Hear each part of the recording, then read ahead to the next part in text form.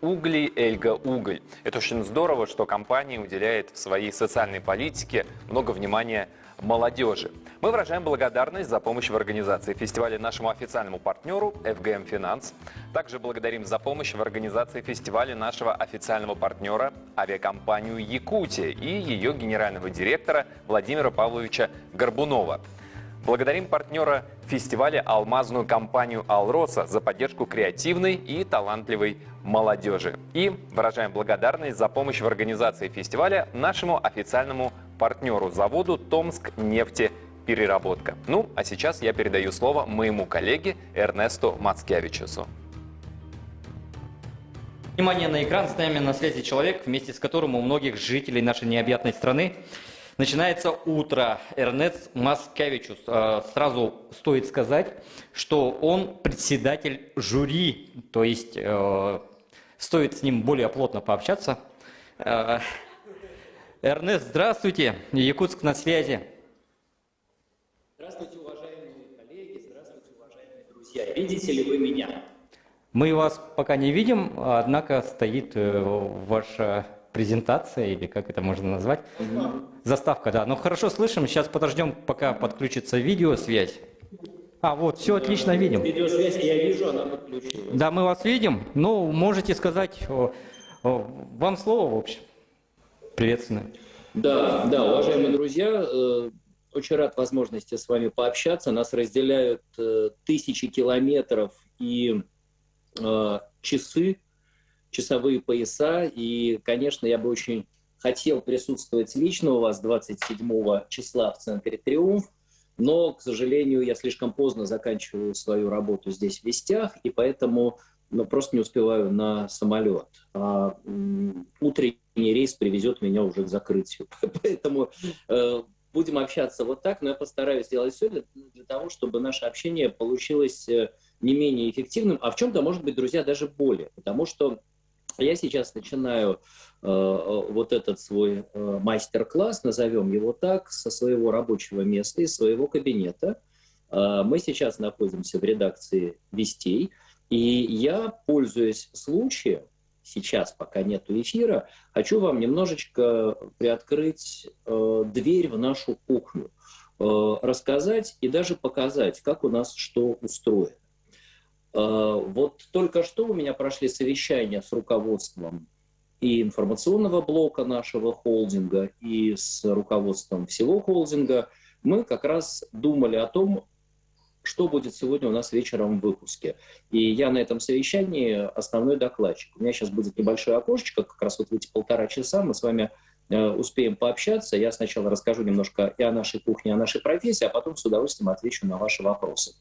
Смотрите, вот так выглядит кабинет, в котором я сижу. Ничего, в общем-то, необычного нет. Думаю, что мои коллеги-журналисты, которые находятся в зале, ничего нового не увидят, потому что их редакция выглядит примерно так же. Сейчас вот я выйду в комнату бригады. Здесь сидит выпускающая бригада.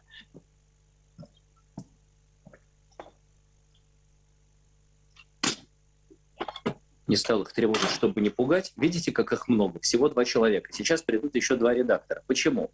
Потому что у нас уже год как работает режим удаленки. И наши райтеры, редакторы, которые занимаются подготовкой текста, сейчас работают из дома.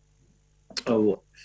Передвигаться по зданию можно только в маске. Не знаю, как у нас все очень строго. Сейчас, я думаю, мы с вами дойдем до студии. Я надеваю маску, потому что таковы строгие инструкции, и все камеры, которые сейчас работают у нас в коридорах, фиксируют. Если кто-то ходит без маски, его штрафуют. Меня, наверное, не оштрафуют, все-таки простят, но закон суров, но он закон, и он един для всех. Поэтому я должен показывать пример и не нарушать правила. Сейчас мы с вами пройдем в святая святых, туда, где находится, собственно говоря, наша главная студия. Вот мы идем по коридору. Вот это незаметная дверь. Эта незаметная дверь ведет нас в наш большой ньюсрум.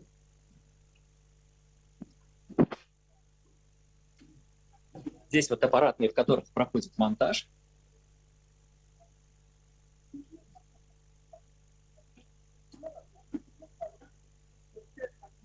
Это аппаратная, с которой ведется вещание.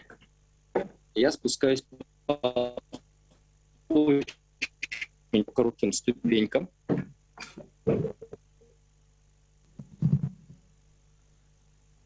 Паду и разобью бровь, нос или просто подверну ногу, как я буду вести эфир. Поэтому мы спускаемся всегда очень аккуратно. Те, кто ведущие или собираются ими стать, помните, на эфир никогда нельзя бежать. Всегда надо идти очень медленно, сохраняя ровность дыхания, потому что, когда вы сядете в студию, восстанавливать это дыхание придется очень долго. Вот видите, я даже сейчас немножко ускорился, и дыхание сбилось, и мне говорить сравнительно сложно. Слава богу, сейчас не эфирить. Итак, вот наша студия. Вот, собственно говоря, святая святых, где проходят все наши эфиры. Вот. Это мой рабочий стол. Это мой рабочий стол. Здесь вот уже приготовлены микрофоны, наушник, петличка.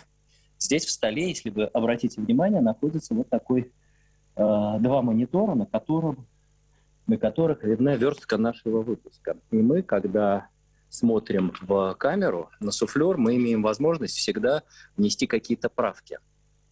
Или увидеть, что эти правки уже внесены, потому что все бывает прямо во время эфира. Когда я пришел в 93-м году работать на телекомпанию НТВ, там просто перед ведущим лежала эфирная папка, и он менял бумажки местами, предупреждая об этом людей, которые находятся в аппаратной. Если я внесу с помощью вот этой клавиатуры какие-то изменения в программу, то они сразу же отображаются на суфлере. Суфлер сейчас пустой, но вот я подойду поближе, покажу вам. Вот прямо на камере вот здесь появляется бегущий текст. Сейчас его нет, но когда начинается эфир, этот текст появляется. Как выглядит суфлер для тех, кто не знает? Это тщательно отполированное стекло, которое под углом находится перед объективом камеры. Под ним мониторчик, по этому монитору ползет текст. И этот текст мы читаем. Это не значит, что мы не умеем вообще говорить без суфлера. Знаете, про ведущих иногда шутят, что они произносят тост и инстинктивно ищут глазами суфлер. Это неправда. Мы умеем отрываться от суфлера и разговаривать обычным человеческим языком. Больше того, стараемся в эфире разговаривать с нашими зрителями обычным человеческим языком. Вот суфлер, а под суфлером есть такой мониторчик. Это смотровый монитор, в котором мы видим, в кадре мы или нет. Можно немножко расслабиться уже и начать поправлять прическу, очки, чесать нос. Или надо все-таки еще пока собраться и мобилизоваться. Как еще выглядит рабочее место? Вот у меня здесь такой маленький стульчик. Сейчас, подождите, чтобы камера показывала все адекватно. Маленький стульчик, на котором всегда лежит мой телефон. Телефон я беру с собой. Этого стоило ожидать. Телефон я всегда беру с собой в эфир, потому что в любой момент может кто-нибудь позвонить и задать либо какие-то вопросы, либо просто меня немножко поправить. И это очень важно, потому что... Сейчас, простите, еще раз отрегулируемся. Он не привык к таким стрессовым нагрузкам.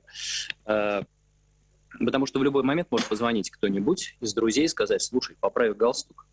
Или кто-нибудь из руководства и сказать: вот попробуй сократить одну подводку, потому что мы не помещаемся.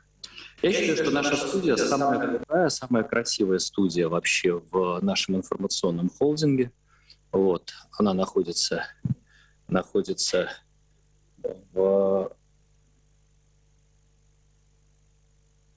улице Имского поля. Это не Останкино, как многие ошибочно считают. У нас большой телевизионный комплекс, состоящий из 2 зданий. И находимся мы здесь уже с начала 90-х годов. Вот. Собственно, здесь проходит большая часть моей эфирной жизни. Скоро здесь начнется подготовка к эфиру, поэтому, наверное, с вашего позволения, я все-таки вернусь в свою... Эрнест, можно мы здесь сделаем короткое объявление по нашему конкурсу? Да. Коллеги, время у нас закончилось. Кто не успел отправить, к Аялу Борисовичу, пожалуйста, ну, как бы с объяснением причины и почему, или может там сейчас что-то происходит. Эрнест, продолжаем. Да, мы возвращаемся обратно, потому что там спокойнее мы сможем с вами общаться, никого не отвлекая, не мешая коллегам, которые уже скоро начнут Пассажир на 20, все хорошо, все... бегать вокруг. Слышите, вот уже интершум, который предшествует подготовке эфира. Вообще у нас все достаточно спокойно происходит, и самая главная интенсивная работа начинается ближе к выпуску. Но я считаю, что наиболее правильные, наиболее профессиональные эфиры — это эфиры, на которых не шумят. В принципе, у меня достаточно спокойная бригада, все профессионалы высокого уровня, и мы стараемся, беречь друг друга. Если начинаются какие-то неприятности и сложности во время эфира, я стараюсь не повышать голос, а наоборот говорить как можно тише и спокойнее, чтобы, не дай бог, мое волнение не передалось туда вот, в аппаратную. Потому что ведущий, какой бы там он крутой ни был, какой бы он пост не занимал, когда не работает в эфире, во время нахождения в студии он, пускай очень квалифицированный и талантливый, но все-таки исполнитель. А решения в этот момент о том, что пойдет дальше, принимаются наверху, в аппаратной. Потому что именно у этих людей все кнопки и готовые, либо не готовые сюжеты под рукой. И они просто дают тебе творческое задание. Это похоже немножко, наверное, на актерскую работу, потому что даже самый талантливый и заслуженный артист, он все равно выполняет поручение режиссера, которому доверяется, который в определенный момент настраивает его на конкретную творческую задачу. Вот. Давайте сейчас все-таки, вот я показал немножко, как выглядит наша кухня, теперь чуть больше по конкретике. Я так понимаю, что в основном мы общаемся с людьми, которые уже связали, либо планируют связать свою жизнь с журналистикой. Правильно, коллеги? Да, абсолютно верно. Прекрасно. Тогда я, наверное, сейчас просто расскажу несколько таких важных, на мой взгляд, вещей, установочных, что ли, о том, как мы представляем сегодняшнюю нашу профессию, потому что тема нашего сегодняшнего занятия обозначена, когда исчезнет телевидение. На самом деле она даже жестче формулируется, когда умрет телевидение. Вопрос такой немножко провокационный и для нас с вами, людей, выбравших эту профессию, неприятный. Но забегая вперед, скажу, что мы с вами можем не волноваться. И я уверен на 150 000 %, что мы с вами точно без работы не останемся, и наша профессия сохранится. Не хочу, конечно, напоминать сейчас героя фильма «Москва слезам не верит», который говорил, что пройдут годы и ничего не останется, будет одно сплошное телевидение. Нет, будет все остальное, но телевидение тоже будет, оно действительно становится более тотальным, просто понятие телевидения приобретает сейчас совсем другие смыслы, более широкие. Медиасфера, наверное, лучше так обозначить нашу профессию, это не только телевидение, это не только новости или какие-то развлекательные форматы, не только то, что передается через спутники или кабель, или даже по проводам интернета. Это и социальные сети, потому что интернет-телевидение сейчас развивается семимильными шагами, мы как никто другой это ощущаем, как нам наступают на пятки и YouTube, и TikTok, и Instagram. И способ проникновения в голову, в сознание зрителя, он, конечно же, довольно серьезно меняется. И нам приходится под это подстраиваться. В принципе, вот вы знаете, пройдет еще несколько лет, и мы с вами увидим, что ни один успешный человек, ни одно успешное предприятие, ни одна компания, ни один ИПшник и даже самозанятый не смогут развиваться успешно, если они не превратятся в средства массовой информации. Раньше, в дни моей молодости, профессионально говорили, если по телевизору не показали, значит не было. Вот сегодня, если тебя нет в интернете, если ты не присутствуешь в социальных сетях, то, получается, тебя нет. И, ну, по крайней мере, если ты занимаешься бизнесом. И в этом смысле, конечно, те, кто начали учиться на журналиста, на тележурналиста, они без работы не останутся, потому что у них всегда будет возможность устроиться в любую компанию, где появятся свои, я не знаю, как они будут называться, пиар-отделы, отделы связи с общественностью, отделы пропаганды, ну, неважно, как это будет называться. В любом случае, каждая компания должна будет продвигать себя через интернет, через социальные сети, в конечном итоге через экран телевизора, который может, да, сузиться до размеров монитора компьютера, но это не значит, что задачи, которые решает человек, выходящий к аудитории, каким-то образом меняются. Вот. Поэтому ответственность на нас сегодня, конечно же, лежит особенная. И телевидение останется еще по одной очень простой причине. Я думаю, что вы с этим сталкиваетесь уже сейчас. Ну, по крайней мере, должны это тоже заметить. Появилось очень много контента в интернете, очень много всякого продукта, которые нам предлагают. Очень много программ в жанре интервью. Появляются программы в форматах информационных, развлекательных и прочих. И они плодятся как грибы после дождя. Но бывают такие моменты в жизни каждой страны, ну, каждого социума, каждого общества, когда появляется запрос на проверенную, квалифицированную, ответственную или, как еще говорят, сертифицированную информацию. Просто через несколько лет мы с вами начнем немножко тонуть в том океане всевозможного контента, продукта и трэша, который гуляет по сетям. Мы уже немножко в нем тонем и задыхаемся. И не можем отделять зерна от плевел и мух от котлет. Мы не можем понять, какой информации верить, а какой нет. Но сейчас ситуация с ковидом очень ярко это все нам показала. Мы увидели, что аудитория начала возвращаться в телевизор процентов на 25, когда объявили первый локдаун у нас, вот эта первая волна была, процентов на 25 выросло телесмотрение. И связано это с тем, что людям нужна была, ну, вот та самая информация, которая затрагивает их просто физически. И голос ведущего с экрана превратился фактически в голос Левитана из динамика во время Великой Отечественной, который сообщал последние сводки с места боев. И действительно, вот этот феномен мы наблюдали. И мне многие говорили, мы твои выпуски ждем и слушаем, что ты сейчас расскажешь, дашь последние цифры, примерно как вот люди, наверное, тогда ждали выступления Левитана.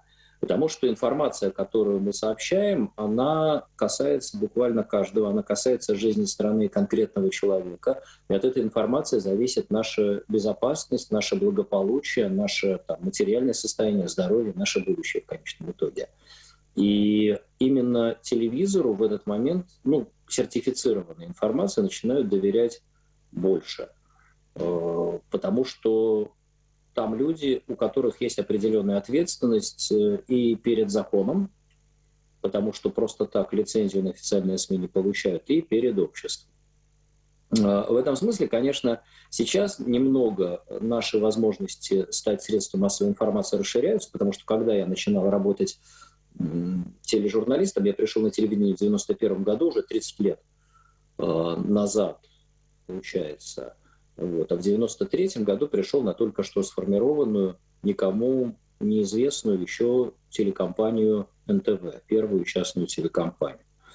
И тогда, чтобы организовать телеканал, нужно было выигрывать конкурс на частоту, получать лицензию на вещание, надо было нанимать персонал, покупать дорогостоящее самое современное оборудование, платить разные социальные взносы, зарплаты и так далее. Сейчас, чтобы стать средством массовой информации, достаточно просто зарегистрировать свой аккаунт в социальной сети. И вперед.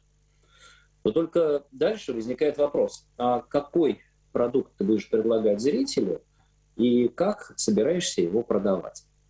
А вот здесь, если я говорю с коллегами, и действующими, и будущими, я хочу тоже заметить одну очень важную вещь. Я всегда это говорю и своим студентам, и даже коллегам, которые находятся вот в соседнем помещении, потому что очень часто они об этом, к сожалению, забывают. Телевидение – это бизнес. Я вам больше скажу, телевидение – это шоу-бизнес. И каждое слово здесь важное. И шоу, и бизнес. И продукт, который мы делаем, будь то развлекательная программа, там главная сцена, голос, ну-ка вы все вместе, или новости, это все равно продукт. Это продукт, который мы нашему зрителю не предлагаем просто так, не отдаем, не навяливаем в нагрузку. Мы ему этот продукт продаем. Это очень важное и честное слово, которое правильно структурирует наше поведение в дальнейшем, если мы хотим быть успешными. Мы не отдаем свои новости. Вот мы делаем новости, да, вот сейчас я делаю новости, да, я нахожусь в информационной редакции холдинга ГТРК в программе «Вести». Мы делаем продукт. Этот продукт мы не отдаем, мы не дарим, мы его продаем. А зритель его покупает или не покупает. Понятно, что это не примитивная схема, и когда ты щелкаешь пультом своего телевизора, там, ведущему или главному редактору на карточку сразу происходит транзакция. К сожалению, это не так, все гораздо сложнее. Существуют специальные системы измерения зрительского интереса, но тем не менее, когда к нам приходит зритель, растет наше благополучие. Когда зритель уходит, благополучие канала падает. Падает его смотрибельность. И он перестает быть бизнесом, перестает быть, кстати, информационным ресурсом, потому что у телевидения есть два предназначения. Это не только информирование, но и связь с аудиторией, с избирателями, в конце концов. И особенно если это каналы, которые относятся к органам государственной власти. И если зритель эти каналы перестает смотреть, теряет к ним интерес, то они теряют смысл, эти каналы, и как бизнес, и как источник связи между властью и населением.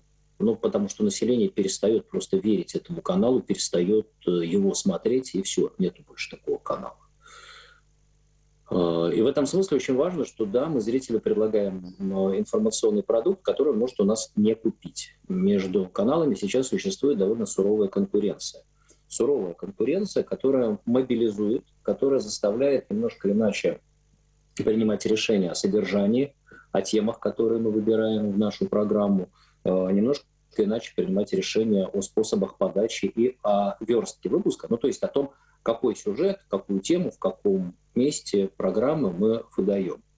Вы знаете, если раньше существовали какие-то стандартные схемы, то есть начинаем мы с какой-то там важной новости или с какой-то тяжелой политики, потом переходим на социалочку, потом международочка, потом культурка, потом спортик и погода.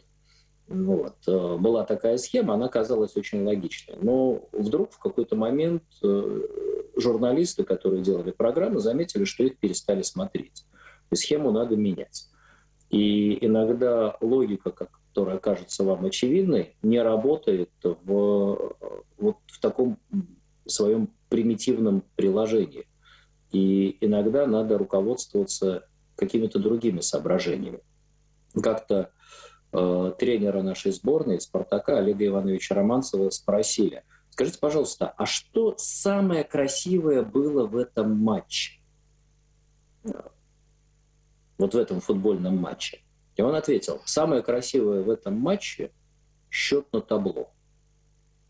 То есть наша задача просто, если мы хотим, чтобы мы были популярны и востребованы, нам надо делать так, чтобы зритель нас смотрел и нам доверял.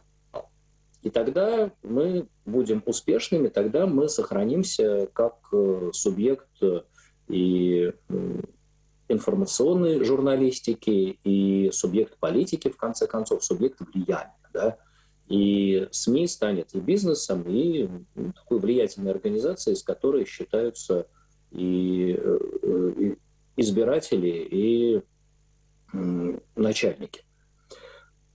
Это очень важно. Об этом все время нужно помнить. Но здесь существует два вопроса. Каким образом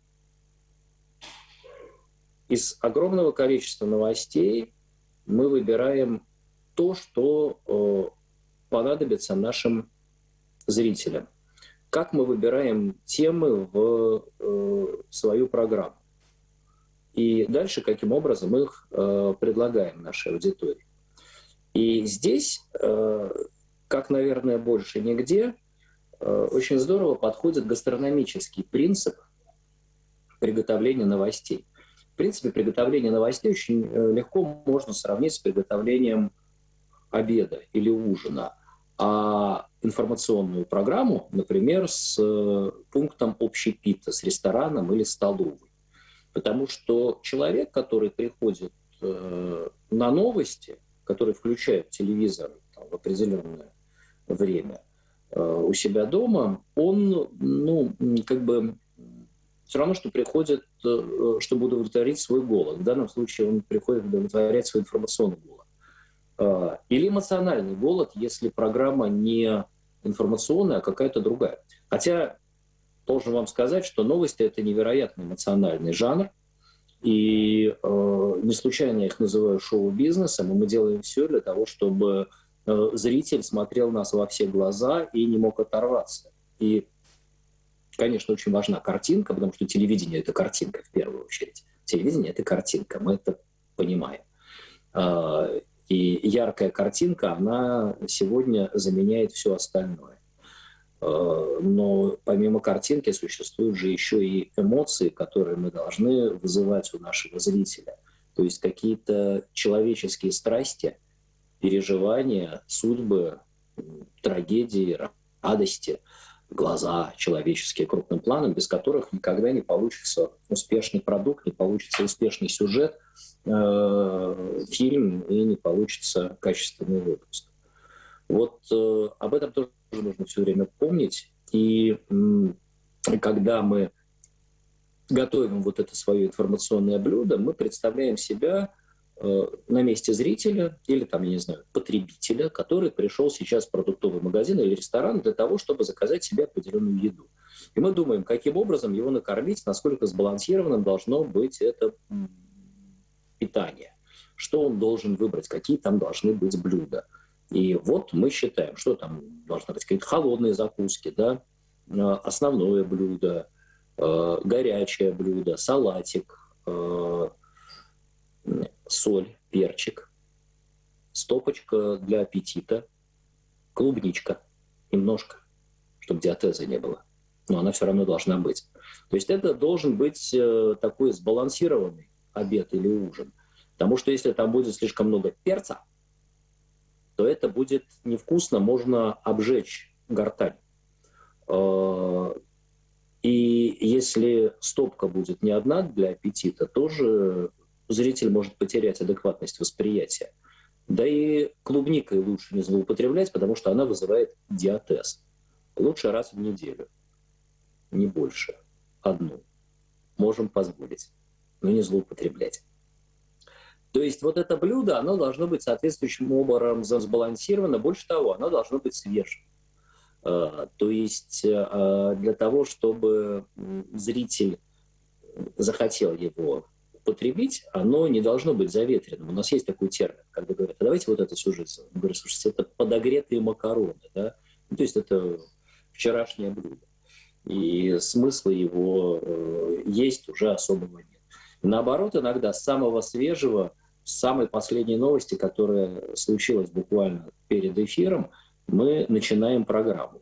Это как, вы знаете, пришли в ресторан, к вам подходит официант, спрашивает, ну что вы будете сегодня заказывать? И вы смотрите меню, вот, и потом говорите, а что вы нам посоветуете сами? Он говорит, вы знаете, только что мы поймали такого сивасика, давайте-ка мы вам его сейчас, вот он еще плавает, сейчас мы его прям зажарим, и вы не представляете, как это вкусно. Это будет очень свежее и прямо эксклюзивное деликатесное блюдо. Все, уговорили, давайте.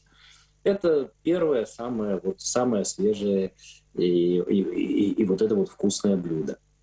И мы на это сразу же соглашаемся. Кроме того, понимаете, информационный голод человека удовлетворить, в общем-то, можно. Но хочется, чтобы человек получал еще от этого удовольствие. То есть для того, чтобы наесться, мы можем поставить перед собой бачок с гречкой без соли и масла или там молока, кто с чем любит, и слупить его ложкой. Будет нам вкусно? Вряд ли. Удовлетворим мы голод? Ну, скорее всего, да. Но вкусно нам точно не будет. А для того, чтобы нам было вкусно, мы должны немножко посолить его, там, добавить какую-то приправу, соевого соуса, подливки какой-нибудь, молока, масла, зависит от вкуса. То есть мы хотим эмоционально, чтобы мы испытывали какие-то эмоции позитивные, когда едим. Не просто удовлетворяли чувство голода, а чтобы испытывали позитивные эмоции. Вот эмоции – это то, что мы тоже добавляем в наши информационные программы. И они очень и очень важны. И еще хочу вам сказать одну очень важную вещь. Телевидение – это вообще наука о людях. Почему оно никогда не пропадет? Почему мы с вами можем в этом смысле расслабиться? Ну, не совсем расслабиться, конечно, конкурентоспособность надо сохранять. Вообще в нашей индустрии все очень похоже на игру в царя горы, когда ты должен постоянно карабкаться, фиксировать какую-то позицию и понимать, что там ты должен остаться, но это не так легко. Да? Если ты добился вершины, то все равно должен там усидеть. Вот. И в этом смысле, кстати, телевидение очень закаляет характер и делает вас практически универсальными солдатами, способными решать практически любые проблемы. Но дело не только в этом. Просто телевидение, оно, в первую очередь, удобное. Это, в первую очередь, очень удобный формат, который будет у наших зрителей востребован всегда. Мы говорим, вот время стало спрессованным, у нашего населения, у нашего зрителя, особенно у молодого зрителя, появилось так называемое клиповое мышление. Это правда. Даже у нас оно появилось. И вот если вы сейчас попробуете посмотреть какие-то фильмы, снятые 20-30 лет назад, вы просто не выдержите и 15 минут. Я в детстве очень любил фильм «Звезда пленительного счастья» Владимира Мотыля о наших декабристах, где играют прекрасные Костолевский, Янковский и другие звезды. И я смотрел его практически как исторический детектив. Вот лет 10 назад я попробовал его пересмотреть, уже 10 лет назад. Я понял, что мне кажется, что герои очень медленно двигаются. И я чувствую, что мне хочется просто ускорить картину и посмотреть что-то даже на перемотке. Почему? Потому что ритм жизни очень сильно изменился, мы все время торопимся, нам меньше времени нужно для того, чтобы получить какую-то информацию. Мы стали меньше читать, мы стали визуалом. Нам очень важно поедать текст глазами. Да? В Японии, в Китае они излагают целые понятия, целые абзацы и страницы одним иероглифом. Вот картинка, она фактически заменяет целый иероглиф. И не случайно вы же знаете, какая самая популярная социальная сеть сегодня? Коллеги. Инстаграм или ТикТок вот сейчас набирает, да? Потому что там либо фото, либо видео, которое говорит за себя само. И тебе не надо ничего объяснять о своем социальном статусе, какой-нибудь девушке, да, ничего не надо объяснять о своем социальном статусе, если она один раз сфотографировала свой завтрак или себя на фоне Москва-Сити с губками дудочкой, да. Мне кажется, что все. Что там еще писать, да? Не добавить, не прибавить. У нас мало времени на то, чтобы читать. Кстати, первая популярная сеть, самая популярная сеть называлась LiveJournal. Лонгриды, так называемые, огромные страницы текста, которые люди вываливали туда, соревнуясь в своем умении писать и, как кто-то даже шутил, графоманить. То есть казалось, что надо написать побольше текста, и тебя тогда признают. Но сейчас это не проходит, лонгриды не идут. Сейчас любимая присказка «говорите больше, очень много букв». Сейчас 140 знаков Твиттера и все, вперед. А лучше вообще даже одну фотографию выдать, которая сама все расскажет. Требования к картинке тоже поменялись. Зритель стал очень избалованный. Он хочет, чтобы картинка была яркая, динамичная, насыщенная. Мы все снимаем друг друга на айфоны. В машинах установлены видеорегистраторы. Не знаю, как у вас, у нас Москва вся нашпигована камерами. И если где-то что-то происходит, то видео с камер наблюдения появляется в сети уже через 20-30 минут. Это хорошо для безопасности, преступления раскрываются, и журналисты получили возможность показывать зрителям, удовлетворяя их информационный голод, самые яркие картины их жизни. Вот. Кроме того, в нашей вот этой спрессованной жизни, если вы человек деловой, вы столкнетесь рано или поздно с тем, что вам будет не хватать времени на то, чтобы выискивать какие-то новости в своем смартфоне. Вот лет 10 назад меня спрашивали, а вы не опасаетесь, что интернет наступит вам на пятки, и очень скоро потребность в телевидении отпадет сама собой, потому что все ключевые новости вы сможете увидеть просто на мониторе своего гаджета. Я тогда говорил, да, наверное, такая опасность есть, черт возьми, нам надо как-то собраться.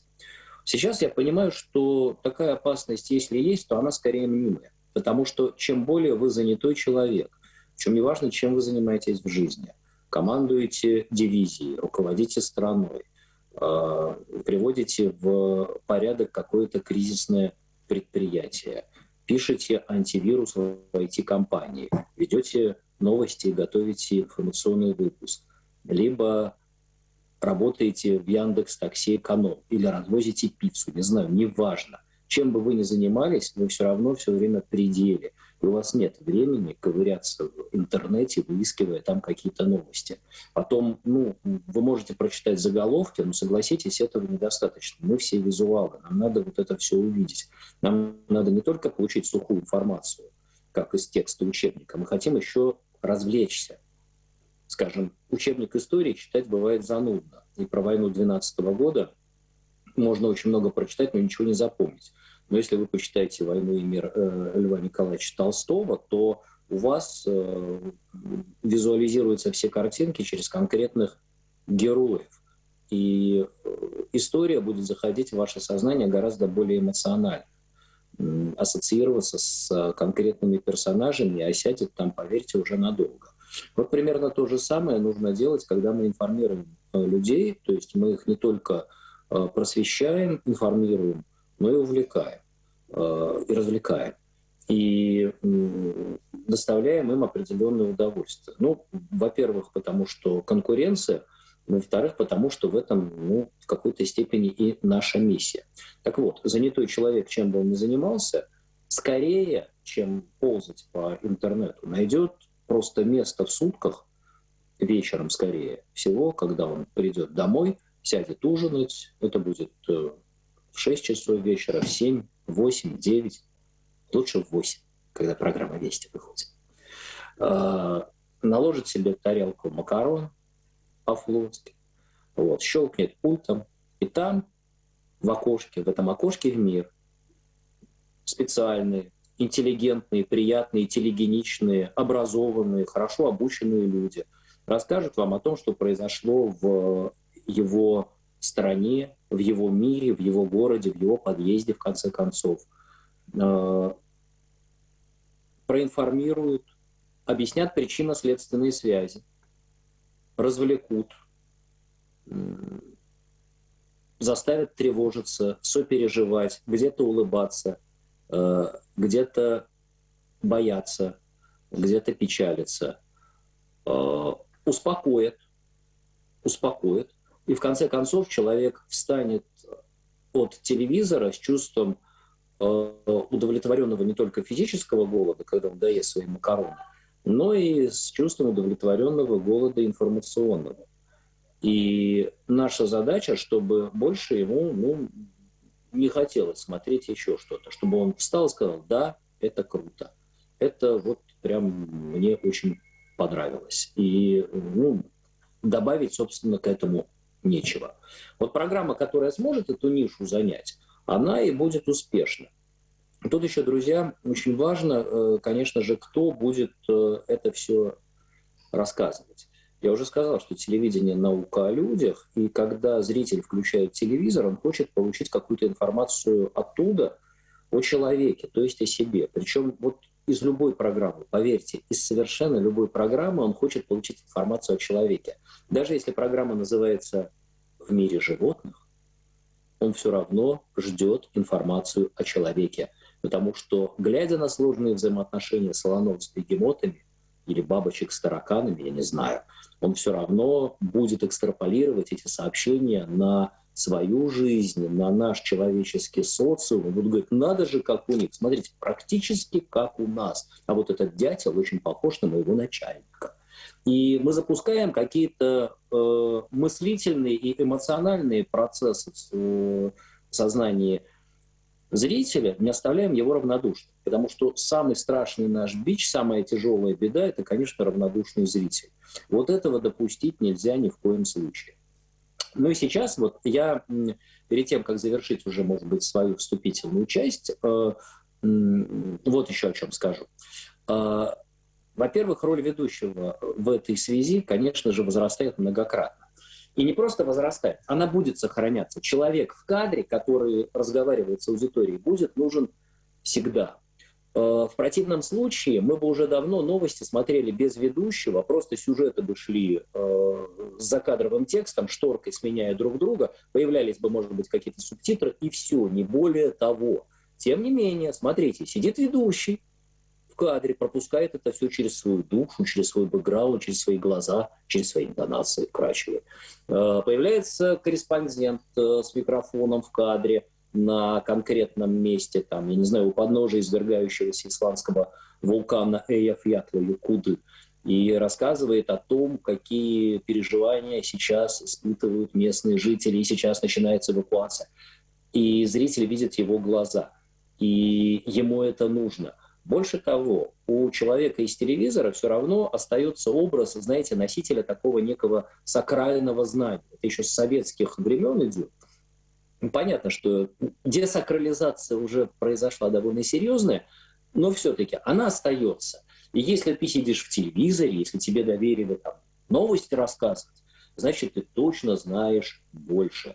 И на тебя будут смотреть иначе немножко. Там, по тембру твоего голоса, по движению бровей, шевелению усов и вытаращенным глазам будут понимать, насколько ты искренен в данный момент с аудиторией, насколько она может тебе доверять. А может быть, они нам чего-то такого не договаривают. То есть у ведущего, вообще у любого человека, который каждый вечер выходит к зрителю, появляется очень важная миссия. Ему же доверяют, понимаете, и это доверие надо заслужить, чтобы тебя каждый вечер пускали в свою квартиру, в свою столовую, в кухню, в гостиную, в спальню кого-то допускают. Плюс у нас полстраны разговаривает с телевизором. Понимаете, полстраны у нас говорит с телевизором. И надо, чтобы мы общались со страной так, чтобы у людей было ощущение, что мы им отвечаем. И уровень доверия конкретному человеку крайне велик. Больше того, потребность в таком человеке, в телевизоре, в экране, неважно, это будет монитор компьютера, либо большой телевизор, который висит у вас на стене, потребность вот в таком человеке будет сохраняться всегда. Человеку нужен человек. Поэтому мы с вами, если выбрали профессию тележурналиста, без работы не останемся. Я потом, отвечая на вопросы, может быть, какие-то вещи более конкретно скажу. А сейчас еще открою вам один секрет. Это секрет, который я раскрываю и своим коллегам, и студентам своей первой академии медиа, которая сейчас начинает работу в Плехановском университете. Кстати, будущих студентов ждем у нас. Нам очень нужны молодые, дерзкие, сильные ребята, которым мы сможем передать свое дело. Потому что нам надоело переучивать, ни в одном вузе толком не учат вообще профессии. Дают гуманитарные знания, софт-скиллы так называемые, фундаментально. Это все очень важно, этого никто не отнимает. Но профессиональных знаний практически никто не дает. Вот мы с коллегами сейчас создали первую академию медиа, которая готовит непосредственно профессионалов.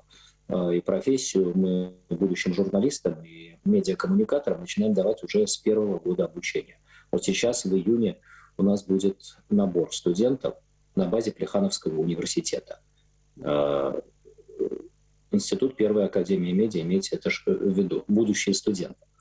Так вот, мы должны с вами понять одну очень важную вещь. Если мы говорим о телевидении как о бизнесе, что надо сделать, чтобы продукт информационный, например, продать нашему зрителю? То есть по какому принципу мы выбираем тему в программу? Наверняка вот вы задумывались. Вот вы нам показали какие-то сюжеты, уважаемые там, журналисты, телеведущие. А почему вы выбрали вот эту тему? Или вот эту, а вот эту не взяли, например? Вот есть два, на самом деле, ключевых принципа, по которым мы эти темы выбираем. Первое. Вот давайте рассуждать. Коронавирус, любая информация, связанная с ним, попадает к нам в эфир? Однозначно попадает. Потому что это связано с нашей с вами жизнью и безопасностью.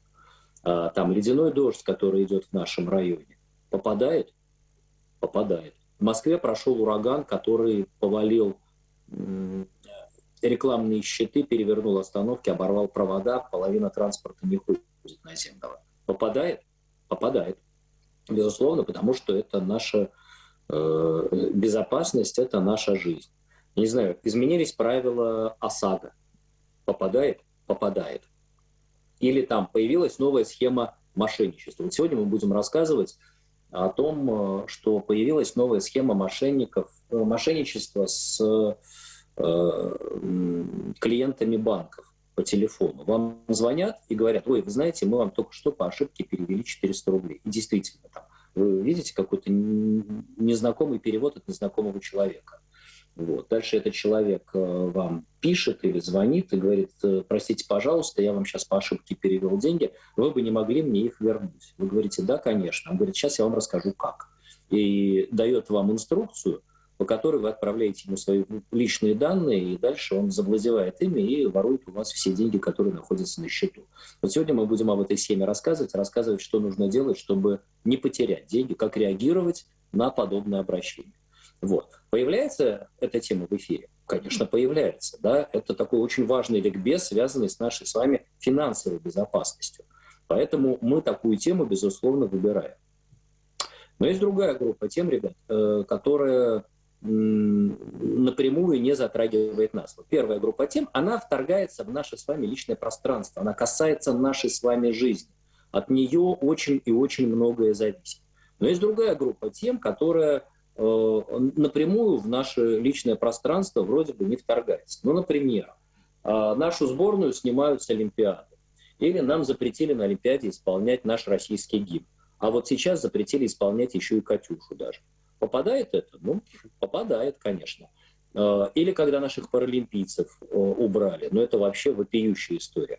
Хотя многие из нас не то, что там и Олимпиаду-то не смотрели, а Паралимпиаду тем более не смотрели. Тем не менее, когда мы слышим эту новость, еще в начале, в анонсе, в Шпигеле, мы сжимаем кулаки, у нас скрипят зубы, мы говорим: вот негодяи, да, и мы смотрим и ждем, пока нам расскажут подробности этого события.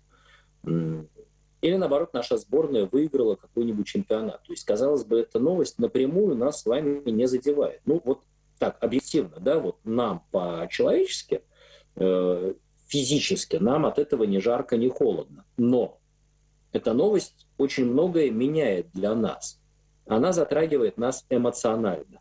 Как новость о победе нашей сборной в четвертьфинале чемпионата мира над Испанией, или новость о том, что Юлию Самойлову не пустили на Евровидении, или новость о том, что наших олимпийцев по одному начали снимать с дистанции, помните, перед Олимпиадой, хотя они не имели никогда никакого отношения ни к одному допинг-скандалу, а просто их снимали, потому что они могли получить призы, могли взять какие-то медали, первые места, и им не хотели очень этого позволить.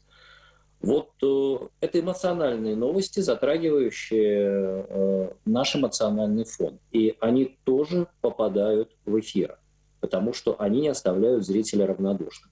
Ну, кстати, первая группа новостей, которая вторгается в наше личное пространство, она всегда тоже, безусловно, эмоциональна.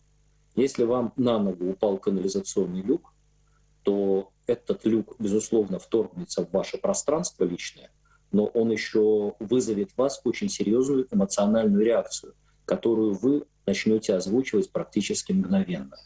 Это событие точно не оставит вас равнодушным, правда ведь? Вот, потому что оно потревожило ваше состояние.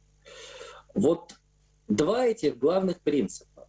Когда, вот, если мои коллеги из местных новостей меня слышат, когда вы выбираете какие-то новости, руководствуйтесь этими двумя принципами. Помните, что мы делаем продукт, который надо будет продавать, а зритель может его не купить. И у нас с вами есть очень серьезные конкуренты на других каналах. Поэтому мы должны все-таки обойти. Это первое. И во-вторых, надо помнить, что зрителя это должно касаться лично, а зритель такой же, как мы с вами, и касаться его эмоционально. Вот если пользоваться этими критериями, то, поверьте, успех неизбежен. Он обязательно будет приходить. Вы сейчас скажете: послушайте, у нас есть огромное количество репортажей, которые мы должны дать, потому что мы должны дать, потому что это наш обязон, да, потому что у нас есть определенная миссия, определенная функция. Да, это правда. Но и такие сюжеты будут всегда, и у нас они, конечно, тоже есть. Но когда вы сами думаете о том, чем наполнить выпуск, старайтесь руководствоваться вот исключительно этими двумя принципами. И еще в заключение своего монолога к разговору о бизнесе. Да, новости — это бизнес, это шоу-бизнес, это бизнес, но любой успешный бизнес сможет развиваться и не схлопнется через год только в одном случае, если в нем присутствует миссия. В любом бизнесе обязательно должна присутствовать миссия. То есть мы должны что-то делать для людей. Пусть это будет небольшая группа людей, но продукт, который мы производим, этой группе людей, большой или очень большой, неважно, он ей нужен, он что-то для них меняет. И мы должны делать очень качественный продукт, вкладывая туда свою душу. И в этом есть наша миссия. Если же мы не делаем продукт, руководствуясь этим принципом, если у нас нет миссии, а конечная наша с вами цель просто заколачивание денег, то это называется лохотрон. Если мы просто выкачиваем деньги из потребителей, из населения, это уже не миссия. Миссия предполагает, что мы делаем качественный продукт, который поможет людям. Да, мы хотим его продать и заработать на нем. Да, хотим. Но мы делаем его качественным. Мы делаем его самым лучшим, самым конкурентным. И мы отвечаем за каждое свое слово, за каждую детальку этого продукта. Вот это и есть миссия.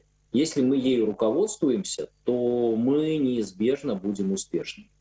Как только мы пытаемся просто заработать деньги, мы встаем на очень скользкий путь, который в конечном итоге приведет нас в пропасть. Вот на этом бы, дорогие друзья, я бы свою часть сейчас завершил и с удовольствием отвечу на ваши вопросы, если они есть. Спасибо большое, Эрнест, за ваш семинар, за яркие метафоры. Можно, наверное, работу в информационном агентстве сравнить с постоянным внутривенным вливанием кофе, да? Коллеги, пока у нас... Да, можно, да, и сейчас будут подготавливаться вопросы, пока включат микрофон. Я, наверное, задам тоже, как человек, проработавший в печати, в телевидении и в информационном агентстве, сейчас работающий, что для вас может быть первично? Все-таки печать и телевидение, вы правильно сказали, что телевидение это с элементами все-таки шоу, да? В печати такого сложно себе допустить. И в чем вот разница между печатной прессой и телевидением, на ваш взгляд? Спасибо.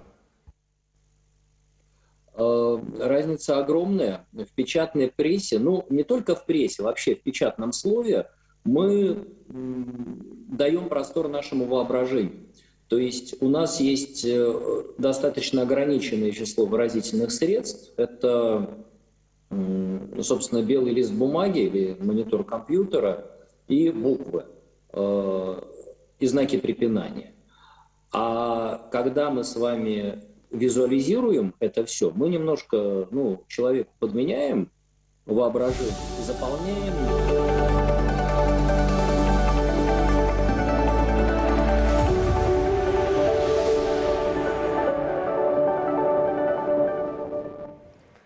Привет, друзья! С вами Антон Камолов. Я сейчас нахожусь в Якутске. Не буду врать. Расскажу для тех, кто смотрит нас из других городов. Сейчас в Якутске достаточно морозно, но здесь весна ощущается как нигде. И я объясню почему. Дело в том, что здесь проходит первый молодежный фестиваль «Муус Устар».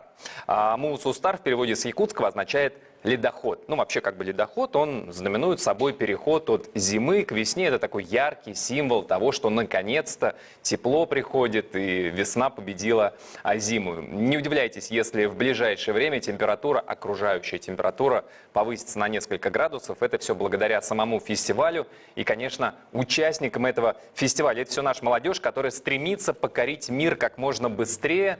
И мы с вами сейчас узнаем, чем живет молодежь, что этой самой молодежи интересно. Давайте посмотрим.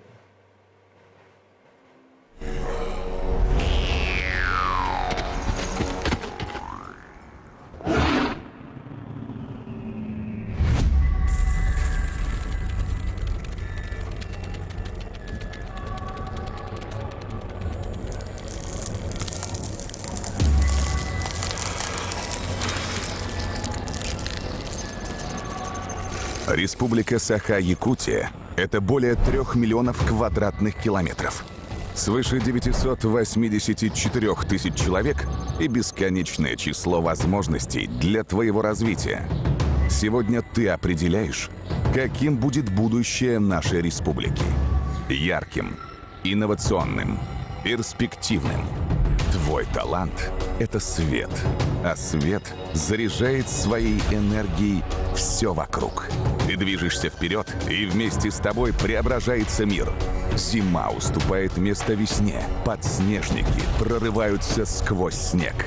Идешь навстречу своим мечтам и заставляешь лед тронуться. Твори, развивайся, будь собой.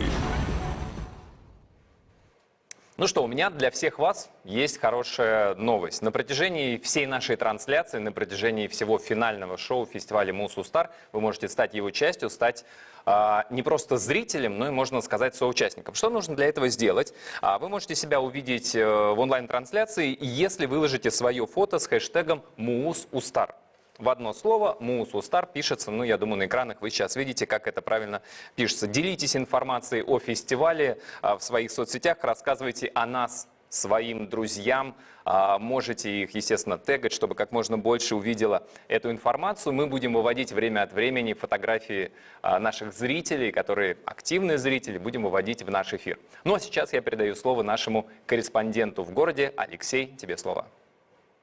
Мы находимся в самом сердце Якутии, в городе Якутске, где действительно сегодня проходит масштабное событие «Муус Устар». Я бы даже сказал «Муус Ю-Стар», потому что оно действительно грандиозное, так как в нем участвует очень много участников. Их охват составляет более 150 тысяч участников. Также в онлайн-формате за нами наблюдают 50 тысяч, и также в социальных сетях порядка 100 тысяч человек. человек. Так что вы представляете, насколько все действительно грандиозно. Проходит очень множество различных мероприятий, мастер-классов, выставок. Например, буквально вчера мне посчастливилось побывать на мастер-классах таких знаменитых людей, как Михаил Башкатов и Антон Камолов. Михаил Башкатов, в свою очередь, рассказал начинающим актерам о том, как стать лучшим актером, возможно, для начала в республике и дальше продолжить свою карьеру и в других городах. Антон Камолов рассказал о том, как преуспеть начинающему журналисту в этом непростом деле. Также проходят мастер-классы по робототехнике. Также сегодня прошел мастер-класс художницы Миры Аргуновой, картины которой, я отмечу, известны и популярны во всем мире, пользуются успехом. Также у нас пройдут соревнования киберспортсменов, мастер-классы по анимации. Также пройдут онлайн-встречи с путешественниками. И даже есть люди, которые расскажут о том, как начать свой бизнес. Также сегодня вечером мы специально для вас встретимся с Алиной Загитовой, олимпийской чемпионкой. Специально для вас возьмем у нее эксклюзивное интервью, узнаем, как ей фестиваль и в целом, как у нас в Якутии. Сегодня вечером в завершении этого грандиозного фестиваля пройдет замечательное его закрытие, весьма эффектное. Обещается шоу дронов, и также будет световое шоу, и будет фейерверк, который обещает быть просто невероятным и грандиозным, поэтому не пропустите. Алексей почти все рассказал о программе нашего фестиваля. Надо отдать ему должное, очень эмоционально, как будто комментировал какой-то спортивный матч, мне так показалось. Но что он не упомянул? Наша студия, вот эта вот, где я сейчас нахожусь, она находится в спортивном комплексе «Триумфе». В этом же спортивном комплексе находится большое количество небольших площадок с разными активностями, в которых принимают участие участники нашего фестиваля. И сейчас я хочу передать слово корреспонденту Дмитрию Тымырову, чтобы он рассказал чуть подробнее об этих активностях. Добрый день, дорогие телезрители, добрый день, участники фестиваля. Сейчас мы находимся на втором этаже Центра спортивной подготовки «Триумф», где расположились несколько творческих площадок в рамках данного фестиваля. Ну а сейчас мы находимся на первой площадке, которая называется «Молодой бизнес», где свои работы представили учащихся школ района, которые занимаются своим бизнесом. Здесь участники фестиваля могут посмотреть и приобрести различные товары местного производства, то есть выполненные руками учащихся школ региона. Также здесь непосредственно в рамках самого фестиваля можно даже изготовить себе и приобрести вот такую кружку с логотипом фестиваля. Ну а давайте спросим, насколько это быстро здесь происходит и насколько быстро это можно здесь приготовить и выпустить и взять с собой. Подобную кружку сделать очень быстро, буквально за 5-10 минут. Все, спасибо. Ну а мы двигаемся дальше. Следующая площадка, это у нас тоже касается именно развития бизнеса. Здесь уже в игровой форме гости фестиваля могут поиграть в экспресс-деловую бизнес-игру. Расскажите вот здесь, что за игра и как здесь можно выстроить свой бизнес. Добрый день, это бизнес-игра, то есть увеличенная форма дженги. Участники фестиваля собирают свой бизнес из вот этих слов, например, вот так. И если кубик падает, то он, соответственно, проигрывает. Все, спасибо. Очень круто, ну реально интересно, потому что в последнее время игра Джанго является одним из самых популярных среди молодежи. Ну а следующая площадка, которую здесь мы можем показать, это площадка искусства и кинематография, где посетители фестиваля во время всего проведения этого мероприятия на этих бюстах оставить свои пожелания, свои какие-то отметки с помощью этих атрибутов: кисточки, маркеры, краски и другие и принадлежности. Ну а мы двигаемся дальше. Следующая площадка, которую здесь вы можете увидеть, это площадка мультипликации и анимации. Здесь вот представлены работы участников, которые в рамках данного фестиваля принимали участие в конкурсе рисунков. С помощью вот этих кукол они их переводили, получается, в бумажный формат. Это у нас получается книга и фильм «Тыгын Дархан», который здесь у нас был выпущен в регионе недавно. Ну а мы двигаемся дальше. Следующая площадка, я думаю, очень интересная, потому что здесь нужно не только двигаться, но и бегать, прыгать и плясать. Девочки, можно я к вам присоединюсь и тоже попробую, насколько это увлекательно? Так, что мне нужно сделать? Это нужно нажимать на кнопки, да, получается, вот. Да, хорошо, спасибо. Так, двигай. Так, ну активно. Я, получается, выиграл или как? Пока нет.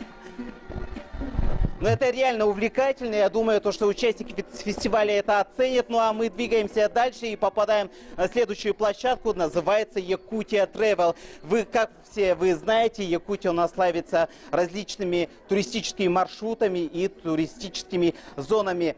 То есть эти все продукты можно здесь посмотреть на этих рекламных брошюрах. Ну а далее, если пройти, то у нас там раскинулись следующие туристические развлекательные площадки, о которых мы будем рассказывать в последующих выпусках. Оставайтесь с нами, не покидайте наш эфир.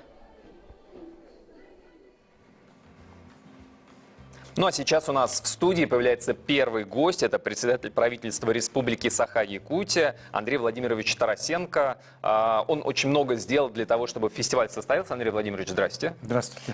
Ну, вас называют автором идеи фестиваля. Так ли это вообще? Как пришла идея? Вы были одним автором, единственным, или это была группа авторов? Расскажите.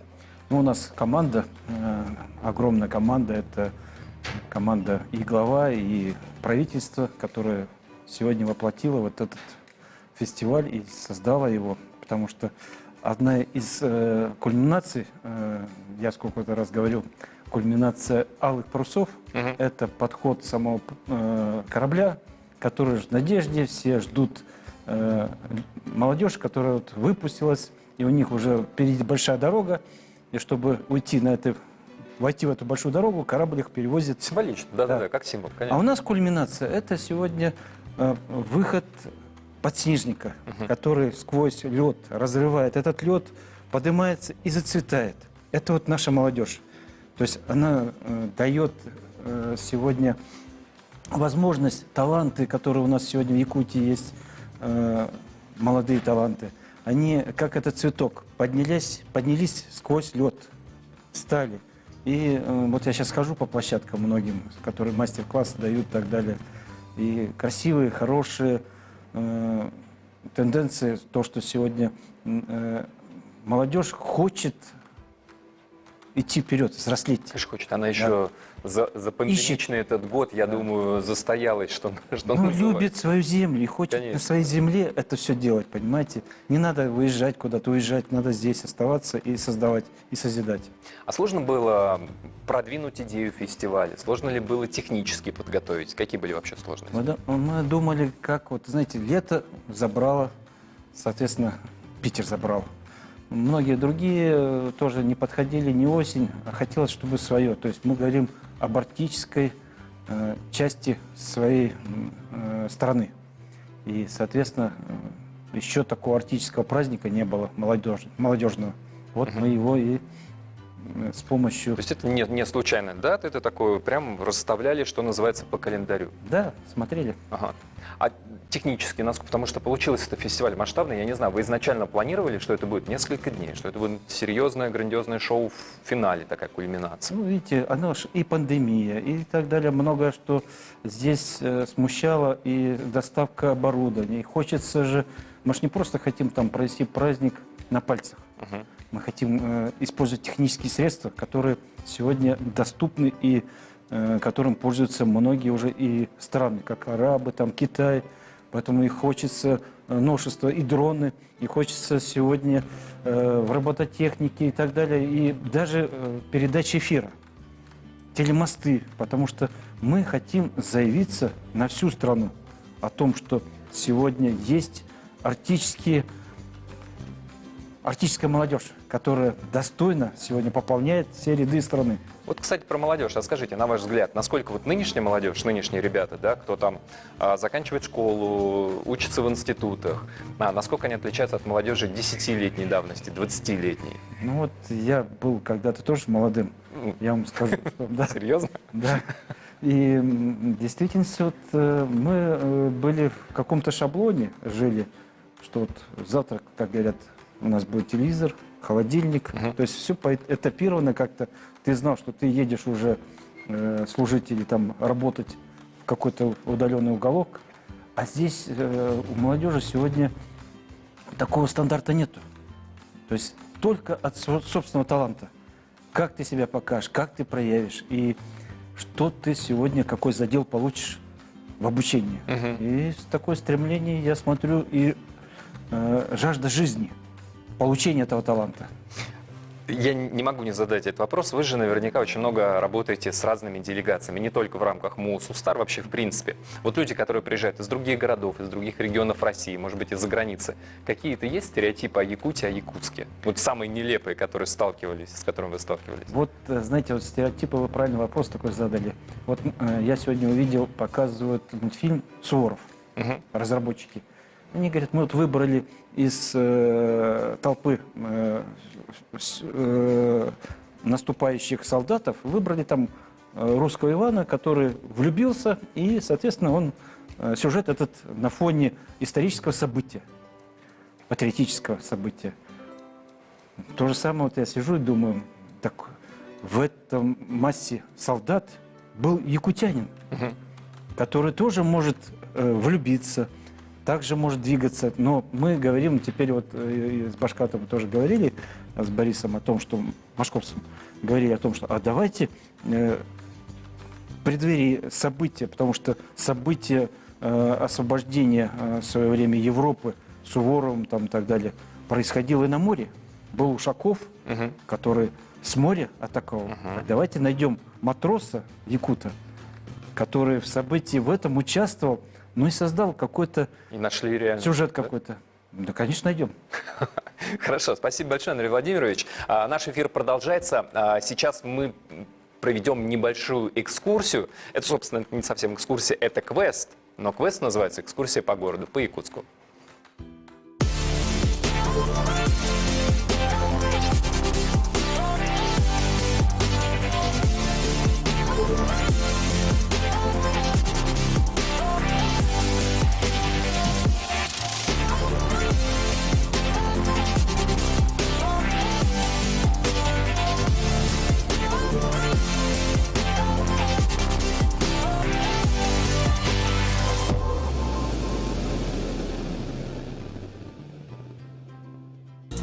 Если вы никогда не были в Якутске или плохо знаете Якутск, то вам необходима экскурсия. А если интересует профориентационное просвещение молодежи республики, то смело приступайте к квест-экскурсии.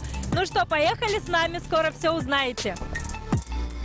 Маршруты квеста делятся на 4 направления, в которых по 5 разных локаций. Вот это дореволюционная карта. И ребята сейчас в современной карте через телефон ищут. Ориентировочно время прохождения 2 часа. На каждой локации вы находитесь 20-30 минут. Нина, я знаю канал. Цель игры не победа, а профориентационное просвещение. Вот посмотрите, ручная роспись, вот она. Берем ватку, можно так все время рисовать. После этого будем красить, потом уже на печку.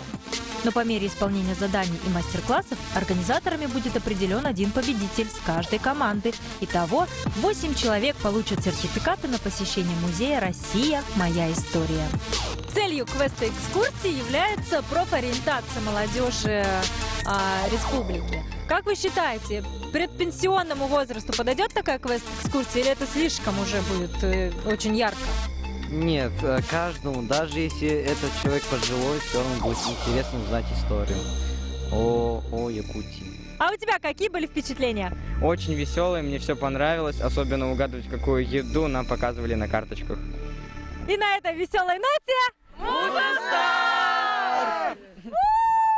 Молодцы! Друзья, я обращаюсь сейчас ко всем, кто находится на платформе Synergy Online. А таких я знаю очень много. Вы можете выиграть призы. Мы специально придумали для вас, разработали геймификацию. Вам всего-навсего нужно в этой геймификации участвовать. Все подробности вы найдете на synergy.online. Заходите, смотрите внимательно, участвуйте. Там замечательные призы. Я думаю, в конце нашего сегодняшнего прямого эфира буду подводить итоги, расскажу, кто какие призы выиграл. Там и беспроводные наушники, фотоаппарат с печатью, со специальной, там, пауэрбанки и так далее. Ну и движемся дальше. Еще один репортаж. Знаете, есть такая категория людей, которых в музей не затащишь. Многие считают, особенно многие родители, что это современная молодежь, что им ничего не интересно, им только в телефонах сидеть, в компьютерах и так далее. Вот не затащишь музей и все, потому что это скучно. Но не всегда музей равно скука. Наш следующий сюжет в этом, я думаю, убедит всех. Для этого, причем сейчас вам никуда даже не придется идти, ни в музей, ни куда-то. Корреспондент уже побывал везде, все разузнал и сейчас расскажет про выставку молодой художницы. В рамках Муз Устар сегодня проходит мастер-класс от нашей знаменитой художницы. Здравствуйте, Мира. Скажите, пожалуйста, как проходит мастер-класс, кто присутствует, вот талантливые ребята, как у вас настроение? Здравствуйте, настроение у нас прекрасное. Этот мастер-класс, перформанс, проходит, я думаю, что впервые в мире. Думаю, что прецедентов и аналогов никогда еще не было. Мы пишем собирательный образ жителя Якутска. У нас позирует 3 модели, сейчас это уже 2-я модель. Они все разного пола и разной национальности. Таким образом, это совершенно объективный, точный портрет нашего современника. То есть у вас собирательный портрет с 3 разных людей. Ничего себе, у меня аж мурашки. Скажите, какую картину, может быть, вы в данное время пишете дома, о которой еще никто не знает, никто не видел, ну, скажем, завесу тайны чуть-чуть? Сейчас я работаю над своей масштабной серией, фигуративной. Это будет серия из нескольких работ. Там совершенно особая композиция, совершенно особая подача и совершенно особые модели. Поэтому я думаю, что следующее шоу будет не менее впечатляющим, чем то, что сейчас проходит здесь. А скажите, когда и где мы можем еще посетить ваши выставки?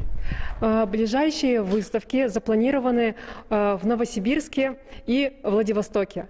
Но я думаю, что в Якутске тоже у нас будет такая возможность.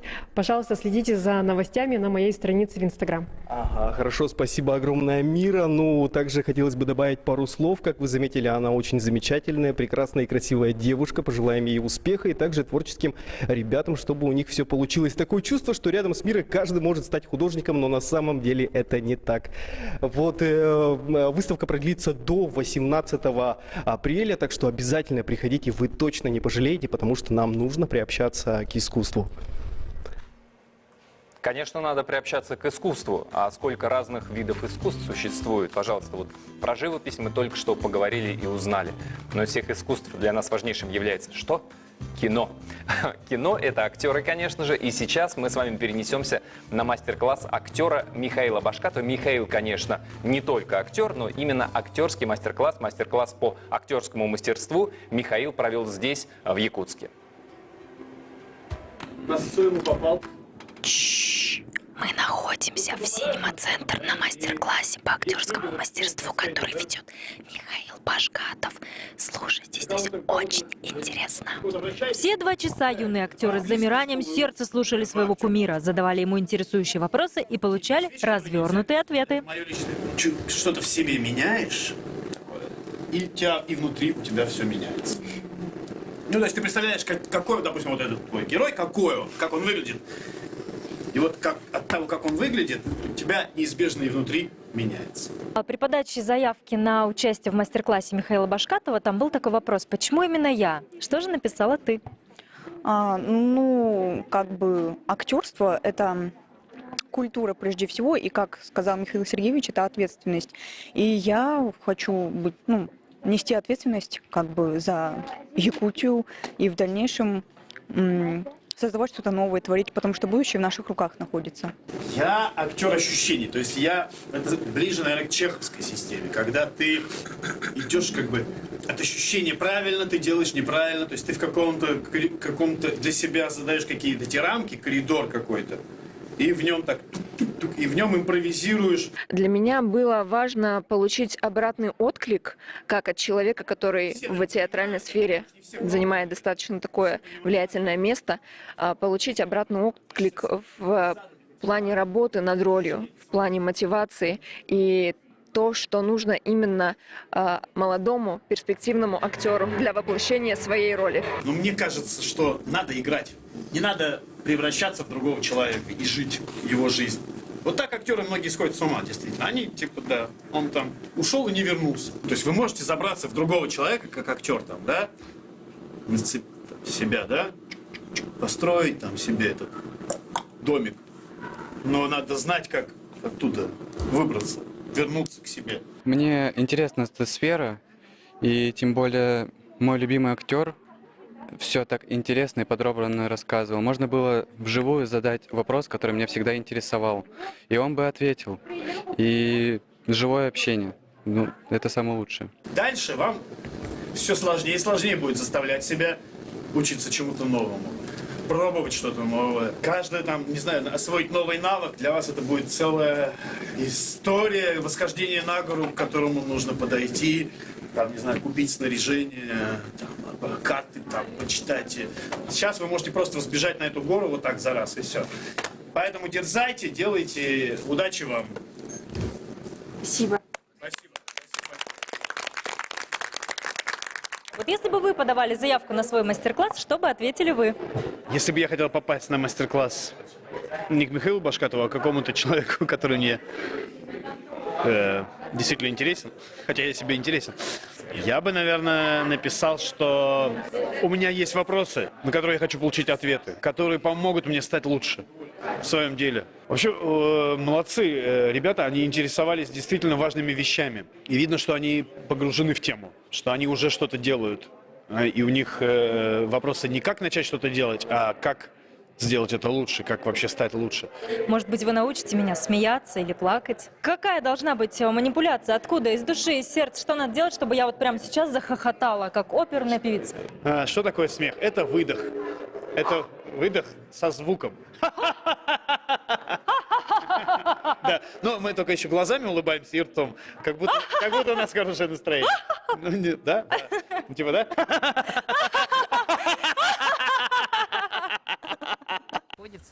Ресторан корейский.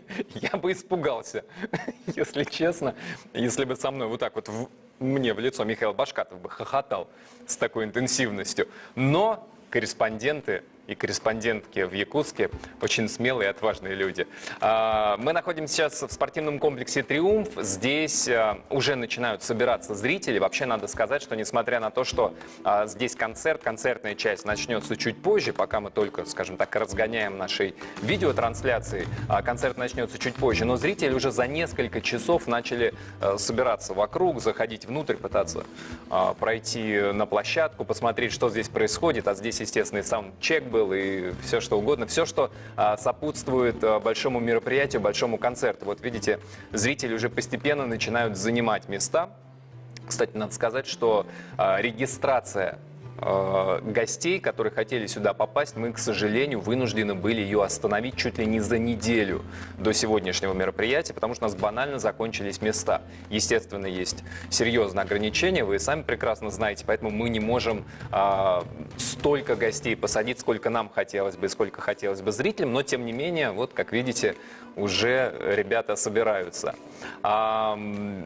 Михаил Башкатов и я, мы прилетели вчера накануне. Я, может быть, в процессе нашей сегодняшней трансляции чуть-чуть расскажу о своих впечатлениях, что я за вчера успел посмотреть, но, наверное, уже чуть позже. А сейчас хотелось бы немножко поговорить о сфере IT. Информационные технологии, я думаю, вы все прекрасно знаете, особенно, естественно, молодые ребята. Мне кажется, что IT, ну это в принципе все специалисты говорят, информационные технологии — это та сфера, которая будет необходима абсолютно любому человеку. Если раньше это считалось сугубо техническим, технари, компьютеры, это вот где-то в одной стране, гуманитарий в другой. Сейчас даже, если вы гуманитарий, филолог, биолог, химик, неважно, вам все равно необходимо владеть информационными технологиями в том или ином объеме. Давайте посмотрим. У нас впереди компьютерный бой, настоящий компьютерный бой. Что это такое? Давайте посмотрим наш репортаж. Плейбой! Я, конечно, одета не соответствующе, но это не так обидно, потому что за этими дверями движется самый настоящий компьютерный бой. Ребята из двух команд борются за призовой фонд в 155 тысяч рублей. Давайте узнаем, что же такое киберспорт. Пойдемте, пойдемте. То есть ты банишь условно героев на первой стадии, потом они пикают героев, потом опять бан. То есть они пытаются подобрать оптимальные комбинации, а мы банами мешаем, и они тоже нам попытаются помешать так. У меня все в голове записано, типа это инстинктивно уже все происходит. Мы сейчас поговорим с капитаном команды. Скажите, пожалуйста, как вы выбирали пики?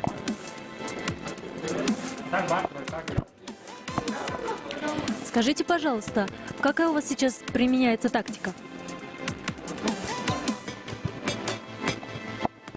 Скажите, пожалуйста, а кто сейчас самый опасный участник?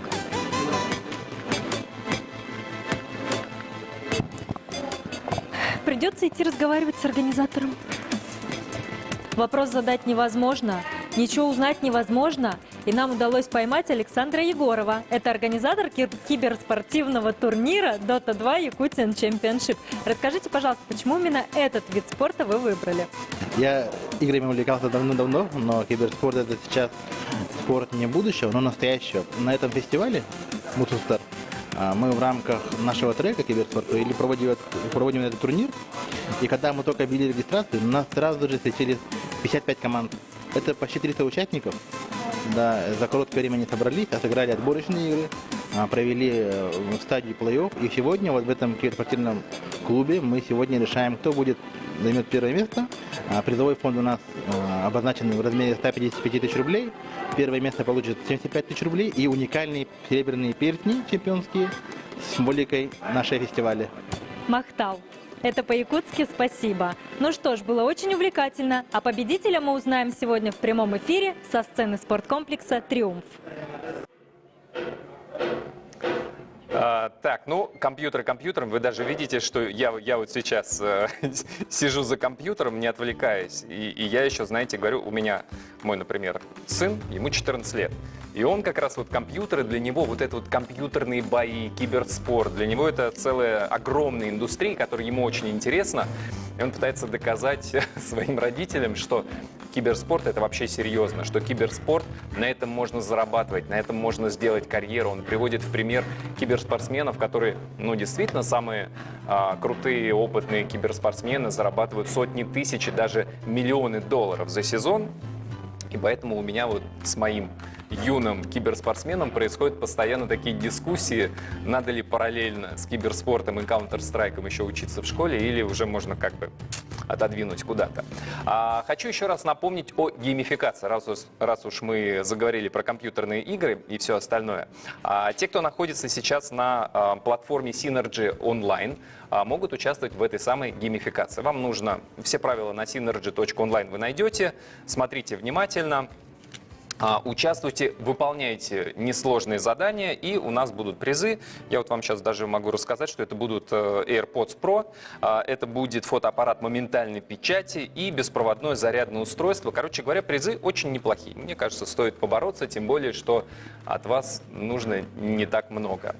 Напоминаю также, что каждый зритель нашей телетрансляции может стать и участником этой телетрансляции. Вам нужно выложить в Инстаграм или в соцсети свою фотографию с хэштегом МУУЗ-УСТАР. МУУЗ-УСТАР в одно слово пишется.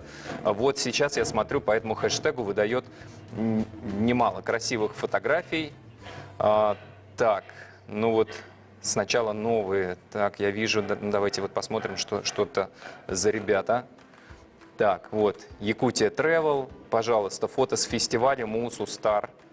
Так, смотрим, так, смотрим дальше. Вон целая команда какая-то. У нас вообще много команд. Сегодня будет, для зрителей, кто не в курсе, я скажу, будет шоу Алины Загитовой. Алина привезла целую команду фигурного катания. Вот какой-то мужик тут что-то сфотографировался на фоне пустого зала. Это я готовился к эфиру. Вот, так. Вот, ребята, ну очевидно же, что повара. Нет, не очевидно. Вот так вот, когда смотришь маленькую фотографию, думаешь, о, в белом, значит, повара или врачи. В общем, вы тоже можете выложить свою фотографию. Для этого не обязательно находиться в комплексе «Триумф», где мы сейчас находимся. Но было бы неплохо с одной из площадок выложить свою фотографию. Можете, если вы смотрите нас где-то еще, принять участие таким образом. У нас на связи Дмитрий, наш корреспондент. Давайте попробуем с ним пообщаться. Дмитрий, как меня слышно?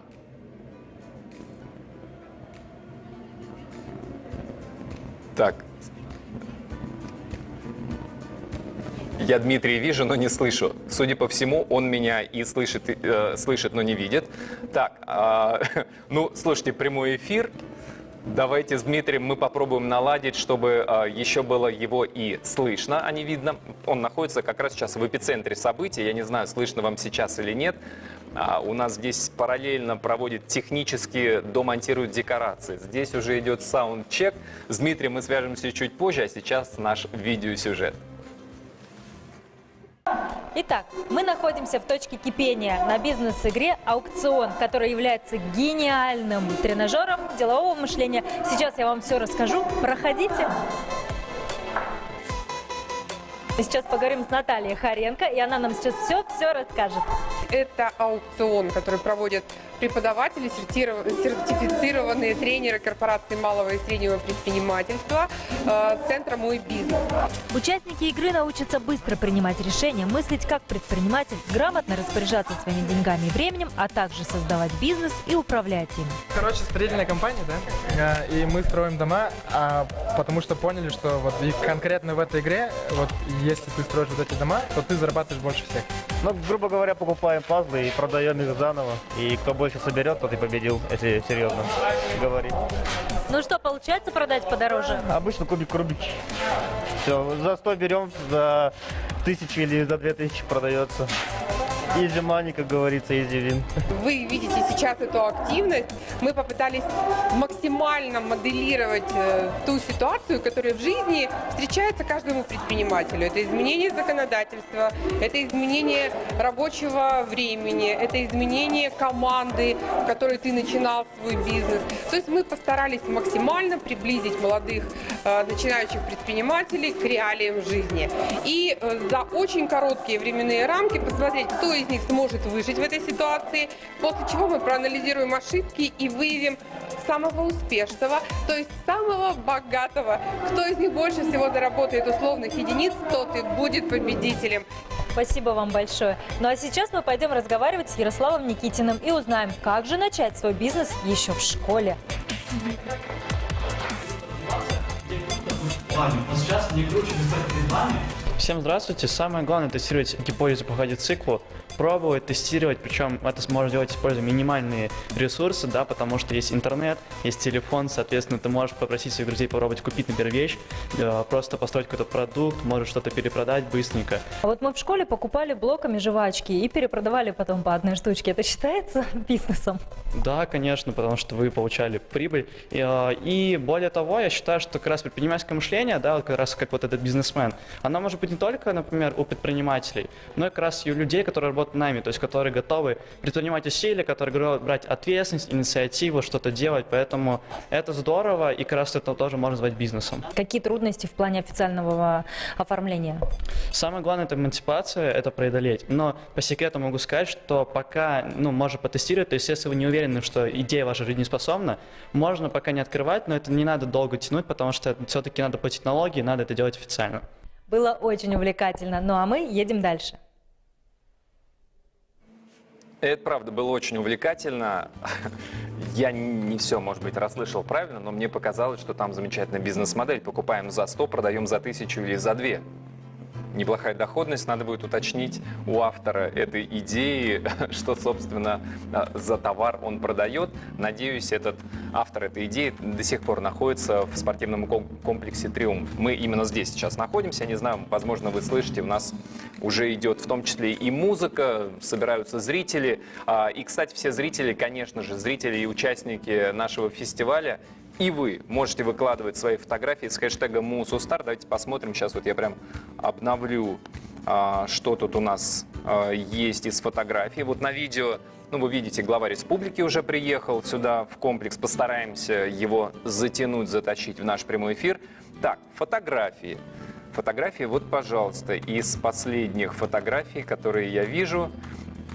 Так, девушки-участницы, видимо, вот казалось бы, почему, смотрите, две одинаковые, да, вот тут вот 3 лайка, тут 2 лайка, а я предполагаю, что это, давайте проверим, одна и та же фотография у Насти, и эта же фотография у ее подруги, ну да, как я и предполагал.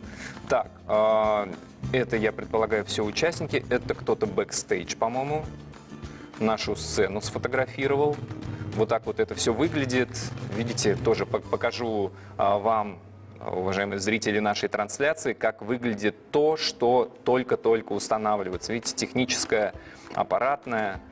Так, ой, это, видимо, был автор этих видеороликов. Это пока все наша площадка без зрителей. Сейчас уже постепенно будут со зрителями. Так, это человек смотрит, так, нормально ли я причесан? Ну, как и все мы, ну, вполне. Для чего еще фронтальную камеру можно использовать? Так.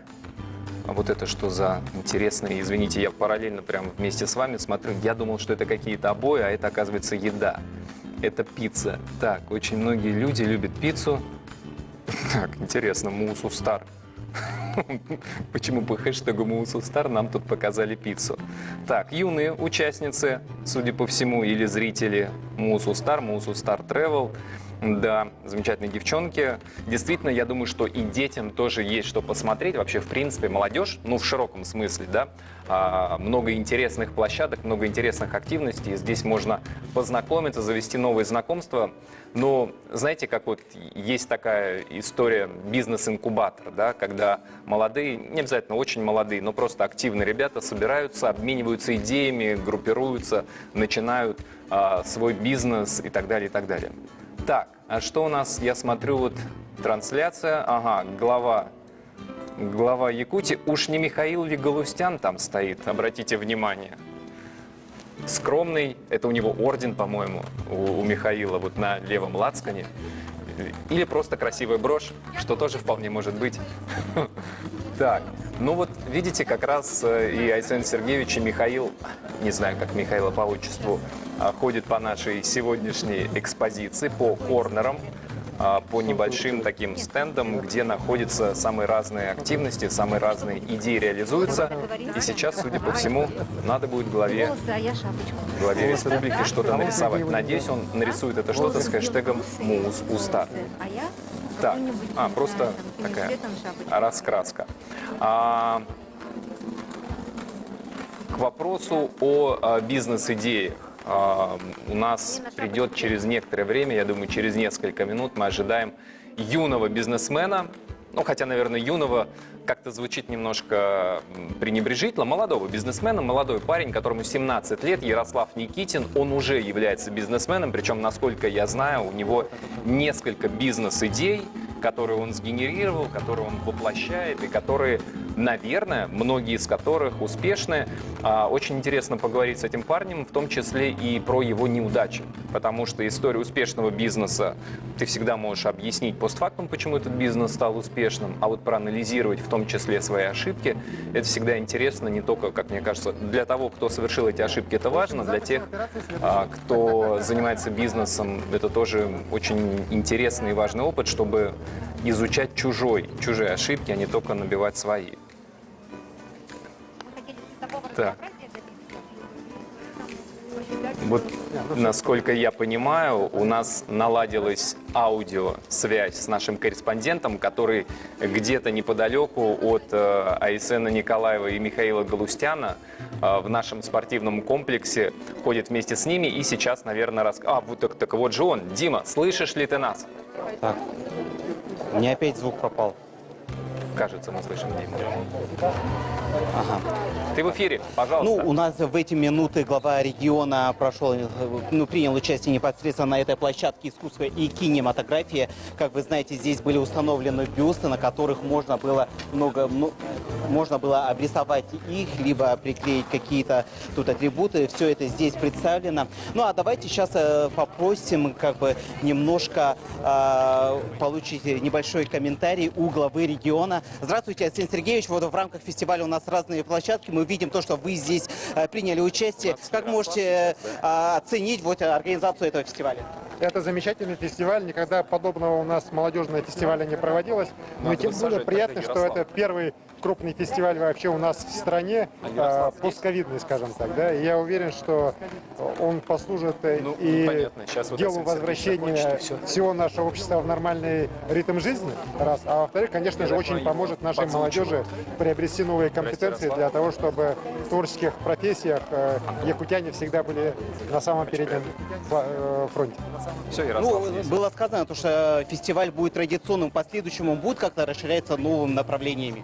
Давайте мы достойно завершим этот фестиваль, а потом посоветуемся, как нам делать дальнейшие фестивали. Уверен, что все у нас получится.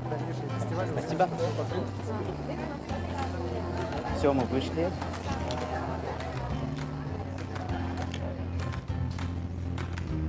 Прямое включение было. Вот то, что происходит у нас сейчас здесь, в спортивном комплексе «Триумф». Айсен Николаев, глава Республики Саха-Якутия, здесь находится, ходит, активничает.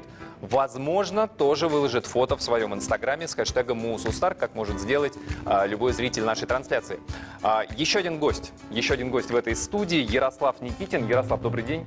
Да, здравствуйте, Антон. Можем на «ты»? Конечно. Да? Ярослав, 17 лет тебе? Да. Не обман. Это не обман, могу показать свой паспорт. Я думаю, на входе пришлось уже показать. Скажи, пожалуйста, насколько я понимаю, у тебя даже не один бизнес, а несколько бизнес-идей, бизнес-проектов. При этом достаточно противоречивая информация в интернете ходит. В 2 словах расскажи, пожалуйста, о себе, что именно, чем занимаешься. Мне 17 лет, я школьник, учусь в 11 классе в университете школы ВФУ. И так пошло, что я с 15 лет уже нахожусь в предпринимательстве.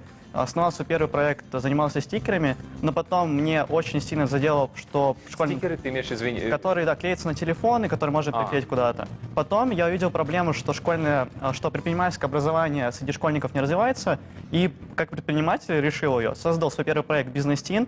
Мы проводили открытые лекции для школьников, собирали каждый месяц под 40-50 человек до коронавируса. Этот проект приносил... Это платный проект? Это был платный. То есть лекции школьники платили деньги? Да, то есть мы реально поставили ценник достаточно низкий для школьников, привлекали их. У нас уже там реально были процессы. Я тоже был спикером, да, в тот момент. И как раз передал вот эту историю, что нужно развиваться. Ребята, то есть я не пропагандировал предпринимательство, я пропагандировал предпринимательское мышление, да, если это грубо. Я сказал, что, ребят, чтобы добиться успеха в 21 веке, нужно что-то делать, предпринимать. То есть, причем это может быть не только бизнес, это может быть искусство, актерство, то есть разные абсолютно сферы. Я убежден, что многократная работа, усердие и любовь к своему делу, вот если это, знаете, слагаемый, да, в сумме это даст как раз вот это успех, а этот успех как раз будет последствием счастья. Извини, я буду некоторые вопросы тебе тоже выбрасывать. Скажи, вот ты говорил, что вы приглашали лекторов, лекции для школьников. Что сейчас школьникам интересно? Потому что все жалуются, родители, я не знаю, у тебя вокруг, наверное, все родители твоих одноклассников и так далее жалуются, ничего не интересно, сидят в телефонах. Кого вы приглашали? Примеры. Вот самое главное, вот знаете, в детстве вот у нас, да, у многих там это были, например, у моего там отца это были военные, знаете, которые вот защищали, там, думаю, Макарова, да, все знают, который упал пазухой, чтобы как раз то есть он пожертвовал собой ради этого. И сейчас вот герои, да, например, это Человек-паук, да, вот эти такие. И мы хотим, чтобы предприниматели, например, вот, не знаю, основатели, многие маркетинговые агентства. Парень молодой, уже зарабатывает, ему 30 лет, и он настолько классный, что школьник зарядился этим, и он хочет заниматься предпринимательством. То есть мы хотим таких героев. То есть это такие мотивационные, мотивирующие ребята со своим примером. То есть здесь, грубо говоря, знаете, мы не учим бизнесу как таковому, потому что это довольно сложно, и не факт, что мы гарантируем результат. Мы направляем. То есть у нас вот такая функция, и как раз это такая просветительская направляющая. И мы это тестировали, и мы сделали, знаете, такую тусовки, знаете, вот это там, вот, да, у школьников это где-то там с колоночкой, там где-нибудь потусить, но мы сделали по-другому. Мы сделали тусовку, где модно раздеваться, ребята приходят и говорят: какую книгу ты прочитал последнюю? Мы как-то раз вот... Сами? Никто не заставляет? Или доплачиваете вы? Мы не доплачиваем, да. То есть мы арендовываем помещение, да, то есть пространство в коворкинге. И нам коворкинг сказал: вы что так шумите? Потому что школьники кричат, там, кто какой тикток снял, какая гипотеза протестировать. У нас в клубе, да, вот, ну, в этом, да, в рамках лекций, ребята открыли 2 проекта. Причем мы были шокированы. То есть пацан вез носки из Китая. Занимались стикерами, кроссовками. То есть они тестировали гипотезы, приходили, обменивались знаниями, и как раз вот мы это вели до марта 2020 года, потому что, знаете, да, был коронавирус. На тот момент, знаете, были такие планы у нас грандиозные, да, но мы перешли немного в онлайн. Но мне, честно вам скажу, онлайн-лекции мне не понравились. А вот скажи, вот интересно твое мнение. Олег Тиньков, ты наверняка знаешь, предприниматель, да, который много разных бизнесов начинал, и он топит именно за предпринимательство, вот то, о чем ты говоришь. И он очень часто говорит, что предпринимательство – это такая черта, которая врожденная, ее нельзя развить, если ее нет. Вот по твоим наблюдениям это так? Ты согласен? Я знаю, что есть, знаете, есть авторы, да, а есть ведомые. То есть, авторов меньше, да, значит, то есть, которые вот творят. Но на самом деле предпринимательство — это про навыки, да. Конечно, ДНК — это когда, ну, я понимаю, что у меня есть ДНК предпринимателя, но я четко осознал, что можно получить навыки и упорной работой, то есть, да, если ты не мыслишь предпринимательством, но ты учишься постоянно, ты вкладываешь это много усилий, то успех, да, будет достижим. Да, возможно, будет это дольше, но есть там безумное количество примеров, да, которые, ну, реально не с предпринимательским мышлением, но они пришли в эту, да, сферу, попали, начали читать книги, учиться, посещать различные мероприятия, и как раз вот они упорством, да, как раз потому что трудолюбие — это тоже такое важное, такое качество успешного предпринимателя. Поэтому такое спорное, да, есть много тем, но я верю, что абсолютно каждый может хотя бы минимальный какой-то результат достичь. Скажи, ты же уже зарабатываешь, правильно? Да. И еще являешься школьником. Давай так, я не знаю, можешь ли ты назвать абсолютные числа, цифры, да, но вообще, в принципе, насколько это много, ну, вот там по уровню со средней зарплатой там в Якутии? Я чуть-чуть ниже прям. Ну, у меня, знаете, сейчас просто нет такого, что у меня один доход одинаковый. Где-то я заработал больше среднего заработка в России. Вот один у меня хороший прям месяц. Где-то был такой не очень, да, то есть, но мне хватает сейчас там сходить в ресторан на свои деньги. И сейчас я абсолютно делаю все покупки дороже 10 тысяч сам. Соответственно, у меня уже выстраивается более какая-то осознанность к покупкам. То есть я реально очень мало... Откладываешь что-то? Да, я инвестировал, Олег Тиньков, открыл на маму брокерский счет и стал инвестором, да, то есть для меня это интересно, но, знаете, я вот сейчас трачу где-то, не знаю, 7 на себя, потому что мне интересно играться, то есть я вкладываю в проекты, я, наоборот, как-то люблю расширяться, то есть у меня... это прям вот удовольствие и счастье. То есть мне интересно смотреть, ну, потрачу. Но для меня больше удовольствия и как-то вложить в процесс. Как можно использовать, не просто потратить один раз и все? Да, то есть я на акциях сейчас потерял 4000 рублей. Вот я понимаю, я бы купил себе, например, какую-то вещь, ну, не такое бы удовольствие принесло. Мне же приятно потерять, но зато я... Приятно потерять? Ну, это урок. Это урок, да. Конечно, прежде всего, я имею из этого опыт, что не надо скупать акции Сбербанка, да, потому что нерациональные решения я принимал. Я сейчас вот реально вот потерял, самое главное, выводы сделал, что, например, нерациональные покупки не надо делать.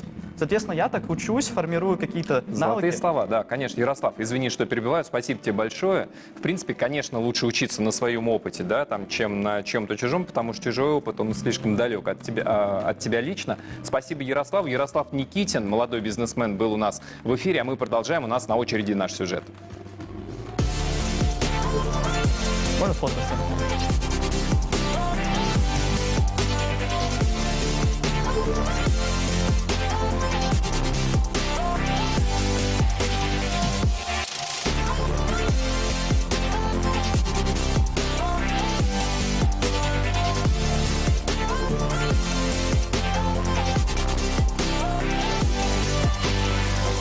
В Якутске проходит очень множество различных мероприятий. Здесь очень много талантливых у нас на сегодняшний день ребят. Это молодежь творческая, уникальные ребята. Они не только с нашей республики, со всей России, также со всего мира. Как вы можете видеть, мы сейчас находимся в IT-парке. Здесь представлен мастер-класс робототехники. Молодежь республики здесь ознакомятся с основами программирования и робототехники в рамках молодежного фестиваля «Мус Устар».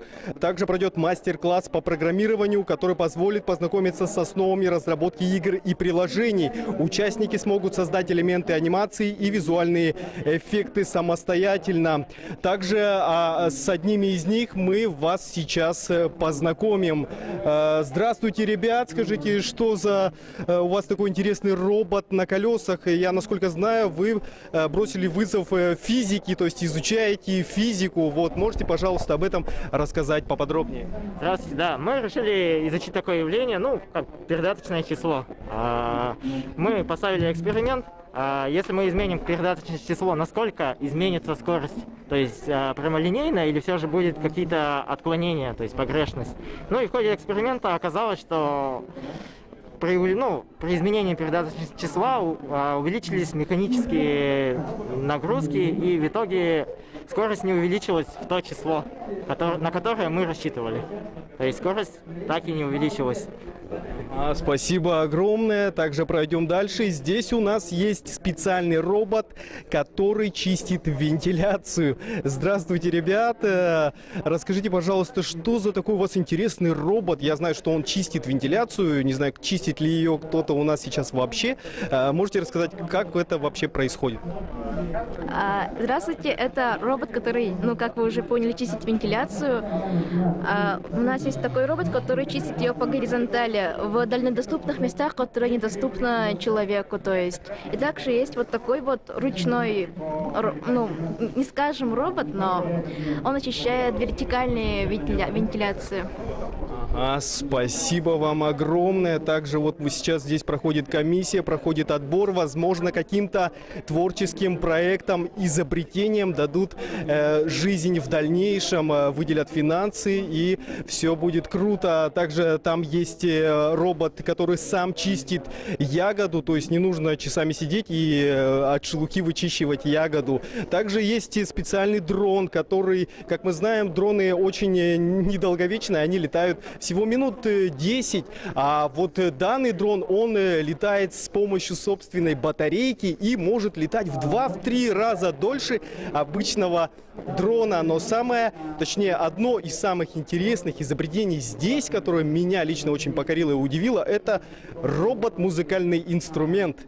Вот, здравствуй, расскажи, пожалуйста, про своего музыкального робота. Я вот слышал, как он играет, то есть у него есть как-то свой подсознательный дирижер, и у него, скажем, барабаны, да, музыкальные инструменты вступают через определенное время, создавая музыку. Можешь ли ты его нам включить, и мы бы могли послушать? Расскажи, как тебе пришла идея сделать такого робота, и долго ли ты этим занимался? Но это, в смысле, проект, который должен был сделать другой, но он ушел из школы, и поэтому мне его дали. Скажи, ты бы мог включить, чтобы мы послушали музыку? Она в национальном стиле, я так понимаю, да? Здесь даже внешне все выглядит в национальном стиле, да? Они запрещают нам, потому что мы мешаем звуку. Ну ничего, для нас можно включить, мы недолго послушаем, мы все договоримся, нам разрешили, все будет хорошо. Вот, как вы можете видеть, играет у нас специальная фоновая национальная музыка, потом вступают барабаны, далее другие инструменты.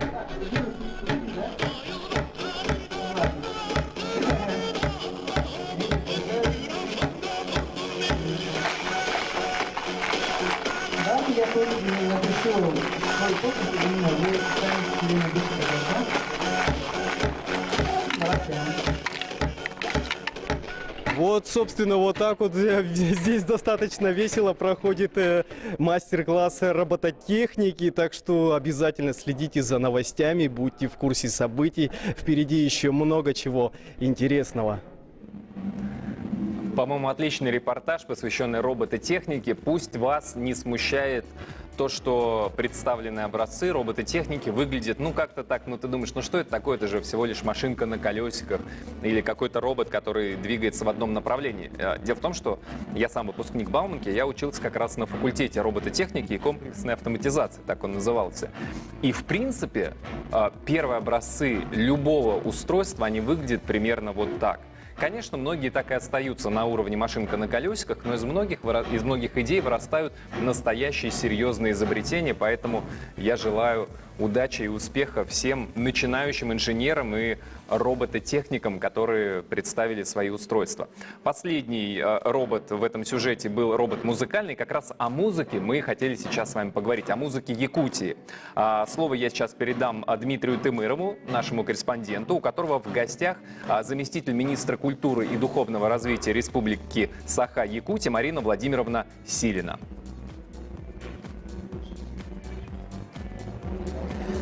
Здравствуйте. Ну вот рядом со мной Марина Владимировна, как уже было сказано, это у нас заместитель министра культуры. Расскажите, вот сегодня вы посещаете в рамках фестиваля наши творческие площадки. Насколько интересная организация сегодня здесь на фестивале? Ну, организация замечательная. Мы очень рады, что мы участвуем вообще в этом замечательном мероприятии. В республике очень много талантов. Несмотря на то, что республика у нас небольшая, но талантов очень много, особенно в области культуры и искусства. Мы приготовили замечательные конкурсы, ждем с удовольствием и с нетерпением открытия и объявления результатов. Я их уже знаю, но сами участники узнают их только вечером. Это вокальный конкурс «Сулустар» среди исполнителей эстрадной песни и конкурс игры на хамусе «Весенние ритмы». Там тоже очень большая борьба была. Выявились очень интересные участники. У нас вообще замечательная креативная молодежь. А вы успели уже какие-то площадки здесь посетить? И что для вас вот более интересное? Ну, я еще посмотрела, только вот начала тут смотреть, если честно.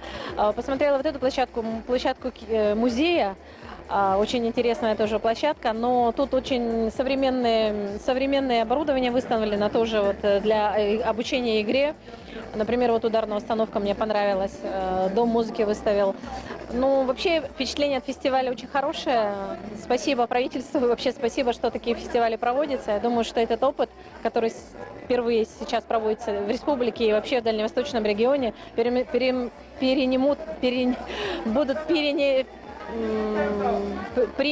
эстафету весь дальневосточный регион, вообще Россия.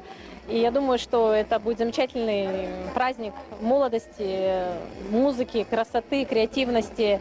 А и смотрите, весны. можно вот в будущем как-то расширить другие, вот, например, я понимаю, музыка, да, может еще какие-то творческие площадки вот со стороны именно культуры, помимо вот музыка, кино, может еще какие-то другие площадки можно добавить?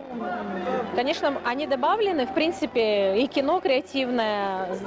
В рамках этого у нас были и мастер-классы вчера, замечательная Башкатова, вообще люди приняли очень интересный вот этот формат. Мы встречались в синема-центре, то есть было принято на ура его мастер-класс, общение был такой, как лаборатория творческая. Я думаю, что, может быть, какие-то новые форматы можно было в следующий раз придумать, да? Но, в принципе, для первого опыта, я считаю, это отличный опыт. Ну, а вы считаете то, что вот такой формат проведения фестиваля, это как возможность нашего региона представить свою культуру, традиции, ну и в целом как бы распространить его на другие субъекты страны? Да, безусловно, потому что мы сейчас это пробуем в рамках своей республики, но я уверена, что эти все конкурсы, они могут быть тиражированы именно на российский этап. Хорошо, спасибо. Ну, а я передаю слово нашим коллегам, и мы продолжаем освещать работы творческих площадок сегодня на фестивале. Вам слово.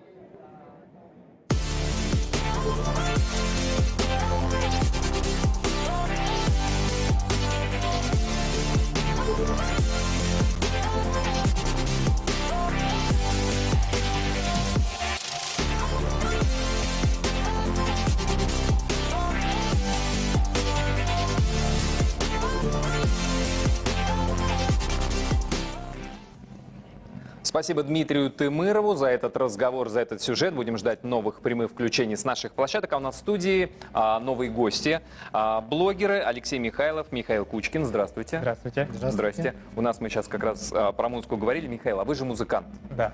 Расскажите, у вас вот ваш контент, который вы создаете на вашем канале, он посвящен музыке?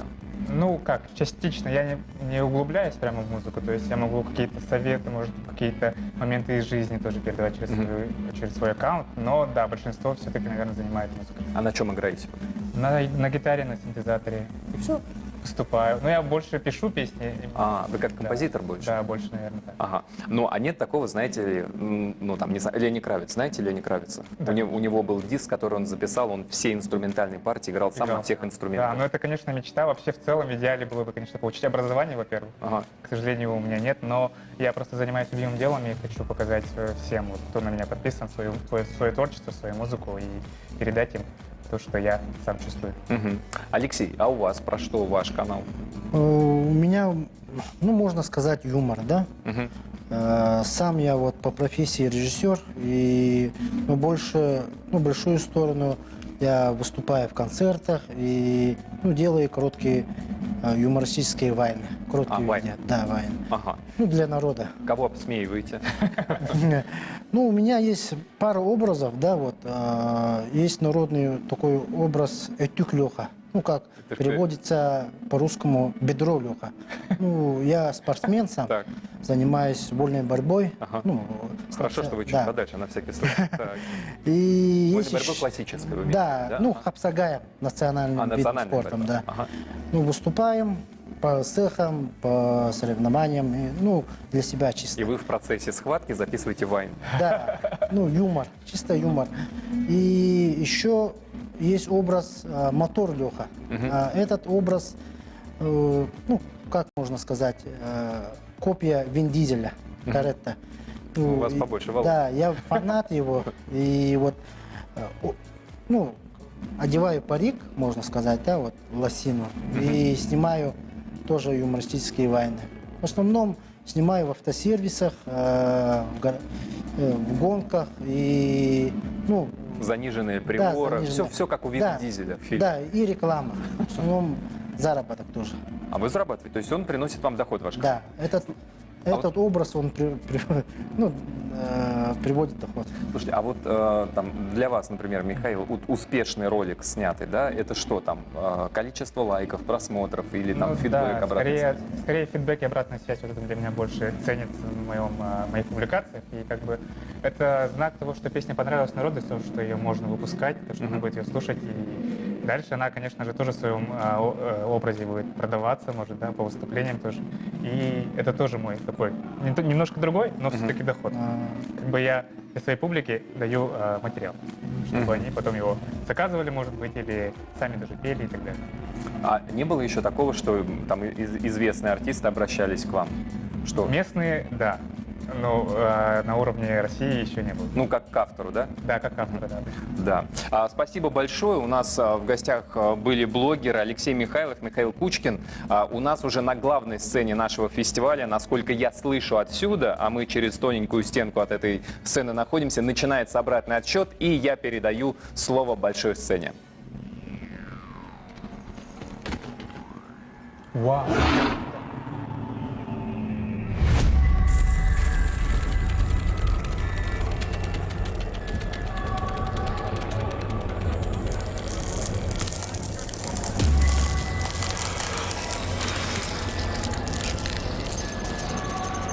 Республика Саха-Якутия – это более 3 миллионов квадратных километров. Свыше 984 тысяч человек и бесконечное число возможностей для твоего развития. Сегодня ты определяешь, каким будет будущее нашей республики. Ярким, инновационным, перспективным. Твой талант – это свет, а свет заряжает своей энергией все вокруг. Ты движешься вперед, и вместе с тобой преображается мир. Зима уступает место весне, подснежники прорываются сквозь снег. Ты идешь навстречу своим мечтам и заставляешь лед тронуться.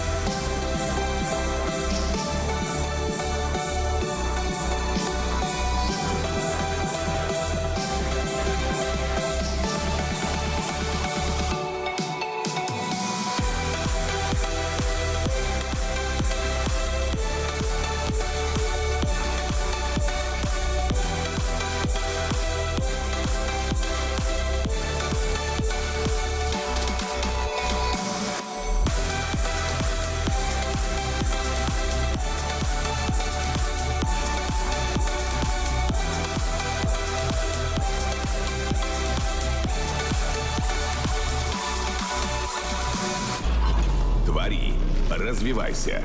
Будь собой. Встречайте, ведущий фестиваля «Муз-Стар» Михаил Галустян!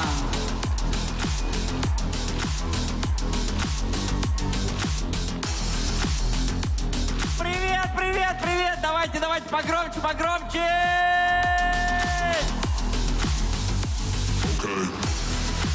Класс! Наконец-то я добрался до вас. Так давно не был, лет 20 у вас не был. Друзья, как настроение? Отлично. Ну что, я официально поздравляю вас с открытием нашего грандиозного мероприятия. Это свершилось. Мы начинаем. Поехали!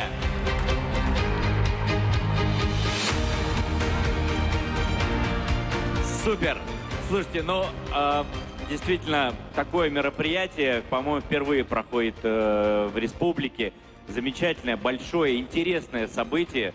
Вы наверняка знаете, что с 24 марта проходило огромное количество конкурсов, мастер-классов, захвачено огромное количество треков по всей территории республики. Сегодня мы с вами будем знакомиться с участниками конкурсов, будем веселиться, развлекаться, общаться. Ну и, конечно, вы знаете, очень много интересных гостей и звезд сегодня будет. Мне просто интересно, я хочу, чтобы вы сейчас мне немножечко помогли. Мужчины, парни, давайте покажите, вы здесь вообще или нет? Что-то кисленько, подождите. Давайте нормально, мужики, вы здесь? Ладно, я понял. Учитесь, смотрите, как надо. Девушки, вы здесь? Ай, класс. По-моему, у девчонок получше. А остальные здесь? Что, такие тоже есть? Да, ничего себе. Ладно, я шучу. Друзья, ну, по-моему, сегодня будет просто вообще мега круто. Я уверен, туда подальше чуть-чуть еще наполнится побольше трибуны. Я хочу сейчас немножечко важную информацию зачитать. Друзья, фестиваль «Муз-Стар» носит масштабный характер и представляет высокую значимость не только для Якутии, но и для всей нашей огромной страны. Подтверждение этих слов президент Российской Федерации Владимир Путин направил нам свое официальное обращение.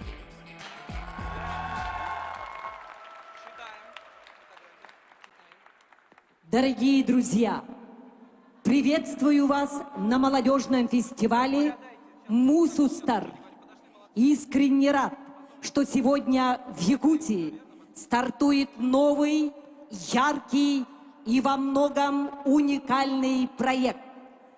Ведь необычный формат фестиваля, его мастер-классы, дискуссии и конкурсы открывают для юношей и девушек широкие возможности заявить о себе, о своих достижениях в профессии и творчестве, спорте и бизнесе. Форум щедро дарит участникам и гостям красоту северной природы, знакомит с историей древнего и сурового края, с культурой и самобытными традициями живущих здесь народов. Уверен, что фестиваль пройдет успешно, станет отличной и по-настоящему востребованной площадкой для общения активной, талантливой молодежи, увлеченной интересными, содержательными идеями, нацеленными на результат и практическую отдачу. А участие в этом масштабном мероприятии позволит вам приобрести полезный опыт и знания. Желаю вам всего наилучшего. Президент Российской Федерации Владимир Путин. Спасибо, Владимир Владимирович, за поздравления. Я чувствую прилив эмоций. Действительно, нам всем повезло. Мы крутые, ребят, мы крутые. И также со своим обращением к молодежи хочет обратиться заместитель председателя правительства Российской Федерации Татьяна Голикова. Дорогие друзья, рада приветствовать участников, организаторов и гостей молодежного фестиваля «Муз-Стар». который станет настоящим центром притяжения ярких, талантливых и активных молодых людей на гостеприимной земле Республики Саха. Участие в фестивале – это отличная возможность продемонстрировать свое мастерство, услышать оценку экспертов, обрести единомышленников, а главное – научиться новому. Используйте ваш потенциал для достижения высоких целей. Желаю каждому из вас удачи, ярких впечатлений и новых побед. Заместитель председателя правительства Российской Федерации Татьяна Голикова. Аплодисменты! Класс! Ребят, я сюда прилетел из Москвы. У меня еще вообще раннее утро. Но такое ощущение, что утро тоже, у вас тоже сейчас утро. Давайте чуть-чуть поактивнее, пожалуйста. Я знаю, есть кричалка. Мне, между прочим, сказали, я читал сценарий, и там пишется Мусустар. Но я читаю, ну Мусустар, да? Нет, не Мусустар. Мусустар — это лед Ролса, а Мусустар — это ледоход, Как? Мусустар — это что? Ладно, друзья, двигаемся дальше. Чтобы поздравить участников, гостей фестиваля Мусустар и для торжественного открытия программы на главной сцене «Триумфа» я приглашаю главу Республики Саха-Якутия Айсена Сергеевича Николаева,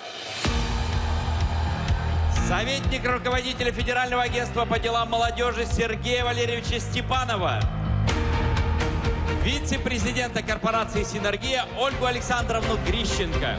Прошу.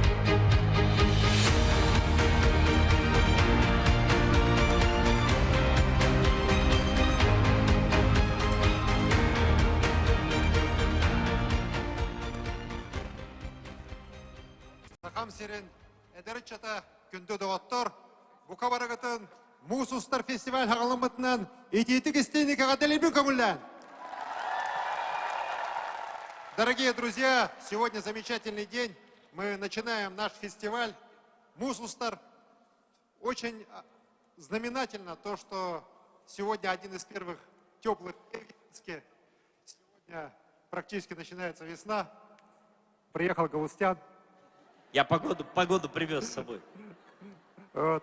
И это, на самом деле, если так подумать, первое крупное молодежное, а может даже не молодежное мероприятие, которое идет не только на Дальнем Востоке, но и во всей нашей стране в постковидное время. Это тоже дорогого стоит, дорогие друзья. Всех с этим поздравляю.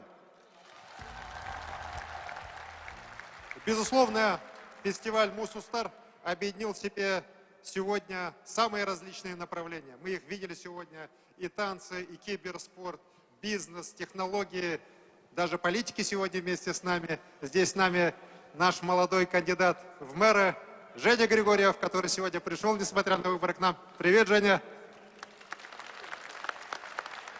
Дорогие друзья, и то, что сегодня уже 18 тысяч человек зарегистрировалось для участия в нашем фестивале, говорит о том, что у нашего фестиваля большое будущее. У Якутии в креативных индустриях, творческих индустриях, безусловно, будущее мировое. Мы осознанно поддерживаем эти направления. Мы верим в вас, верим в то, что ваш креатив, ваш талант, ваша энергия сделают Якутию знаменитой не только алмазами и золотом, но и своими кинофильмами, своими играми компьютерными, своими достижениями в изобразительном искусстве, в танцевальном искусстве, да и во многих других индустриях, которые сегодня на самом деле составляют очень значительную часть экономики мира.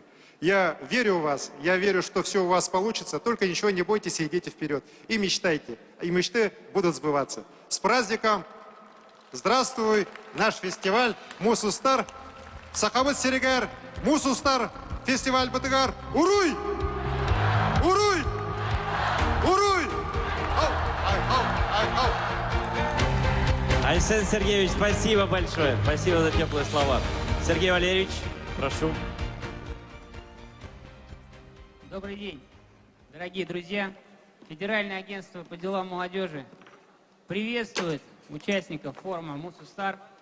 Это действительно грандиозная площадка, которая объединяет в себе огромное количество направлений, талантов, талантливой молодежи республики.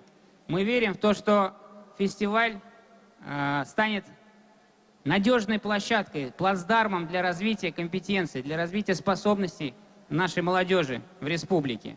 Действительно, на Дальнем Востоке пока не так много подобных форумов, но их становится с каждым годом больше и больше. Мы будем прилагать и дальше усилия к тому, чтобы молодежь была заинтересована принимать участие. Мы ввели грантовый конкурс уже с этого года, и сегодня будем награждать первых победителей.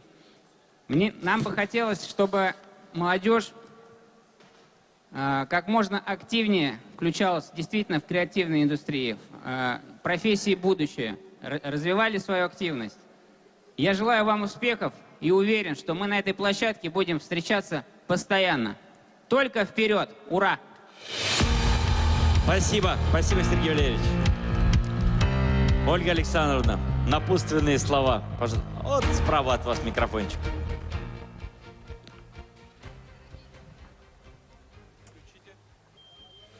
Звук же не обязательно включать.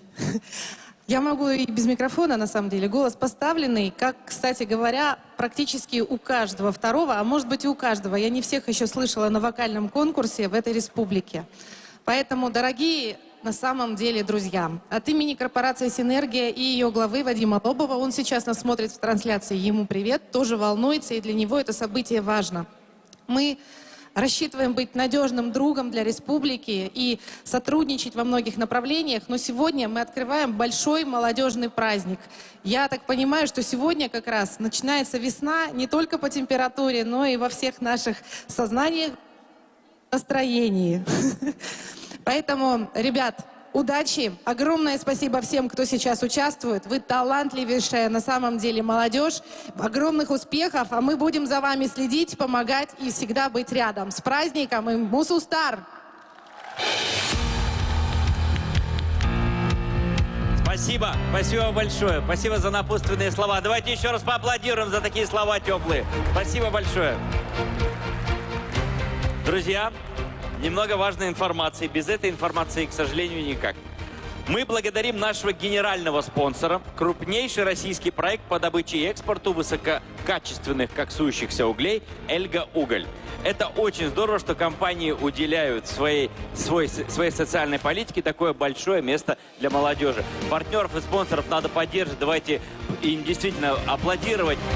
Люди выделяют деньги для того, чтобы проходили такие знаковые мероприятия. Мы знаем, что у нас в зале присутствуют только ответственные и внимательные друг к другу люди. Поэтому я попрошу вас позаботиться о своем здоровье и обязательно соблюдать правила техники безопасности. Проверьте, на месте ли у вас маска. Постарайтесь придерживаться социальной дистанции. Маски есть у всех? Санитайзеру есть у всех? Перчатки? Покажите. Так, вижу. Класс, молодцы, все подготовлены.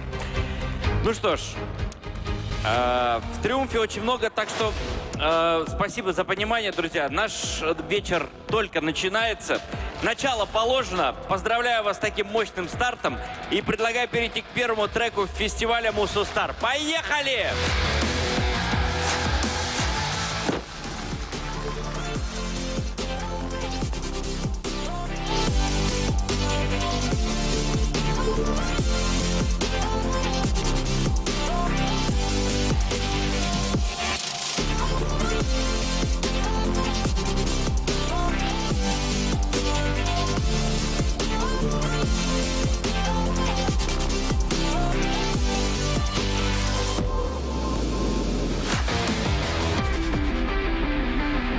Друзья, ну что, у меня к вам вопрос.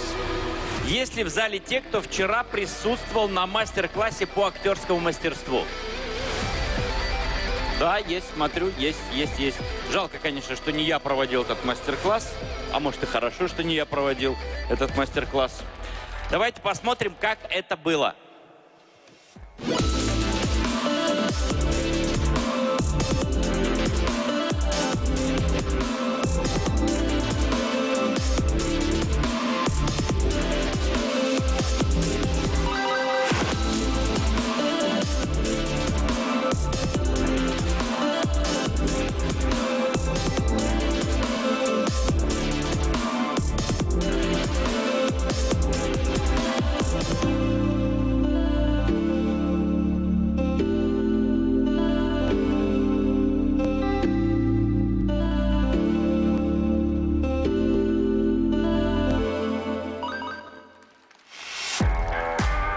Спасибо за аплодисменты. Я, кстати, заметил своего друга Михаила Башкатова. Он проводил мастер-класс. Давайте встретим бурными аплодисментами Михаила Башкатова. Михаил, выходите к нам. Эй! Привет, Якутск! Привет! Мишаня, привет. Как настроение? Давайте, несмотря на всю эту вот социальную дистанцию, все-таки будем как бы чувствовать себя, как будто вот мы вместе, как будто мы вот да ладно, вот как будто так вот, как будто мы рядом, плечо к плечу. Я слышал, кто-то из зале, кто был вчера на мастер-классе. Да? Поднимите руки. О, я тебя помню, привет. И тебя, я всех вас помню. Ребят, надеюсь, было классно, и вы хорошо провели время. Я лично провел время прекрасно, и более того, я зарядился. Зарядился, наверное, я хотел вас зарядить, но в итоге зарядился от вас. Вот до сих пор штырит. Да. Ну, в Якутии это нормально, а что? Да, греемся. Греетесь, да? Все? Все. Ну, спасибо. Что, давайте проводим аплодисментами Михаила. Миш, спасибо большое, что вышел к нам. Спасибо за мастер-классы, которые ты провел. Надеюсь, людям понравилось.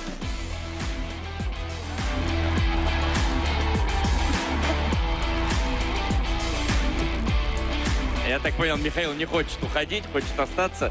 Миш, хочешь остаться со мной здесь? Конечно. Понимаешь, Миш, мы артисты, видишь, когда выходишь на сцену, не хочется уходить с нее. Вот. Тем более, я вижу, что ты не вывозишь. Мне кажется, Я напоминаю, что мы бесплатно выступаем, а Михаил даже заплатил деньги, чтобы выступить на этом мероприятии. Да. Просто, Миш, знаешь, как у меня... О, чудо!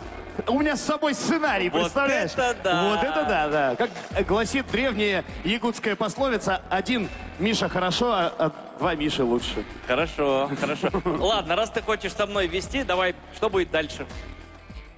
Ну, что там? А я знаю, у меня написано. Так, интересно. Не что, а кто, Миш.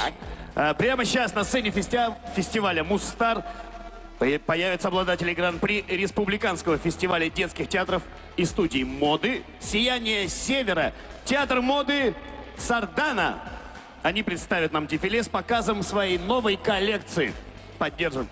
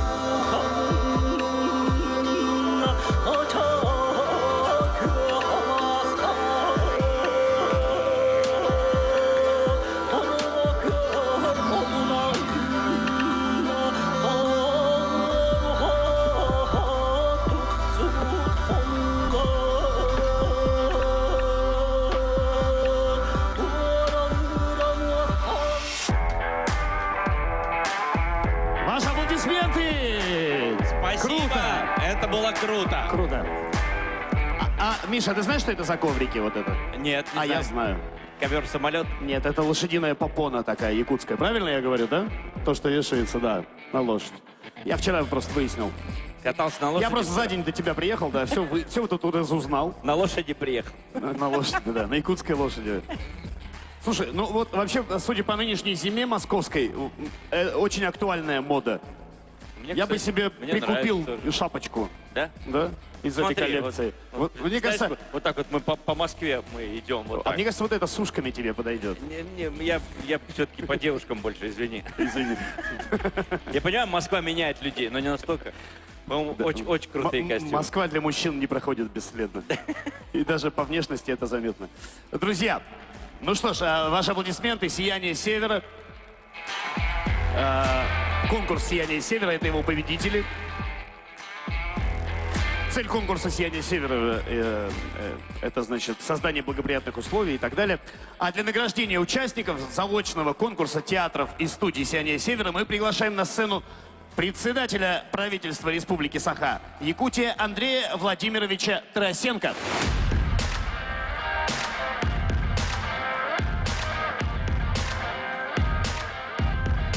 Андрей Владимирович, добрый день. Добрый день. Поделитесь впечатлениями, расскажите что-нибудь интересное для аудитории.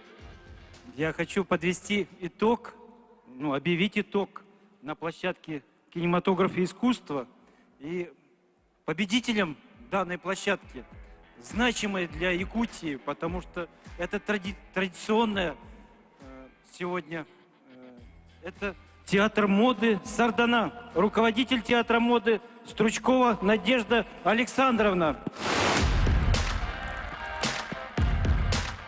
Была представлена выпускная квалификационная работа выпускников Намского педагогического колледжа имени Ильи Егоровны Винокурова под руководством Паноховой Зинаиды Дмитриевны. Аплодисменты, друзья! Ой. Вот и заслуженные награды. Поздравляем. Спасибо вам огромное за работу вашу. Можно, Общее пожалуйста, фото? Общее. Друзья, подходите. Мы с вами даже пофоткаемся. Смелее, смелее.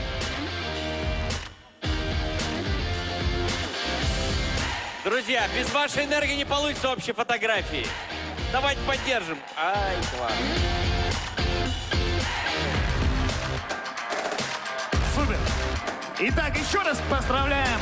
Спасибо большое. Поздравляем. Награда нашла победителя. Театр моды «Сардана» и его руководителя. И идем дальше.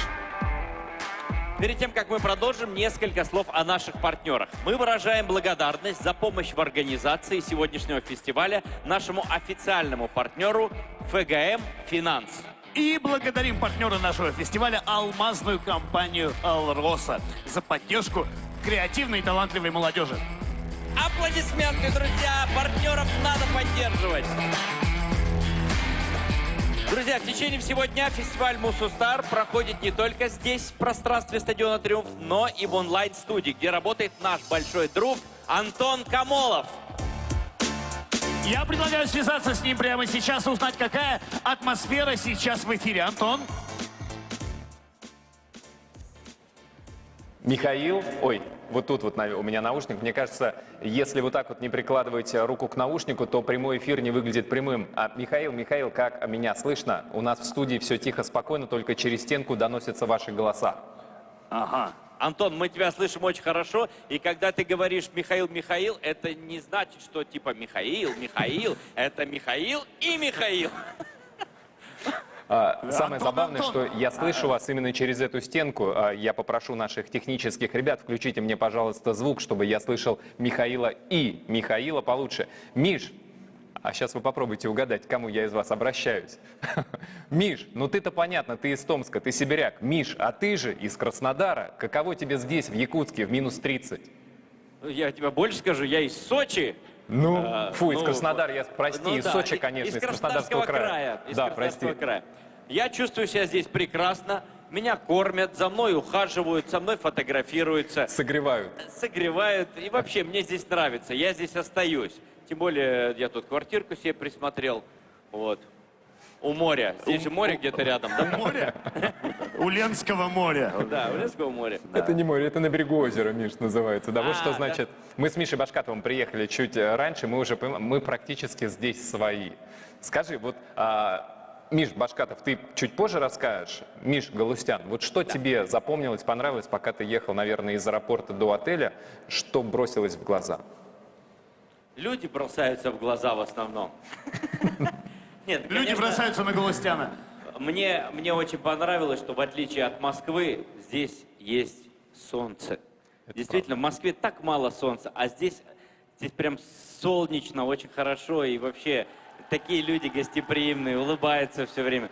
В Москве этого не хватает. Антон, лучше ты расскажи, какие-нибудь новости есть с вашего там онлайн-форума? Ну, смотри, у нас, во-первых, тут идет огромное количество активности, и я призываю, кстати, зрителей, которые сейчас собрались здесь, в комплексе «Триумф», да, вот зрители, которые сидят в зале, друзья, вы можете выкладывать свои фотографии в соцсетях, в Инстаграме, прежде всего, с хэштегом #MusUstar. Мы их время от времени выводим в эфир. Плюс идет геймификация у нас на Synergy Online, там есть призы, мы итоги обязательно подведем. Так что у нас тут такая движуха, и до того, как начался концерт на большой сцене, у нас было там 1,5 часа эфира, говорили с блогерами, с интересными людьми, с парнем, с молодым бизнесменом, которому 17 лет, он уже тут зарабатывает, у него несколько бизнесов. А не КВН. Понятно. Спасибо, Антон. На добром слове тебе.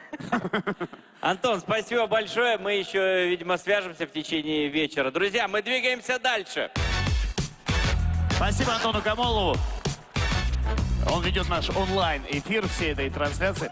Ну, Миш, ты знаешь, сколько городов входит в состав Республики Саха-Якутия? Конечно, я готовился, между прочим. 13 городов. Молодец, Да. все верно. И первым городом, друзья, куда мы отправимся, станет Среднеколымск. Они прислали ролик, давайте посмотрим С ролик. некоторыми городами мы сегодня будем связываться онлайн, что называется, непосредственно, в прямом эфире. А некоторые города из-за, видимо, проблем со связью, они присылают нам ролики. И вот Среднеколымск прислал нам ролик. А вот он не прислал, он на самом деле, да, это телемост. Они у нас на прямой связи. Среднеколымск, как слышно?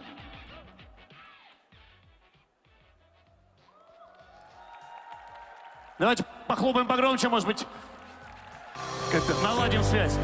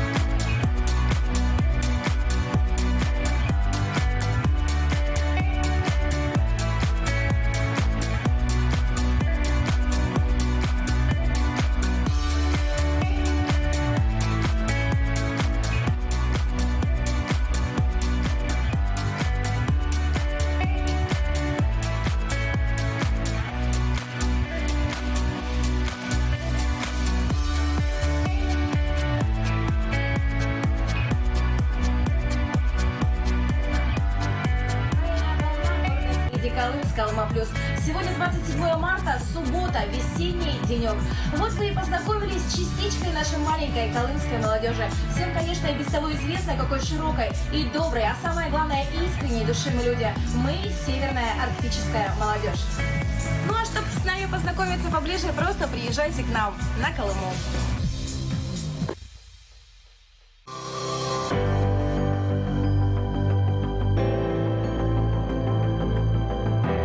Жизнеутверждающий. Да, и знаешь, и практически за полярным кругом жизнь кипит. Ну, а мы переходим к следующему треку. И следующий трек фестиваля Мусустар «Молодой бизнес». Да, Миш, скажи, в каком возрасте... Вот сейчас посмотрим интро, а потом я тебя спрошу.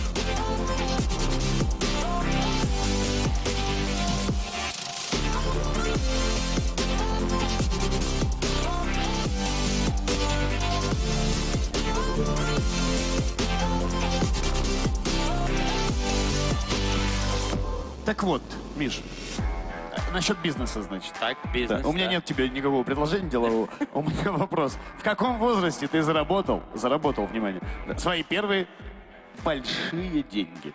Именно заработал, да? Я не знаю, как в Сочи это называется у вас. Ты вообще с какой ты целью интересуешься, попытаюсь понять? Я, значит, интересуюсь, потому что хедлайнером трека «Молодой бизнес» стал молодой человек, за плечами которого уже 3 успешно развивающихся бизнеса.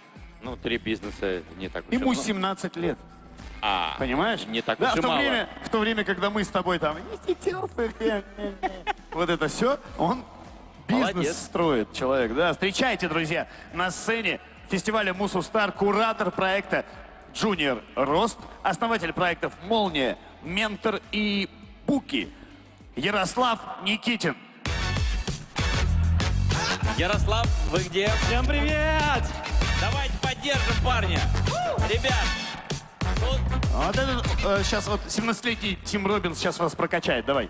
Ребята, всем привет! Безумно рад быть в Якутске. Мне 17 лет, я являюсь как основателем проекта, который упомянули. И знаете, какой я сделал вывод, когда приехал сюда? Вас здесь столько много крутых ребят, которые имеют активную позицию, которые хотят развивать нашу страну, наш край. И знаете, я еще пообщался с молодыми предпринимателями своего же возраста, которые уже в школе открывают свои проекты. И я столько получил энергии, что вот когда я приеду в Владивосток, я тоже приеду, буду развиваться. И я вам желаю, чтобы вы постоянно развивались и были счастливы в вашем процессе. вот это заряженный парень, Ярослав. Аж мне Круто. отдает энергии от него. Молодец. Это надо потереть его, чтобы деньги пришли.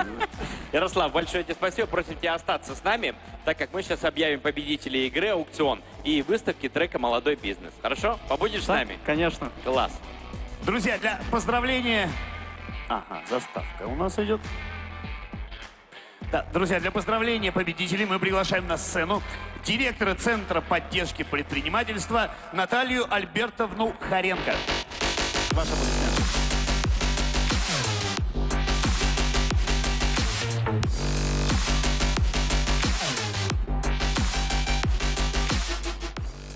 Добрый день! Добрый день всех, кто сегодня находится в этом замечательном зале. Прежде всего хочу сказать о том, что вы вошли в историю. Каждый из вас наверняка через 10-15 лет будет говорить о том с гордостью, что он был первым участником на первом фестивале, замечательном, широкомасштабном. Я больше чем убеждена, что эта традиция будет в нашей республике постоянной. Поэтому к вам, к самым молодым, к самым перспективным и активным людям, обращаясь сегодня, я хочу вас поздравить с тем, что каждый из вас нашел сегодня свой интерес. И тот трек, который представляем сегодня мы, это «Молодой бизнес», это особый трек. Это трек, в который собрал самых активных, самых бесстрашных людей, таких как Ярослав. Он уже познакомился с нашими молодыми людьми. Вчера принимал участие во всех активностях, которые проводим мы. И еще одно. Предприниматели — это те люди, я убеждена в этом, которые делают нашу с вами жизнь более счастливой.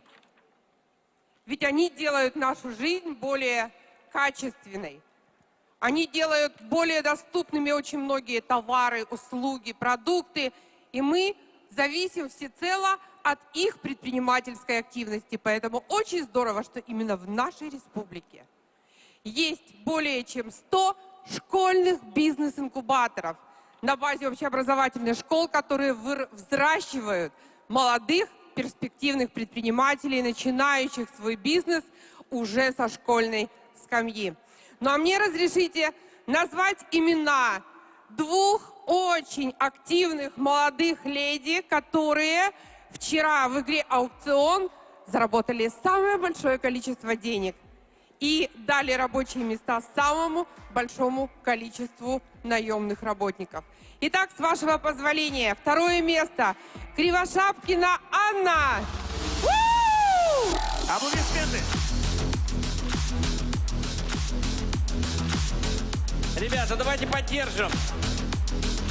Аплодисменты Анне. И первое место Николаева Алена. Алена.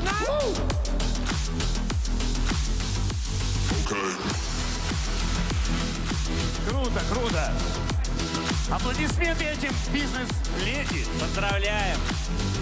На вчерашний день это самые богатые женщины, девушки, которые смогли сделать это, что называется. Самые богатые, да? Самые богатые, Михаил. Поближе надо познакомиться, надо поближе. Да, ну и я думаю, не отстаю, Миш. остальные награды Ярослав с удовольствием вручит, потому что именно он был впечатлен нашими предпринимателями-школьниками. Ярослав? Давайте. Коллективную фотокарточку. Спасибо, спасибо, спасибо, что хлопаете, спасибо, что поддерживаете. Вы хлопаете, потом вам всем подниматься еще сюда, на эту сцену. Ярослав, объявляйте победителя, пожалуйста. Да? Вы обладаете информацией нужной? Нет? Да, мы просто приглашаем на сцену учеников школьного бизнес-инкубатора Маинской средней общеобразовательной школы имени Ларионова. Встречайте!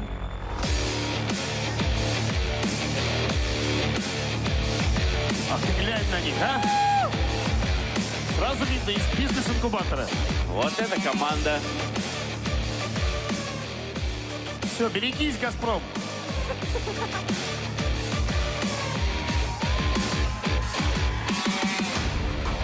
Давайте чуть-чуть вот сюда сдвинемся к центру. Я чуть-чуть поуправляю молодым бизнесом. Чуть-чуть вот так по центре встанем все. Вы можете наблюдать уникальный момент, Галустян управляет бизнесом. Управленческий бизнес. А вот теперь можно и сфотографироваться. Так, мы все помещаемся в фотокарточку, Помещаемся? Да? Друзья, аплодисменты! Аплодисменты победителям!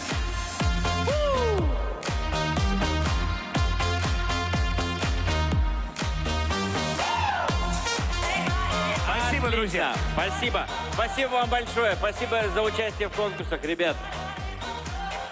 Миш, ты знаешь, я хочу пригласить тебя и всех наших зрителей в путешествие. Что, серьезно? Да. Всех? Всех. Я не знаю, пока полная маршрутка, пока полный зал не соберется, я никуда не поеду. Нет, ну я тоже так громко сказал, в путешествие, да? Я имел в виду, что прямо сейчас мы перемещаемся в замечательный город Нерюнгри. О, класс. Да, Я город, слышал. где у меня много друзей. Я слышал про этот город. Да, ты что, ну, Надя Ангарская Да. из Comedy Woman. Да. Надя Ангарская, вот. Нет, этот самый, ну, Этот вот, самый помнишь его? Он нашумевший, тоже из легендарный. Нерюнгри. Он оттуда. Да, и второй Подожди, тоже. это ребята КВНщики, они Конечно. оттуда или нет? Да. На самом деле, город, который много, в общем, дал талантов. Я думаю, еще немало даст талантов. Да. Неринги, вы с нами? Алло, нас слышно? Привет, Нерюнгри! Приветствую, Михаил, и приветствую участников фестиваля. Привет, Якутск! На прямом включении из парка культуры и отдыха имени Черяева город Нерюнгри. Вот Мы это жители да! молодого, непрерывно развивающегося города. Год за годом наши улицы, скверы и парки преображаются. Сейчас мы находимся в городском парке, благоустроенном в рамках реализации программы формирования комфортной городской среды. Приятно, когда все идеи воплощаются в жизнь. у нас идейная молодежь, готовая на новые свершения. Они участники молодежного фестиваля «Мус-Устар».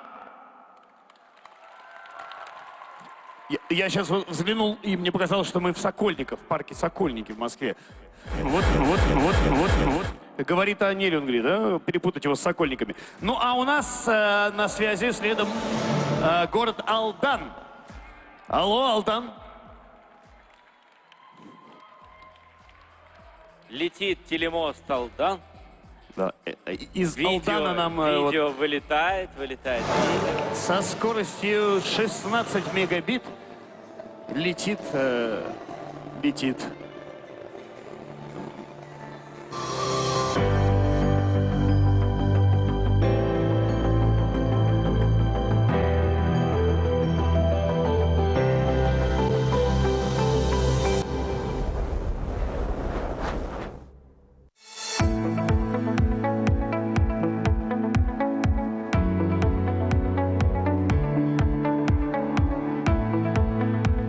Мы приветствуем участников фестиваля «Мус-Устар» из столицы Южной Якутии. Нерюнгринский район славится не только объемами промышленного производства и трудовыми рекордами. У нас стремительно и, главное, успешно развиваются все сферы жизни. Здравоохранение, образование, культура, спорт. И двигателем этого развития является молодежь. Молодежь Нерюнгринского района яркая, талантливая, креативная, дерзкая, творческая, инициативная, которая желает изменить жизнь своего города, региона, района, республики к лучшему. Я считаю, что у нас молодежь, она очень прогрессивная, она голодная до новых идей, новой информации, и она очень открытая и очень быстрая. Очень коммуникабельная молодежь, многогранная, с ними очень интересно работать, много с ними познаешь нового. Также очень приятно, что молодежь Нерюнгринского района чтит память своего отечества, своего города. Особенно приятно, когда молодежь именно выходит, участвует в акции «Бессмертный полк» ежегодно, и с каждым годом ее все больше и больше. Заботит их, конечно же, все-таки сама судьба Нерюнгринского района, так как они здесь проживают практически многие с рождения и не планируют покидать этот район. Если раньше молодежь, поступая после университета на работу, могла работать 20-30 лет, то сейчас молодые люди все чаще стремятся получить какую-то новую специальность, новую профессию. Раньше у родителей и более старшего поколения была семья на первом месте, это ценность, а сейчас у молодежи современной это, скорее всего, карьера. Я думаю, что главной ценностью вот именно у молодого поколения является это дружба, это любовь. Что у парня, что у девушек, у них, даже скажу больше, что у девушек, больше у них все-таки ценности – это любовь к родине. Дух патриотизма присутствует практически у каждого молодого человека, который у нас есть. Мы все понимаем, что жизнь в городе Нерюнгри, она течет так размеренно относительно большого города. Можно как подстроиться под этот размеренный образ жизни, либо можно максимально насытить его интересными событиями, обучаться чему-то новому. Здесь легко построить какие-то профессиональные взаимоотношения, здесь легко завести друзей, потому что люди здесь очень открытые.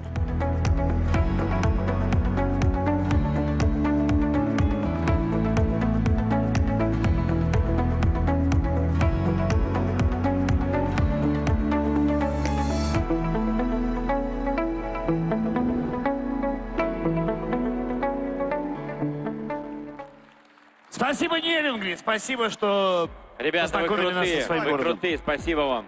Да. Ну, а у нас на очереди Сегодня на главном фестивале Алдан. мероприятия присутствует молодежь, нерюнгринская молодежь, участники всероссийского конкурса молодежных проектов. Мы передаем нашим землякам и всей молодежи Якутии огромный привет. Ну все, Якутск, пока-пока, вам слово. Спасибо. И еще раз спасибо, Нерюнгри. Настойчивый Нерюнгри. Да, они прям, молодцы. Молодцы. Ну, а теперь все-таки Алдан. Да, Алдан. Привет из Алдана, друзья. Давайте, внимание на экран.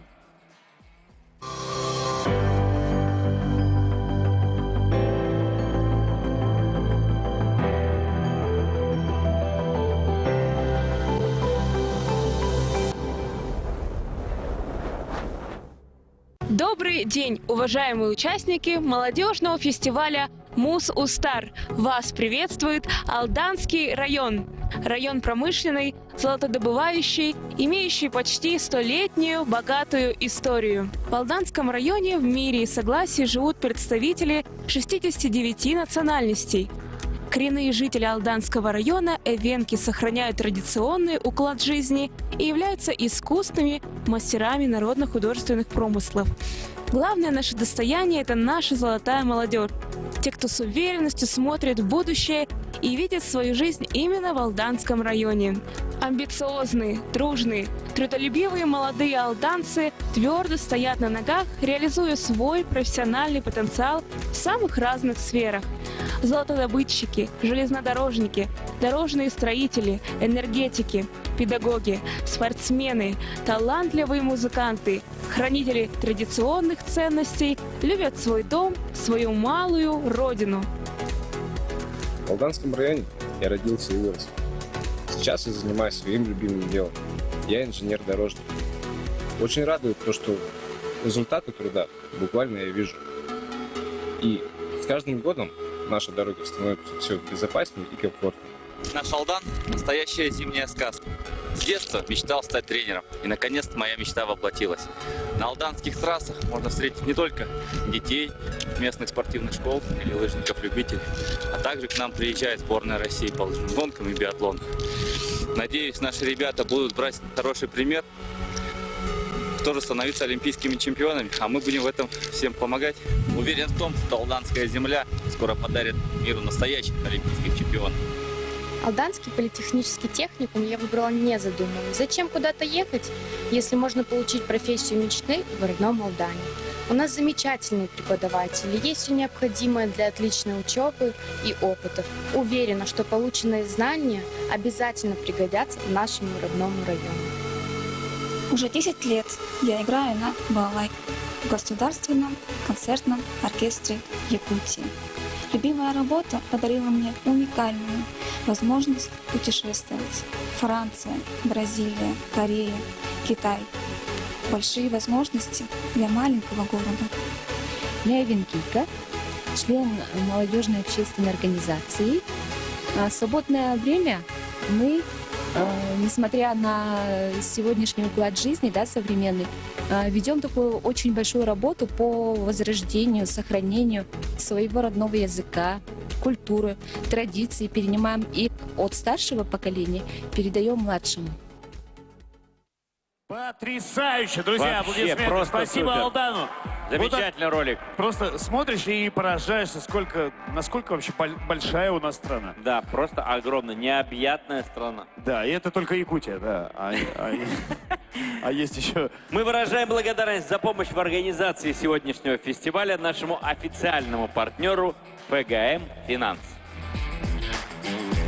А сейчас, друзья, я хочу напомнить, точнее не напомнить, а рассказать важную информацию для тех, кто не знает, что в течение сегодня у нас работает онлайн-приложение.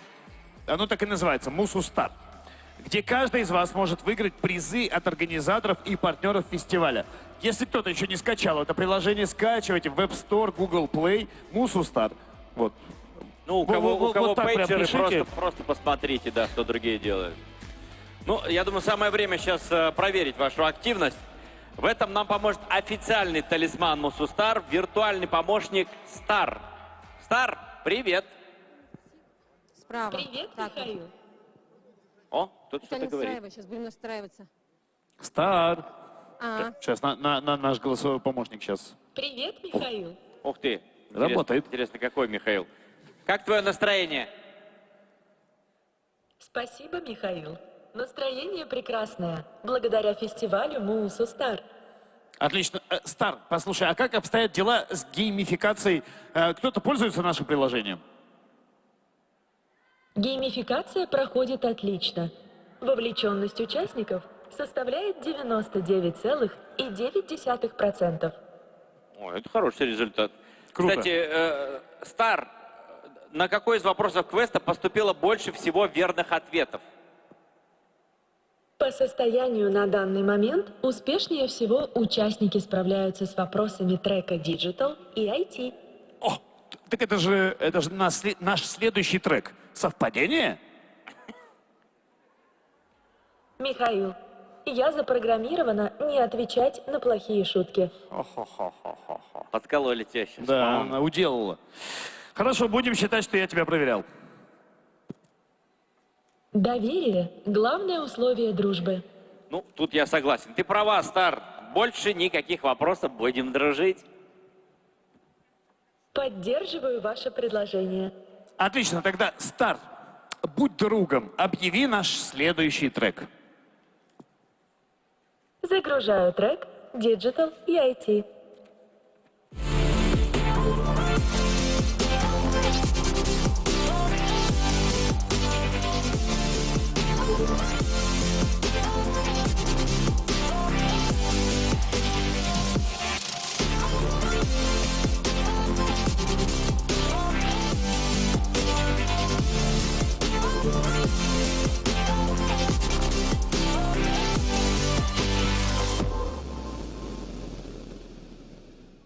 И что, ну что ж, продолжаем. Друзья, как настроение?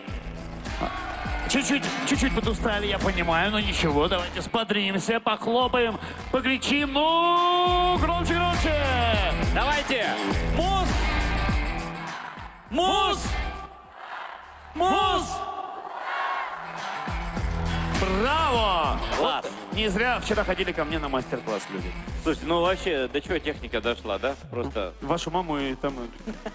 показывает. И это только малая часть межсовременных возможностей, которые открывает перед молодежью Якутии мир информационных технологий. Ну, мы, конечно, те еще бумеры, чтобы рассуждать об этом, поэтому с удовольствием передаем слово хедлайнеру трека Digital и IT, заместителю директору по GR-компании Яндекс Евгению Хохлунову. Давайте поприветствуем. Приветствуем!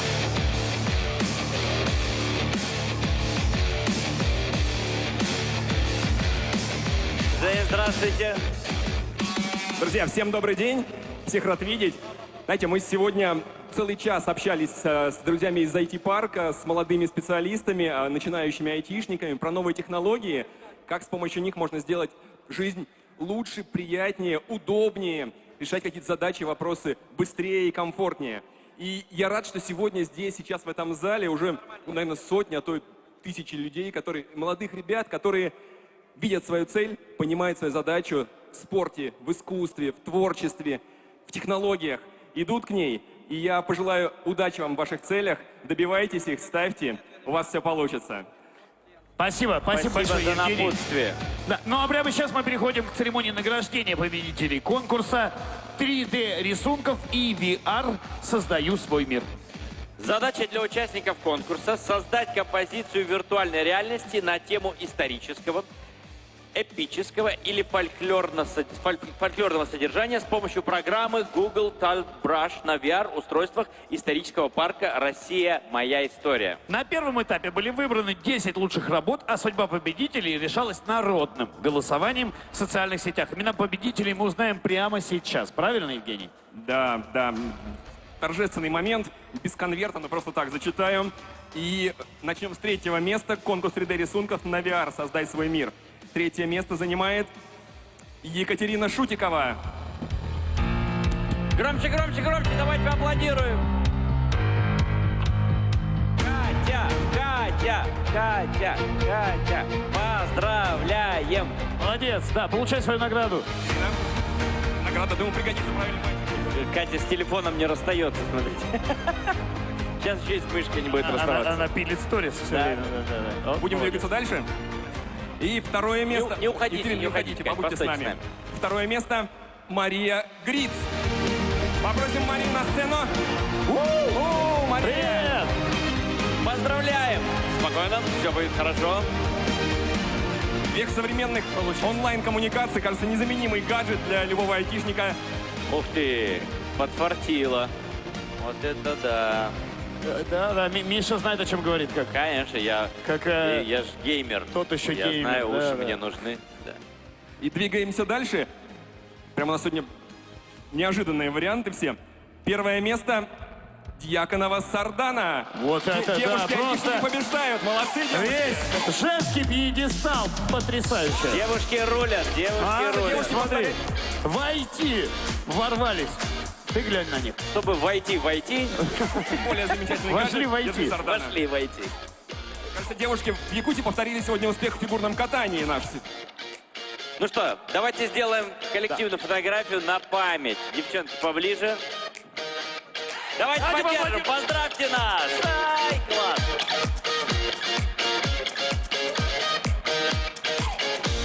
Супер, спасибо большое. Девчонки, поздравляем. Поздравляем вас. Спасибо большое, Награды молодцы. нашли победителей. Друзья, вы очень крутые. Сейчас хочу объявить победителей еще в одном конкурсе. В рамках фестиваля «Муз-Старт» прошел мастер-класс по робототехнике и творческий конкурс «Робостар». Актуальная тема. И победителями конкурса «Робостар» стали Евгений. А победители у нас дуэт Савельева Алина и Власевский Виктор. Попросим на сцену. Аплодисменты.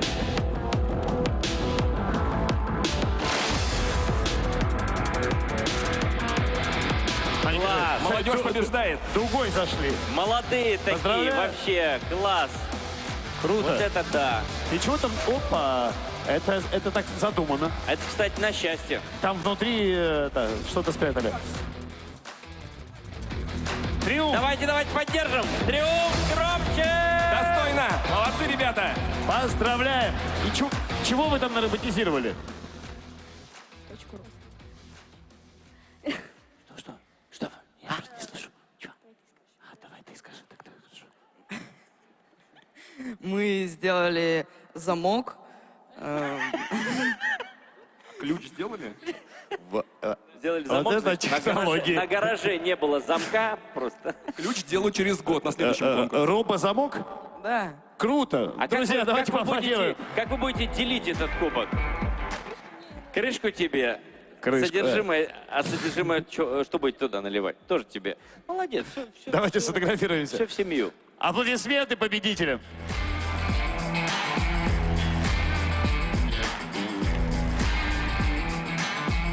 Спасибо. Поздравляем. Поздравляем. Спасибо большое. Спасибо, дорогие друзья. Спасибо, Евгений. Спасибо. Спасибо. Благодарим нашего генерального спонсора, крупнейший российский проект по добыче и экспорту высококачественных коксующих углей «Эльга Уголь». Это очень здорово, что компании уделяют своей социальной политике такое большое место для молодежи. А также благодарим партнера нашего фестиваля, алмазную компанию «Алроса». Да, ну тут, в Якутске не нужно объяснять, что это за компания. Спасибо за поддержку креативной и талантливой молодежи.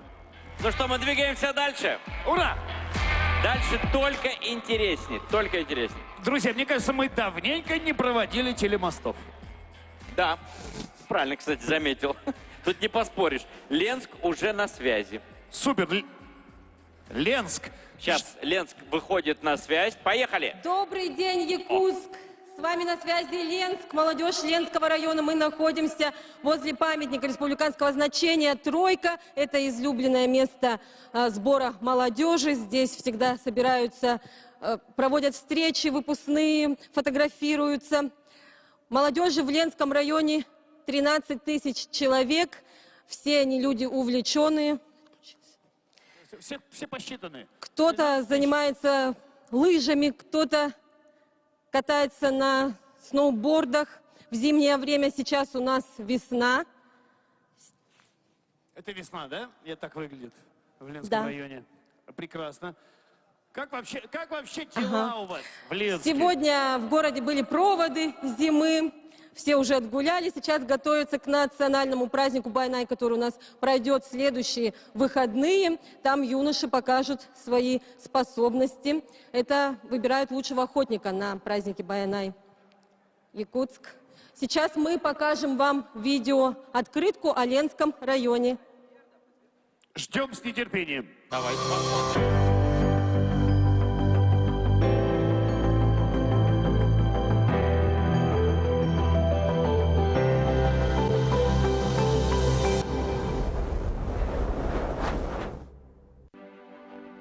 С романом Вячеслава Шишкова «Угрюм-река» знакомы все, но немногие знают, что эта речка протекает и в Ленском районе, в поселке Витим, поселок золотых приисков, который в этом году отмечает свое 400-летие.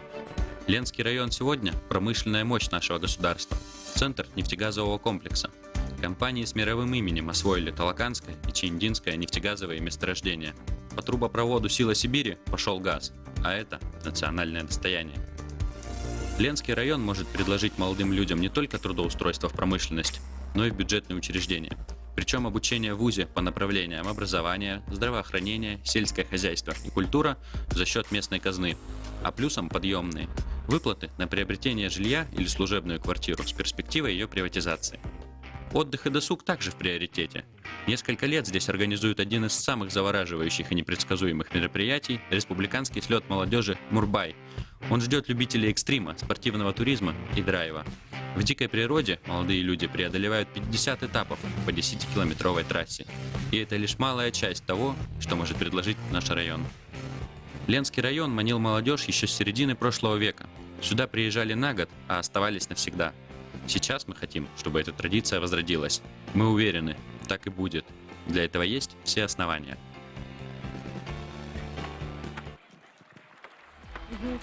И сейчас молодежь скажет, за что они любят свой Ленский район, за что вы любите Ленский район.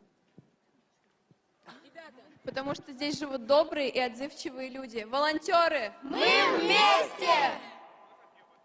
Спасибо. До свидания. До свидания. Супер, дерзайте. Друзья, ну что ж, мы благодарим нашего партнера авиакомпанию «Якутия», генерального директора Горбунова Владимира Павловича. Спасибо большое. Да, а сейчас свой привет всем участникам и гостям фестиваля передает город Покровск. Кто был в Покровске?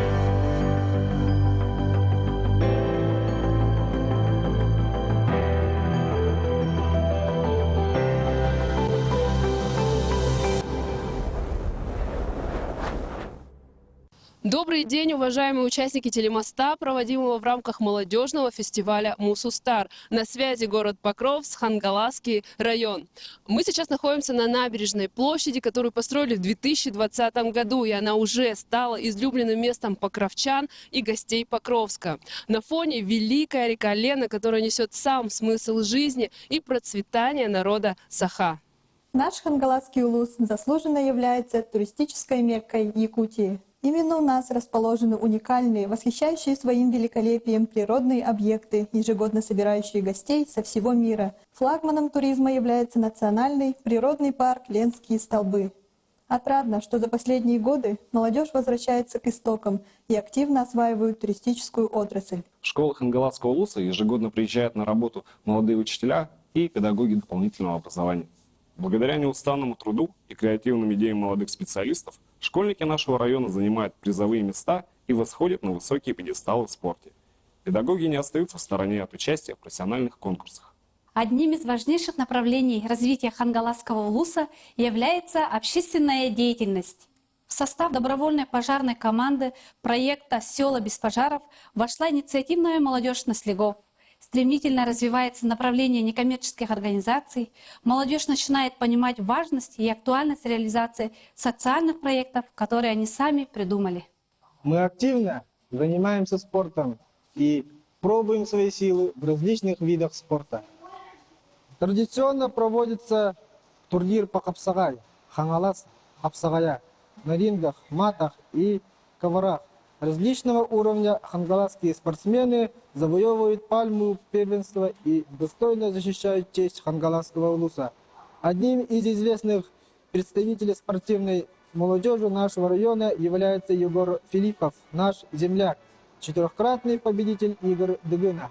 В 2019 году мы организовали первый молодежный фестиваль Республики Саха-Якутия Табыс и заняли в нем 2-е место. Также в Хангаласском районе проводится ежегодный фестиваль молодежи «Самовол», куда стекается вся молодежь района и соревнуется в части культуры, интеллекта и спорта. Совсем недавно в городе Покровск открылся IT-парк и уже выпустил мобильные приложения. В целом, молодежь в Хангаласском районе принимает участие везде, где можно. Туризм, культура, спорт, образование, наука, IT-технологии, сельское хозяйство, общественная деятельность. И хочется сказать, что у нас все еще впереди. Якут, с вами на связи активная молодежь города Покровска. Она приветствует участников фестиваля. Ура! Якут, с вами на связи город Покровск. Сегодня у нас прохладно, но это нам совсем не мешает, потому что нас согревает наша дружба. Пользуясь случаем, поздравляем родное министерство с 30-летним юбилеем и желаем больше новых и креативных идей.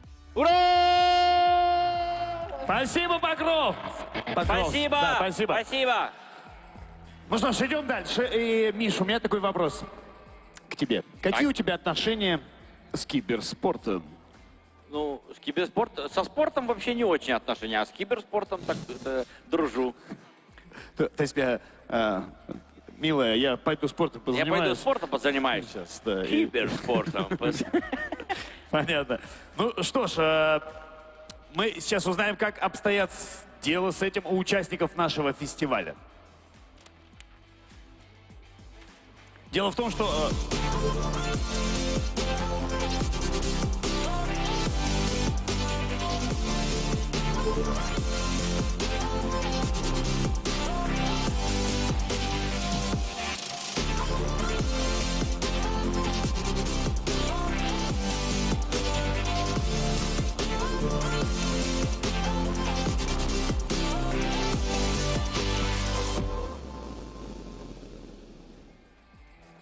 Так вот, возвращаясь к киберспорту, значит, вчера прошел очный финал турнира по киберспорту Dota 2 Yakutian Championship. Может, посмотрим, как это было? С удовольствием. Давайте.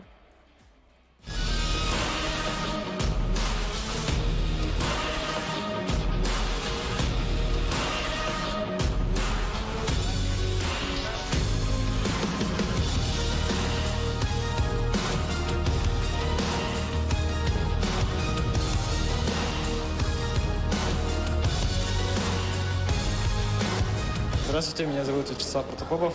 Я капитан команды ССС Триглас UT. Я очень рад, что киберспорт продвигается в этом Якутии. Киберспорт, Мусустар — это круто. Я капитан команды «Оскос» «Острые козырьки». Я очень рад, что в Республике Саха-Якутия проходит такой фестиваль, как «Мусустар», и есть трек, как «Киберспорт».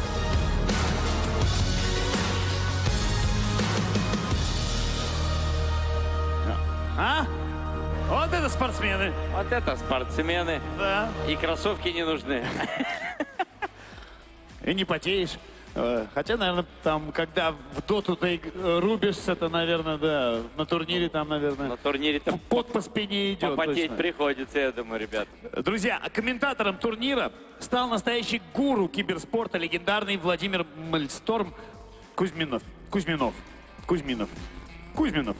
который записал для всех гостей фестиваля Мусустар свое приветствие. Давайте посмотрим. Ну, кто рубится в игры, знает его. Вот он. Меня зовут Владимир Кузьминов, хотя вам я более известен как Mailstorm. Вчера мне удалось прокомментировать финал такого замечательного турнира, как Dota 2 Yakutian Championship.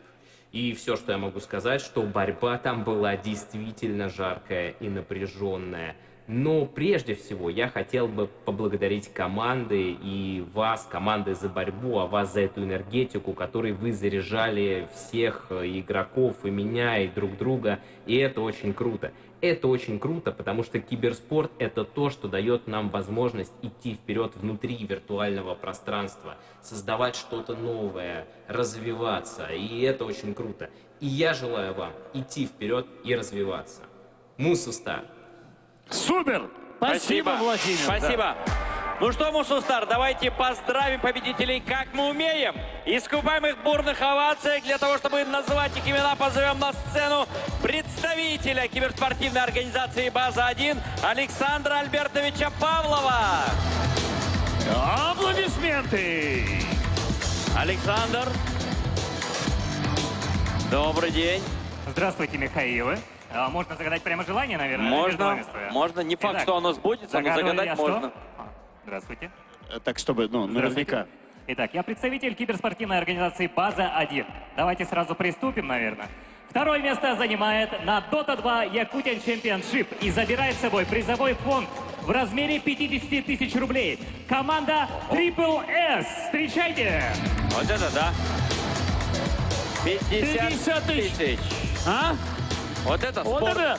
Вот это спорт. Вот это я Наиграли, понимаю. молодцы. Вы куда?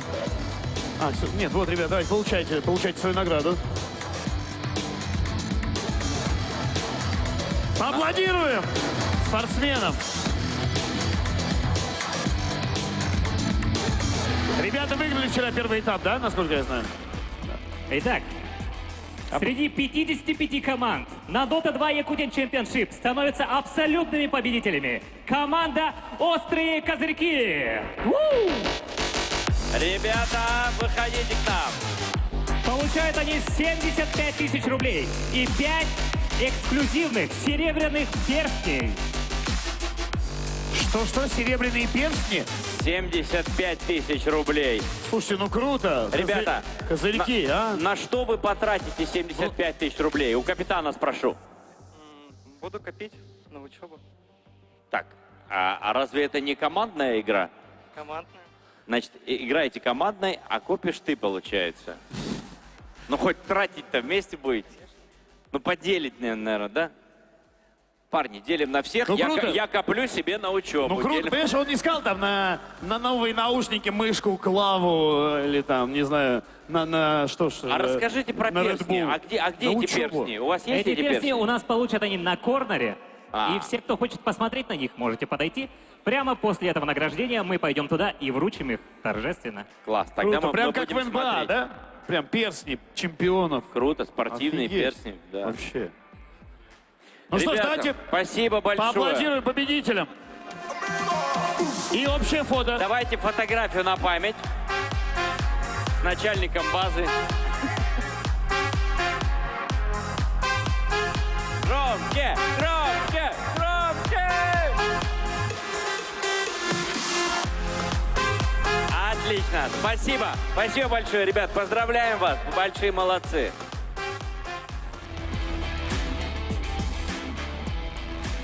Круто. Драйвовые ребята, прям захотелось в доту с ними погонять. Я- Вопрос, захотят ли они поиграть с тобой, Миша? Ну, я ничего не знаю, как бы, где живут, там не менее драйвовые ребята. Да, не менее драйвовые ребята живут в Мирном. И у нас проверка связи. Мирный. Как слышно? Мирный, вы здесь? Вы с нами? Привет всем гостям, зрителям и таким шикарным ведущим с нашего столицы Алмазного края города Мирного. Мы находимся больше 1000 километров от вас, но при этом чувствуем эту бешеную энергетику, эту масштабность и насыщенность данного мероприятия. И сейчас я вам предлагаю и вам познакомиться с нашими молодежью и посмотреть ролик от молодежи города Мирного. С удовольствием.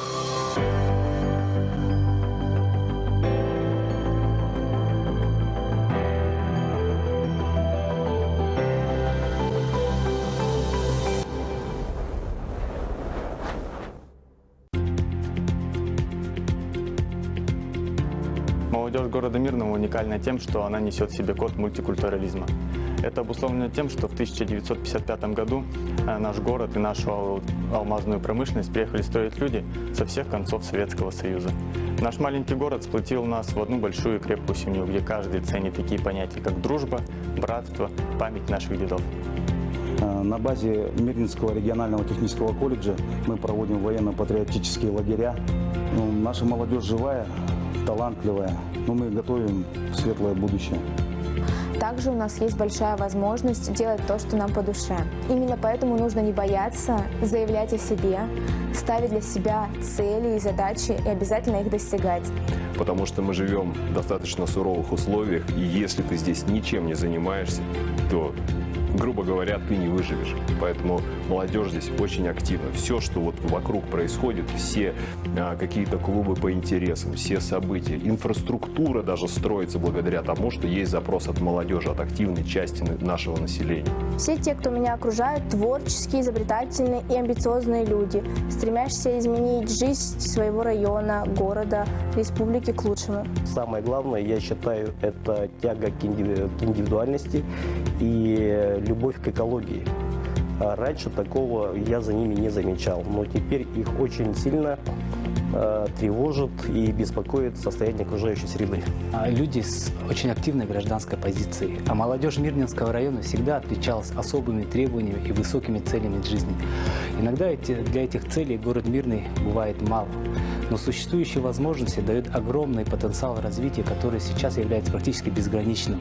В первую очередь требования современного мира – это не только получить профессиональное образование, но и, конечно же, развивать soft skills. Мы часто слышим, что молодежь – это будущее страны, но это ее настоящее. Ведь мы уже сейчас показываем отличные результаты в самых разных сферах деятельности, будь то производство, образование, культура или наука. Ребята стараются развиваться во всевозможных направлениях, и, надо сказать, это у них прекрасно получается. Еще радует, что ребята выбирают сейчас действительно спортивный образ жизни, здоровый образ жизни, идут в ногу с мировыми тенденциями. Молодые мирнинцы отличаются своей осознанностью. Они умеют ставить цели и добиваться их, будь это собственный бизнес, городской фестиваль или чемпионат мира по футболу. И на этом пути их отличает стопроцентная отдача, ведь они не умеют жить наполовину. В ваших руках будущее нашей республики и нашей страны. Творите, дерзайте, покоряйте новые вершины, будьте уверены в себе и двигайтесь всегда вперед.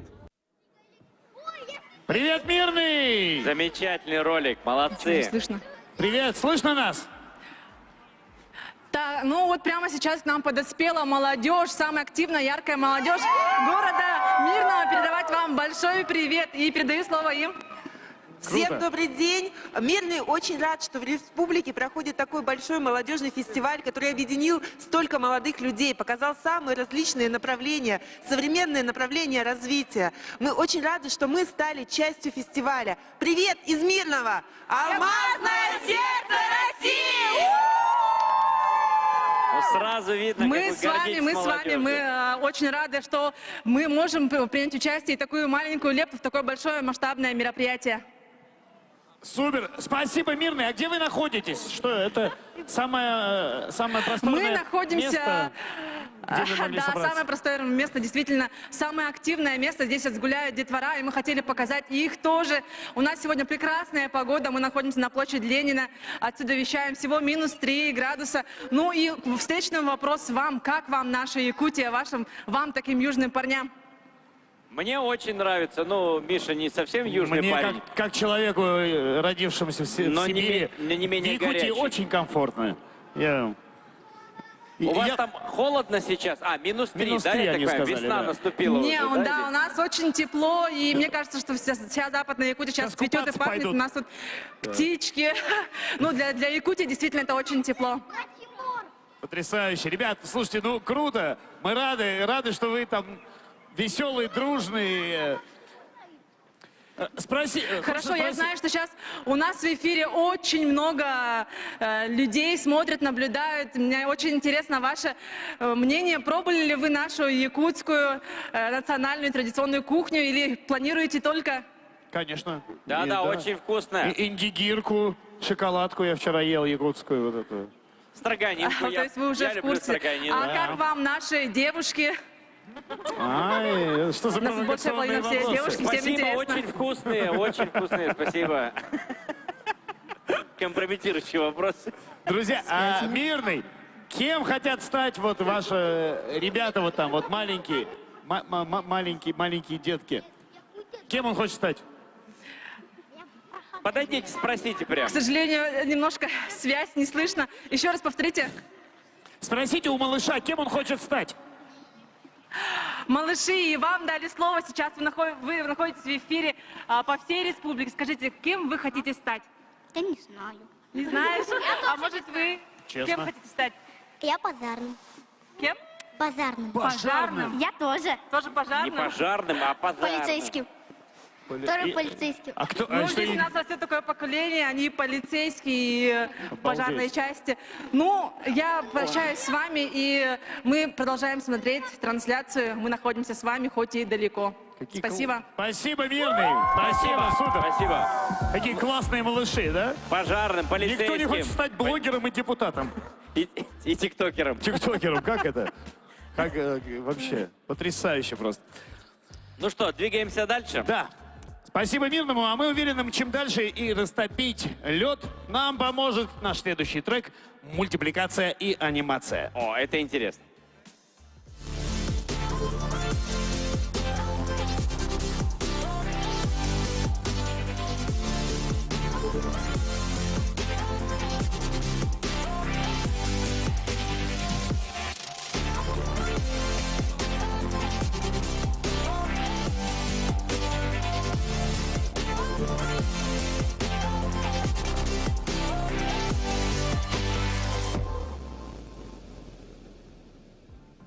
Да, ну что ж, друзья, а прежде чем мы перейдем к нашему треку «Анимация, мультипликация», хочу вас немножечко взбодрить. Кто знает, кто у нас сегодня хедлайнер, кто будет выступать здесь? А? Ваш земляк, подсказочка. Ливан, да. Элван Да. нельзя говорить, нельзя. Элван ни в коем случае. Все, забрали у человека. Элван нельзя говорить? Нельзя. Ему, Тимати придет и вот так вот. ему да, нельзя, а мне да. можно, что? Мне можно говорить. Да. Значит, Ливан Горозия, да, ваш земляк. Ну давайте как-то, я не знаю, отреагирую на это. Давайте Друзья, ваш похлопаем. земляк Кто сегодня ждет Ливана? выступать будет. Я это к чему? К тому, что вы рано покидаете свои места. Наоборот, давайте сюда, Спешите подтягивайтесь, занять места, подтягивайтесь. потом не будет мест. К вечеру уже вообще ни одного свободного места не будет. Друзья, перед тем, как мы поприветствуем на сцене хедлайнеров этого трека, хотим вам напомнить об онлайн-приложении фестиваля «Мусустар». Скачивайте его на свои смартфоны, участвуйте в активностях, отвечайте на вопросы квеста и получайте подарки от организаторов и партнеров фестиваля. К слову, об одном из них. Мы выражаем благодарность за помощь в организации сегодняшнего фестиваля нашему официальному партнеру ФГМ «Финанс».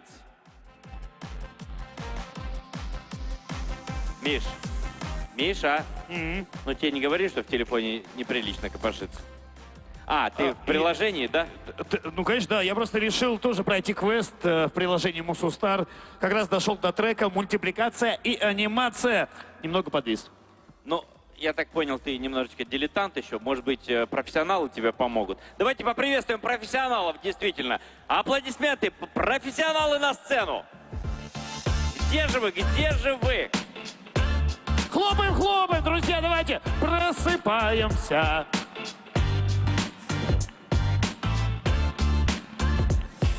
Друзья, мы приглашаем на сцену директора киностудии «Союз мультфильм» Бориса Машковцева и вице-президента корпорации «Синергия» Ольгу Александровну Грищенко. Ваши аплодисменты.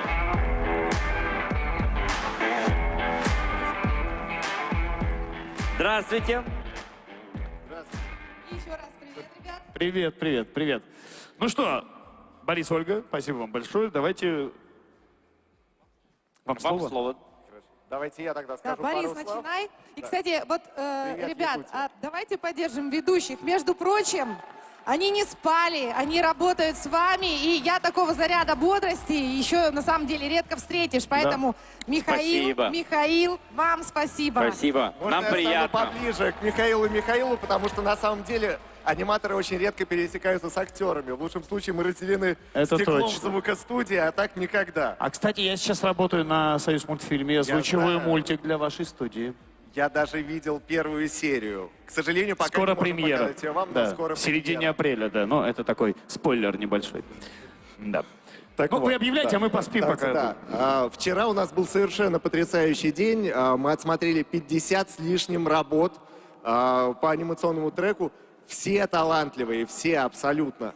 И сегодня были мастер-классы, и я сразу скажу, что это были не последние мастер-классы от «Союз мультфильма». Напротив, мы заходим сюда надолго.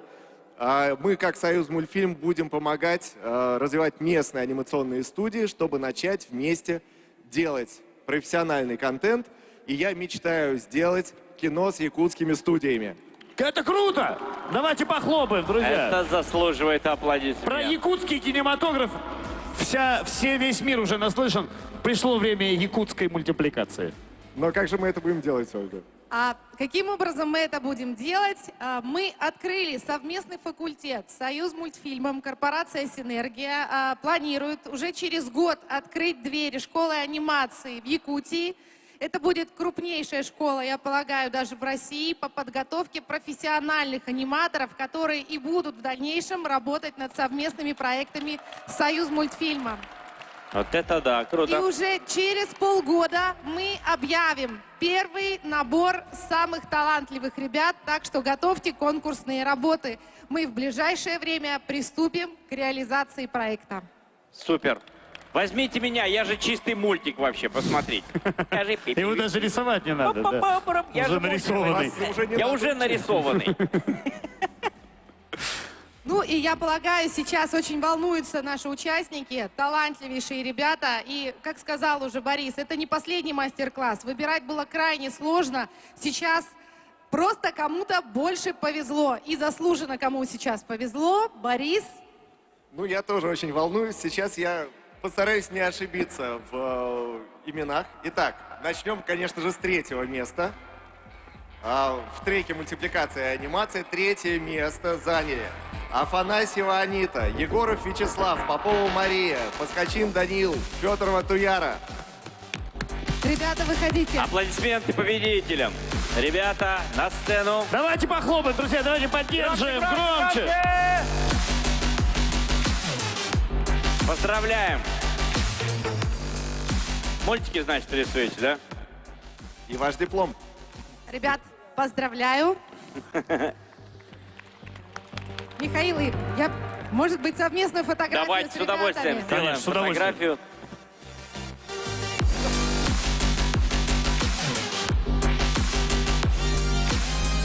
Супер. Итак, мы готовы объявить 2-е место. Итак, Не второе- уходите далеко, да, постойте с нами, да. Итак, 2-е место.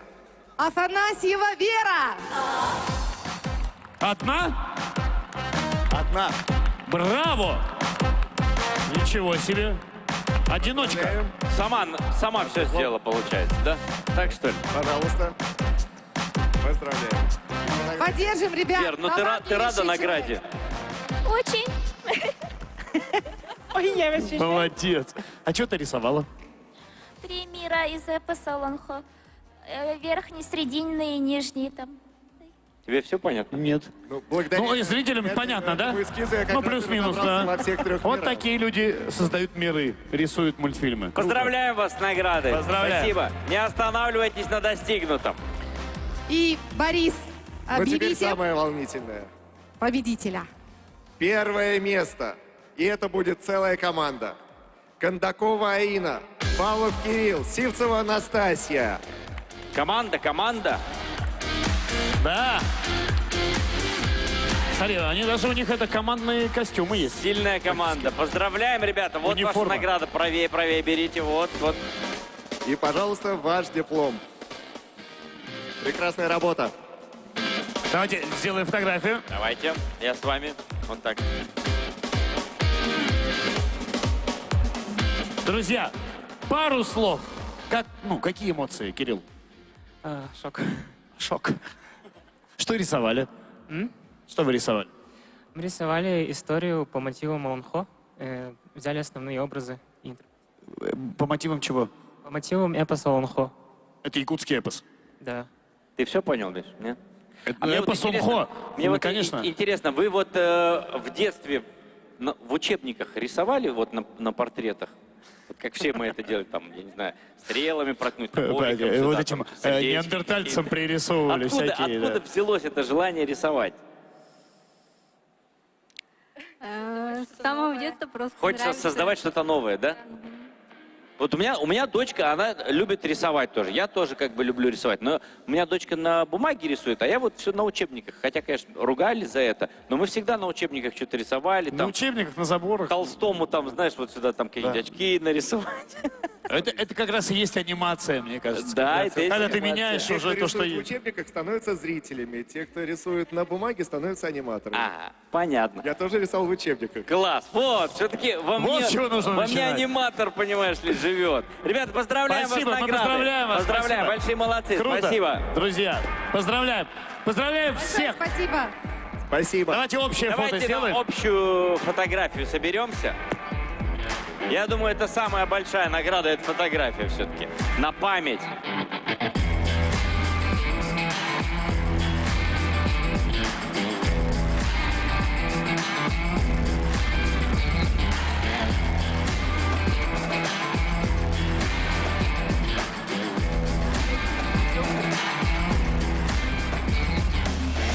Спасибо.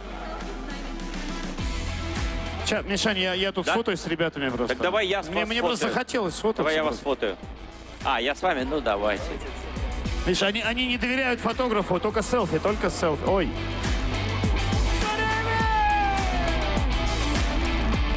Круто. Спасибо, друзья, что подождали, потерпели, пока мы тут фотались. Ну что, спасибо, Борис. Все, Спасибо, ребят, спасибо. снова передаем вас, так сказать, зрителям, а зрителям вас. Спасибо, Ольга. Спасибо. До встречи. До скорого. Друзья, ну и завершая тему мультипликации, давайте посмотрим, как проходило вообще как проходил этот конкурс «Креатон», победителей которого вы видели. Внимание на экран.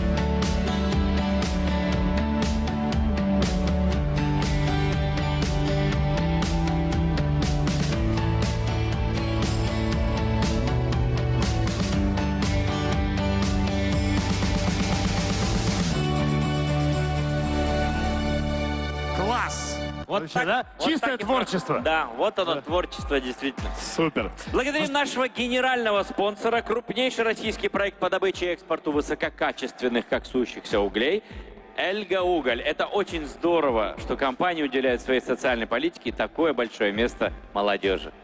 Миш, присоединяюсь к твоим словам. И знаю, что присоединиться к поздравлению очень хочет молодежь Вилюйска. Давайте прямо сейчас посмотрим видео «Привет», которое они для нас записали. Вилюйск. Вилюйский улус является газовым сердцем Якутии.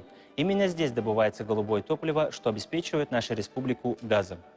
Административный и культурный центр улуса – город Вилюйск с населением более 11 тысяч человек, которое имеет ни с чем не сравнимую и уникальную историю. В области молодежной политики руководством нашего района реализуется и основывается на признании за молодым человеком всей полноты социально-экономических, политических и личных прав и свобод. В Улусе есть множество молодых кадров на руководящих должностях среди молодежи. 2 года назад я решил баллотироваться на должность главы Наслега. После победы в муниципальных выборах начал работу с реализацией проблемных вопросов, которые волнуют жителей. Участие на различных государственных муниципальных программах, проектах. В нашем районе немало делается для молодежи для создания благоприятных условий ее развития, интеллектуального и духовного, участия в общественно-политической жизни. Именно от знаний, умений, творческого потенциала, целеустремленности молодежи зависит будущее нашего улуса, республики и страны в целом. Сегодняшняя наша молодежь задействована во многих отраслях, будь то производство, строительство, образование, культуры, спорта, здравоохранения. Даже в осваивании интерактивных современных средств, будь то IT-технологии или разработка современных приложений. Молодые предприниматели нашего улуса – это люди из числа тех, кто желает взять жизнь в свои руки, при этом выбирая направление движения по выбранному пути. Молодым людям, стремящимся своими задумками, идеями, открытиями, новаторством заработать и тем самым улучшить финансовое положение, стать собственниками, открыты все пути. Мы начали свою деятельность вместе с мужем в конце декабря 2014 года. Мы открыли маленький магазин, павильон, киоск, 24 квадратных метра в центре города Вилюйска. Построили торговый центр. Молодежь — это будущее Вилюйска, поэтому это очень отрадно, что многие начинают свой бизнес. Вилюйский улус уделяет большое внимание к патриотическому воспитанию молодежи. Подтверждением этого является все возрастающее число молодых людей, желающих принять активное участие в организации и проведении патриотических мероприятий. Я очень люблю спорт. Начала заниматься спортом с 2015 года. Веду групповые и индивидуальные тренировки по фитнесу, а также тренировки в тренажерном зале.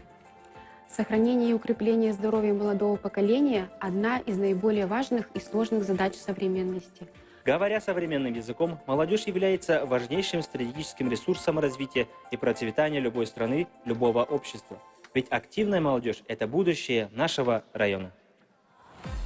Ура! Замечательный ролик, друзья. Спасибо Вилюйску, спасибо. Ну а мы двигаемся к следующему треку. Впереди нас ждет трек «Журналистика и блогинг».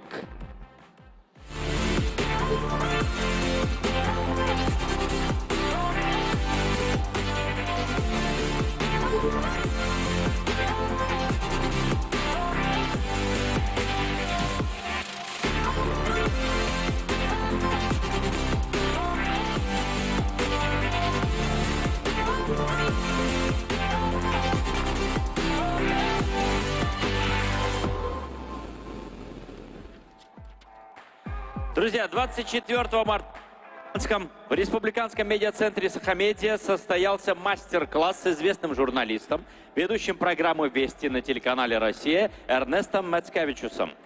Да, к сожалению, Эрнест не смог сегодня присутствовать на этой сцене, но он записал для всех гостей фестиваля «Мусустар» небольшое видео. Давайте его посмотрим. Привет, Эрнест. Дорогие ребята, дорогие участники молодежного фестиваля «Мусустар». Я очень рад, что у вас в республике появилось такое событие. Это, наверное, какой-то новый этап в вашей жизни, с которой многое начнет меняться. Я очень рад, что у вас появилась возможность собраться вместе, обменяться своим опытом, обменяться своим знанием, обменяться своей энергетикой и открыть себе новые горизонты. Я очень хотел оказаться рядом с вами в эти дни. Но, видите, к сожалению, работа она не позволила мне вырваться, но я обещаю, что буду все время находиться поблизости и присутствовать с вами душою и отчасти сознанием отсюда, прямо из студии «Вести». Я Эрнест Мацкевичус, не прощаемся. Спасибо, Эрнест. Спасибо большое. Специально для фестиваля «Мусустар». Ну что ж, мы посылаем Эрнесту лучи нашего мусустаровского добра и переходим к награждению конкурса журналистов Мусмедиа. Для оглашения результатов мы приглашаем на сцену журналиста-писателя, главного редактора и историко-географического и культурологического журнала «Илин» Олега Гаврильевича Сидорова. Ваши аплодисменты!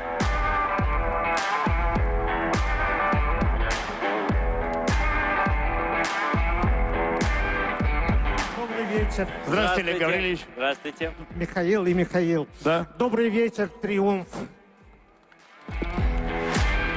Я объявляю победителей журналистика и блогинг. По направлению журналистика команда Альфа Центавра. Состав команды: Архипова Мария, Борисов Юрий, Сергеева Виктория. А вот и они. Друзья, давайте поприветствуем победителей. Громче, громче, громче! Поздравляем! Пока вам выносят подарки, расскажите, с каким проектом вы победители? Была общая задача сделать фото, сюжет, фоторепортаж, текст и видеорепортаж на тему «100 лет Я СССР». На эту тему мы сделали вот все эти материалы. Круто. Долго, много ушло времени на работу? Ух ты, iPad Pro, смотри-ка, а? Что, да, заметьте, пожалуйста. Мы все это сделали за 3 часа. То есть это... Сейчас вот буквально, да, получается? Нет, но это было 24-го, мы в 3 пришли и в 6. А обычно сколько уходит время? Обычно, ну... Как минимум сутки было бы идеально получить. То есть вы в ускоренном режиме все это делаете? Ребят, у меня такой вопрос. А вы, ну, вы трое просто как бы... Как вы собрались вообще? Что у вас за, что называется, за творческий коллектив, команда? Вот наш капитан команды Виктория, она решила то, что хочет взять от этого фестиваля все, и решила собрать команду. Ну, то есть, я уточню свой вопрос. Вы учитесь в школе? Нет. Ага. Вы студенты Вы сейчас студенты? или Нет. Вы безработные? Нет. Вы разработанные. Вы только что познакомились? Три часа назад они познакомились. Вы давние друзья, и у вас есть какое-то, что у вас, интернет-издание, что-то... Каждый работает в разных сферах, но все равно нас объединяет то, что медиасфера. Кто-то журналист, кто-то пресс-секретарь, кто-то занимается видео. Ну и вот такая сборная солянка у нас получилась. Ну, я поздравляю вас, вы победили. Давайте поаплодируем. И Молодцы. фото. Молодцы. Михаил, журналистика и блогинг — это территория свободы и креатива. Согласен. Правильно, Михаил. Согласен. Полностью согласен. Ну что ж, еще раз аплодисменты победителям. Молодцы. Просто молодцы. Спасибо. Спасибо, Олег Гаврилович. Спасибо вам. И призы хорошие. И призы хорошие. Потрясающая молодежь у вас в Якутске. Да, гордость за такую молодежь. Молодцы, Миша, ребята. у меня такой вопрос, между нами. А сколько у тебя подписчиков в Инстаграме? Ну, я не хочу хвастаться. 12 миллионов подписчиков у меня. Ух, 12 миллионов? Это только в Инстаграме. А у тебя сколько? Ну, я не хочу хвастаться, но... Ну, сколько? Ну, у меня там... Да, нормально. Нормально? Ну, много, да. 282 тысячи. Ну, слушай, знаешь, вообще, как бы, 282 еще чуть-чуть тысячи. и Якутск практически. 282 тысячи, это немало. Я Весь уверен, Якутск, да. Сейчас еще половина зала на тебя подпишется, будет 283 тысячи. Да, подписывайтесь, друзья, да. И зовите друзей, где вообще, где все зрители? Кстати, выкладывайте фотки, постите фотографии в соцсети с хэштегом Устар и популяризируйте это направление, этот фестиваль. Это хорошее мероприятие, на самом деле. Друзья, и в финале сегодняшнего мероприятия вас ждет Ливан Горозия! Вот, пусть это ощущение, вот, да. Не покидает вас. Все танцуют локтями, вот это, да, пусть оно как бы вас греет. Друзья, к чему я завел вообще про Инстаграм? Речь, собственно, сейчас на сцене появится человек, который, в общем, любому поможет прокачать свои блогерские мускулы. Да. Встречайте на сцене фестиваля Мусустар Алексей Михайлов! Давайте погромче встретим аплодисментами. Друзья, всем привет!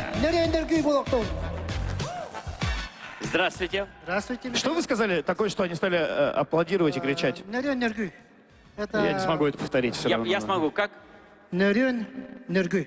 Да. Нерюн-нергу. Получается у меня нормально? Нерюн-нергу. Я искренне, от чистого сердца поздравляю всех участников за креативное мышление и трудолюбие. Для меня большая честь стоять здесь, на этой сцене, с двумя замечательными людьми, с двумя Михаилами. Нерюн-нергу. И сейчас мы объявим победителей трека «Блогинг». Итак. Супер. Третье место занимает у нас Мичелия Гурьева. Круто!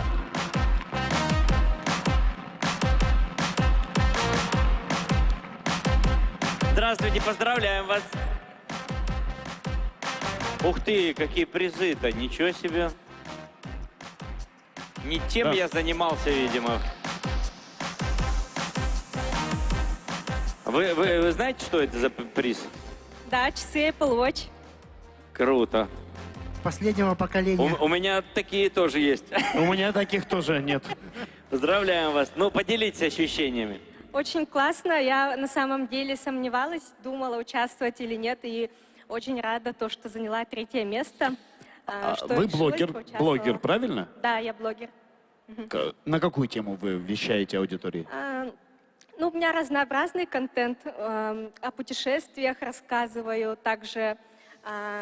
Очень актуально сейчас в период пандемии. Да. Сколько подписчиков у вас? Ну, не так много, 2280. Активная аудитория. Лайкают, комментируют. Активная, да. Желаем самое главное. успеха вам на вашем замечательном поприще. Блогинг — это очень непростая, на самом деле, профессия, как многим может показаться. Ну, что там, снимаете? Это... Я один раз попробовал вести блог, у меня ничего не получилось. 65 неудачных дублей, переписывать, все переделать. Плюнул на все это и пошел И завел веселить людей. ТикТок. Завел ТикТок. Поздравляем вас. Спасибо большое. Так. Итак, второе место занимает у нас Анжелика Сотникова. Аплодисменты Анжелике. Анжелика, вы где едете к нам? Здравствуйте.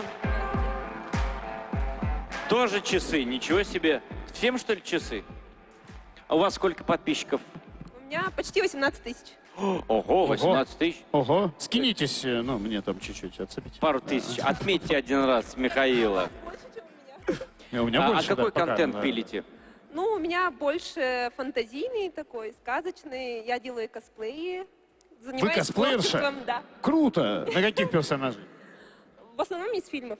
Из каких? Например, королева из «Белоснежки и охотника». А что, Я бы- женщину Я бы делали? посмотрел. Вся в золоте, в перьях, это была я. Главное, что аудитории нравится. Лайкают, комментируют, да? А что же вы не пришли в золоте и в перьях? Вот было бы круто. Надо было, да. Ну, Золото в перьях. Чтобы она вышла и сказали, вот чудо в перьях, золото. Поздравляем вас с наградой. Спасибо. Да, Спасибо. поздравляем. Спасибо вам за ваше творчество, за ваш креатив. Вот сразу видно, как только номинация блогеры, сразу вышли блогеры, снимают все. Вот правильно, надо протоколировать все, на всякий случай. Вот это, да, называется Так, солидарность. итак, у нас... Ответственный момент. Да. Сейчас, подождите. Соберитесь. Все будет хорошо. Алмаз. А? Собрались? Давайте поддержим, человек волнуется. Ну чего вы, ребята? Не, подождите. Ребят, а что происходит? Вы можете нормально поаплодировать человеку? Ну, давайте поддерживать друг друга. У нас замечательное мероприятие. Ого, вот это да, Конечно, проснулись! ну, что вы, я не знаю. Так, поддержку чувствуете? Нормально. Давайте. Пойдет. Давайте. Итак, первое место у нас занимает Елена Амосова. Браво! Елена! И опять весь пьедестал женский. Ой, Елена не одна. Здравствуйте. О, Ладно, вот круто. почему человек первое место занял. Даже на сцену вышел. И дайте угадаю, вы ведете блог для мамочек. Ну да, так как я сейчас в положении интересном на 9-м месяце, буквально через пару дней рожаю, у меня блог превратился в материнский, но больше я пишу об урбанистике, о городском развитии, как раз о нашей республике. Я много путешествую по нашей республике. Вот так. Кроме этого, ну, у меня лайфстайл-блог. Обалдеть. Привет, Триумф! Привет, вся республика! Мне было так интересно смотреть телемост с подключением, потому что там столько знакомых лиц. Это было здорово, что у организаторов такая задумка подключить все города. Поэтому... Спасибо организаторам. Скажите, сколько у вас подписчиков? Давайте сейчас, на данный момент. 19 тысяч, нормально. Как на вас подписаться? Елена Амосова. Елена, нижнее подчеркивание, Амосова. Подписывайтесь на Лену. Скоро родит, там вообще начнется такой контент. Просто фантастика. А сейчас у нее еще второй телефон будет. С 2 телефонов может пилить. А еще и... О, телефон, это серьезное дело. У меня таких телефонов нет. Сразу видно, блогер. Да, человек сразу выходит во всеоружии на сцену. Класс. Поздравляем. Вот ваша награда, вот ваш диплом. Давайте я вас... Общее фото, друзья, я вас давайте. сниму тоже тут. Общее фото сделаем.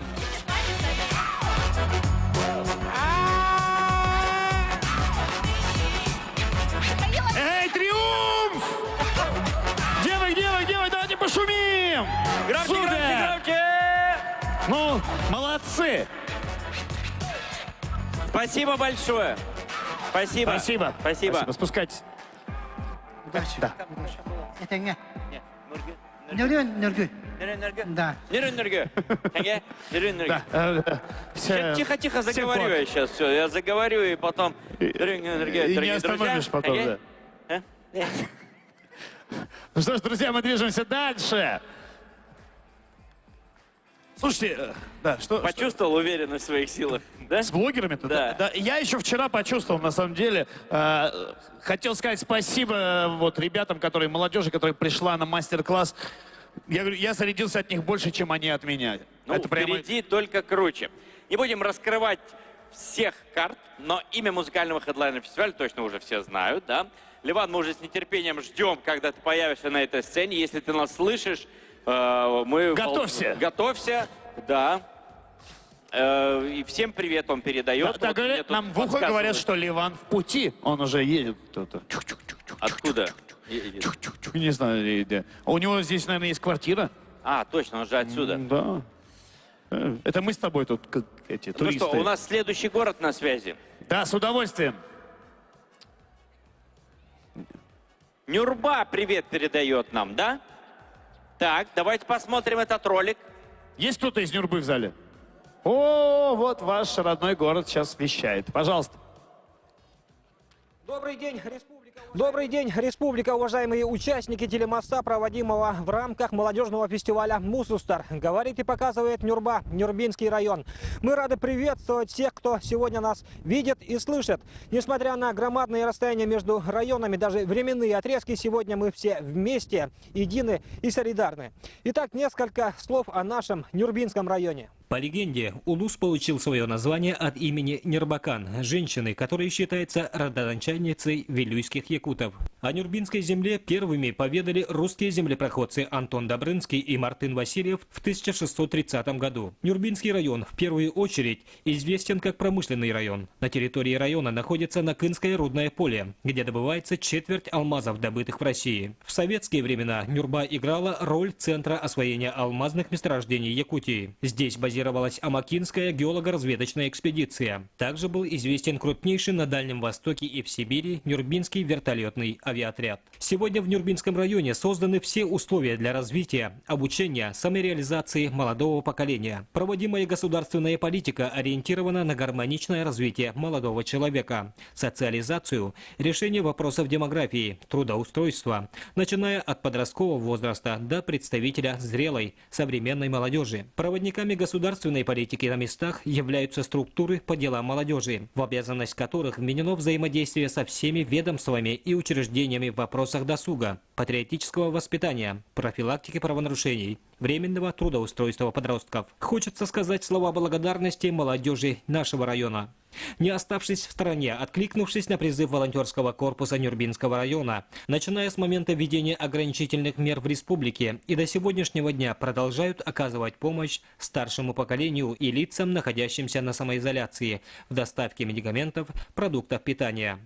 В пик заболеваемости количество волонтеров доходило до 148 человек. Отработано около 5000 заявок от населения. Волонтерский корпус выпустил более 20 роликов по профилактике COVID-19.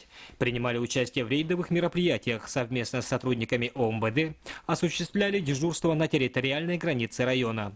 Мы по праву гордимся нашей молодежью, которая фактически, находясь в группе риска, вместе с работниками здравоохранения, Роспотребнадзор, работниками полиции, внесла свой вклад в стабилизацию ситуации по COVID-19 в районе. В этом году запущены проекты: региональный фестиваль молодежи Вилюйской группы районов Чулуджамут-Улуолуктара. В рамках юбилейных мероприятий 125-летию выдающегося государственного, политического, профсоюзного деятеля, уроженца Нюрбинского района Степана Васильева проводится республиканский марафон-экспедиция Тölönнөх-Сүрөхтер. Молодежь, дерзайте, созидайте, дружите, любите. Итак, что сегодня добавите? Давайте спросим у ребят. Молодежь Нюрбы гордится героями Советского Союза, ветеранами Великой Отечественной войны, и, конечно же, мы стараемся равняться на них. Мы, волонтерский корпус Нюрбинского района, во время пандемии выполнили более 4000 заявок. Мы уверены, что пандемия – это не норма жизни. Скоро все пройдет, откроются границы, снимутся ограничительные меры. И все мы будем вместе и будем работать, созидать, творить во благо развития нашей республики, нашей страны. Ура! Спасибо, спасибо, Нюрба. Спасибо, Нюрба. А сейчас давайте все вместе перейдем к следующему треку фестиваля «Мусустар» «Якутия Travel». Ну а перед этим, Миша, мы благодарим нашего генерального спонсора. Крупнейший российский проект по добыче и экспорту высококачественных коксующихся углей «Эльга Уголь». Уже захотелось себе купить чуть-чуть угля. Чуть-чуть. Согреться. Да, согреться, да. Высококачественного. Ну что ж, а мы переходим к треку «Якутия Travel». Внимание на экран.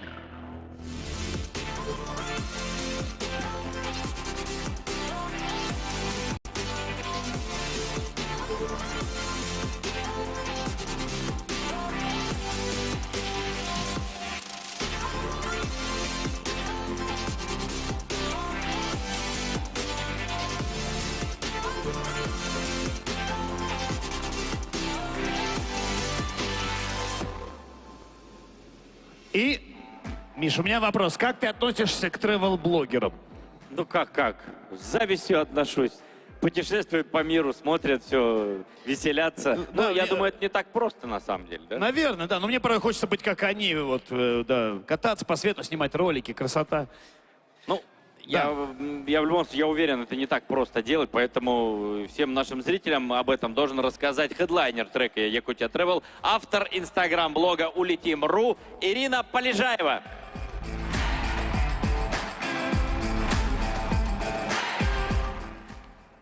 Мусустар, ребята, всем привет! Меня зовут Ирина Полежаева, я тележурналист и тревел-блогер. Родилась я в Сибири, и маленькой девочкой очень-очень мечтала работать на Первом канале, а еще объездить много-много стран.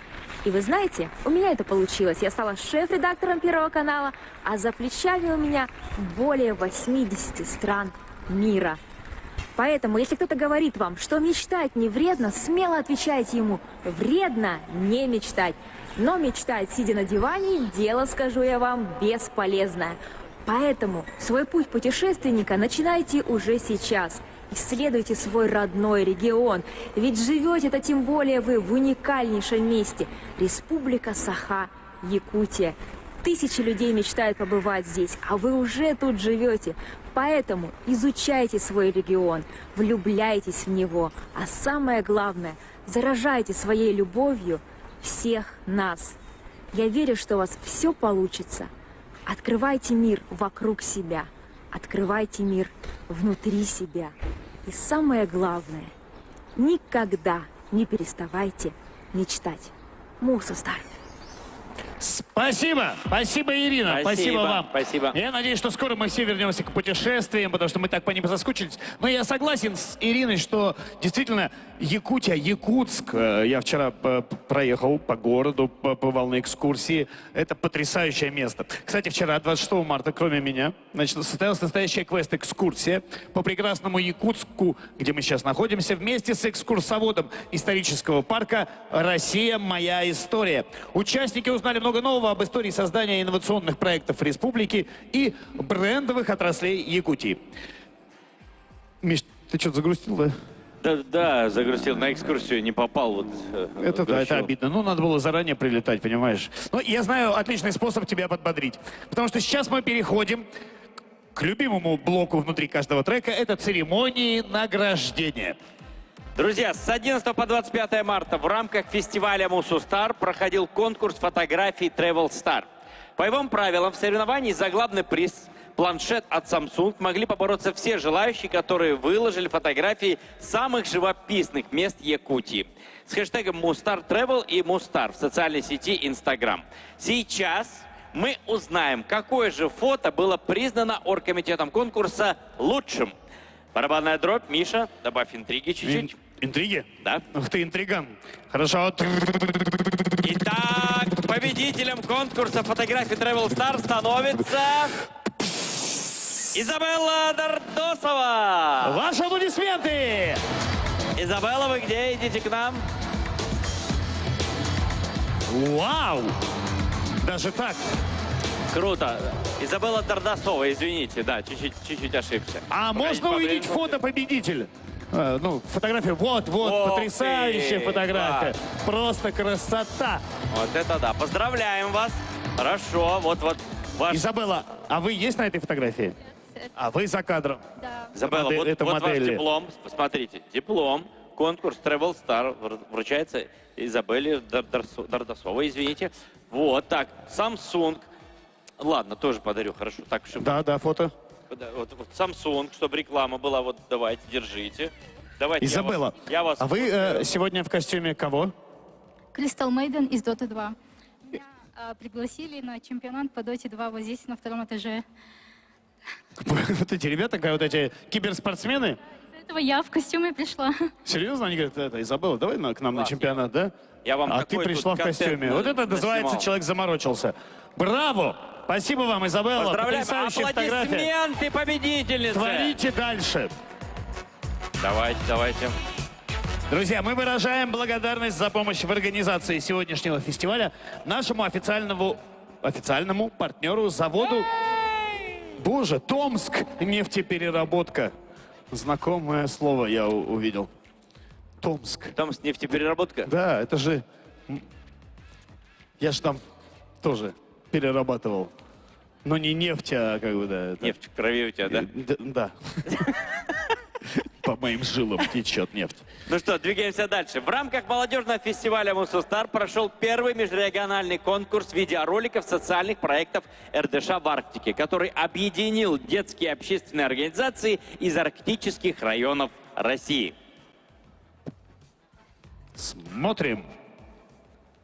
В конкурсе были представлены социальные проекты по направлениям развития добровольческих практик, культурного исторического наследия, проекты в сфере социального предпринимательства, экологии, туризма.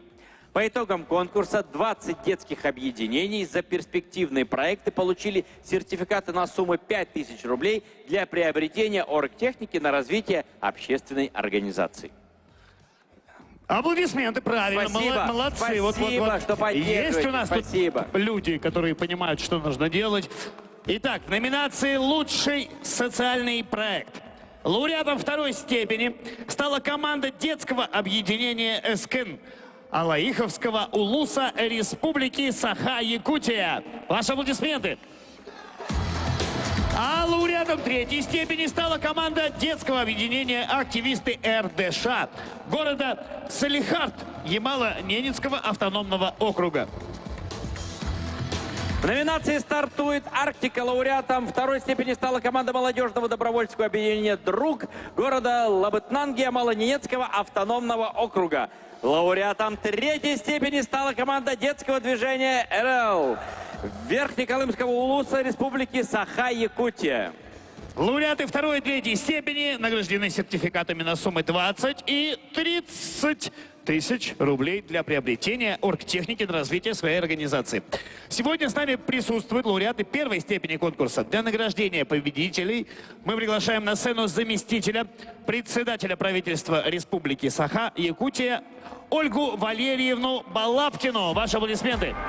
Встречаем. Здравствуйте. Здравствуйте. Здравствуйте. Михаил и Михаил. Михаил и Михаил. Легко запомнить. Вообще не ошибешься. Класс. У меня было жуткое желание с самого начала вообще страшную вещь сделать. Встать между двумя Михаилами. Я тогда подойду. Я хотел отойти. Да? Все, отлично. Сейчас я загадаю желание. Можно? Да. Отлично. Озвучите. Обязательно. Давайте. О чем вы говорите? Все. Да можно вслух. Да ладно, сейчас уже загадала. Я хочу, чтобы у меня подписчиков было больше, чем у Башкатова, но меньше, чем у Галустяна. Какая цифра? Широкая вилка. Сколько миллионов вы хотите, Ольга? У женщины неприлично спрашивать о возрасте. О цифрах можно спрашивать. О миллионах. Хорошо. Не, я не про миллионы. Ольга Валерьевна, пожалуйста, объявите победителя. Спасибо большое, что разрешили. Уважаемые жители, уважаемая молодежь, дорогой мой любимый триумф, дорогой Мусустар, именно таким он для нас стал. Я сегодня с большим удовольствием представляю лучший социальный проект. Дипломом первой степени и сертификатом на 50 тысяч рублей для приобретения оргтехники награждается детское объединение «Ритм» Устьянского улуса за лучший экопроект «Сердце Заполярья». Ура! Поздравляем!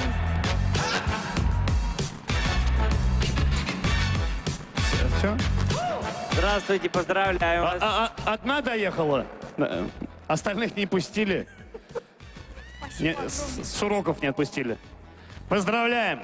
Поделитесь впечатлениями. Я бы хотела сказать, выразить огромную благодарность от имени своей депутатской школы за такую прекрасную возможность участвовать, принимать участие в таких классных, крутых мероприятиях, как Мусустар. Еще раз спасибо. Вам сколько лет? Вы Мне 19, я просто представитель моей школы. представитель школы? Молодо выглядит, да. Молодцы. Фото!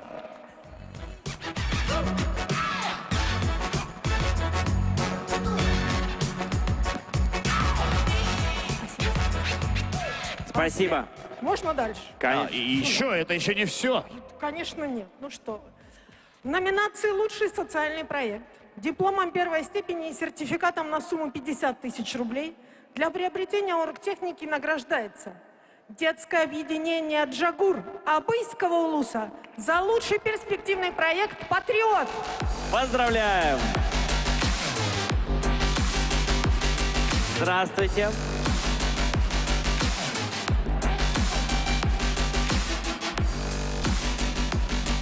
Тяжело даются такие награды? Тяжело, ага. Много работы. Много работали, да? Ой, день и ночь работали, школу пропускали. Да. Ну, я просто представитель. А, вы просто представитель. Поэтому вы не работали, да? Я работала над этим А проектом. представителем, думаешь, легко работать? Я представляю. Постоянно представлять. Ну, хорошо. Хорошо представляете, кстати. Поздравляем с представлением. Спасибо. Всем удачи. Спасибо. Еще раз аплодисменты победителям.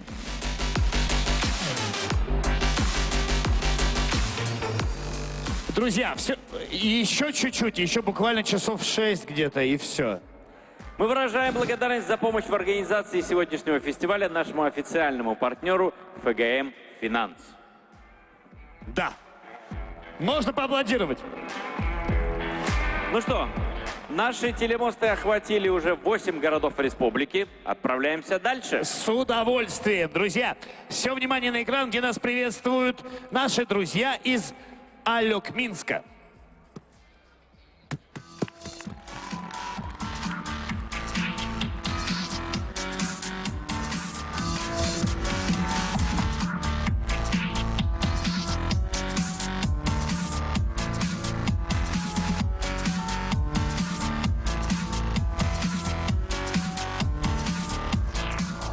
Добрый день, дорогие участники фестиваля «Мус-Устар».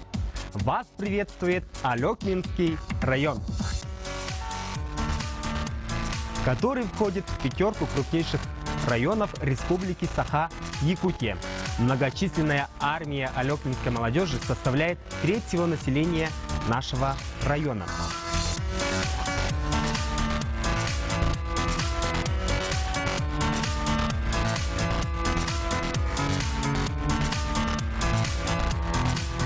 Добрый день!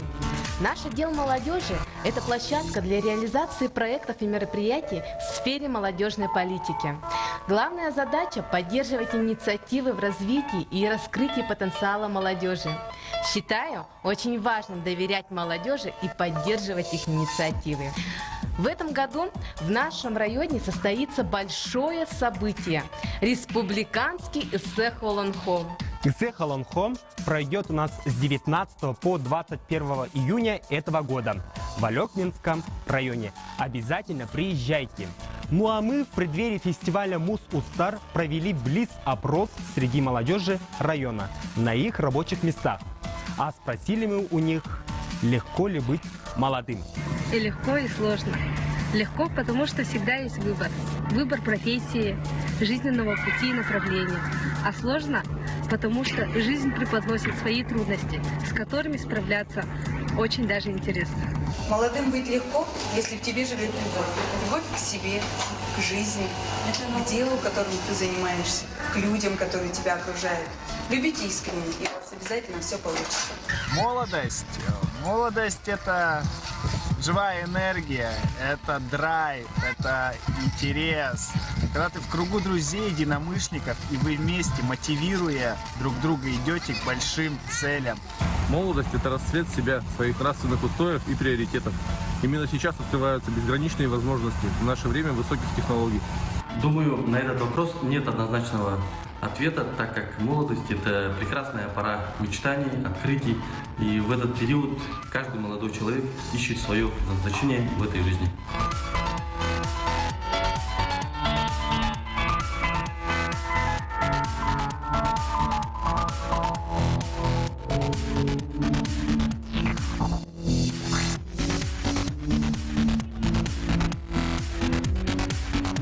Хороший ролик. Ну что, Миш, мне кажется, настало время с головой окунуться в традиции республики. А то по городам мы путешествуем, а вот такого погружения в культуру прям очень не хватает. Не поверишь, но увидев следующих участников фестиваля, я подумал о том же самом. На сцене фестиваля «Мусустар» участники трека «Танцевальный квартал» с номером «Якутские узоры». Смотрим.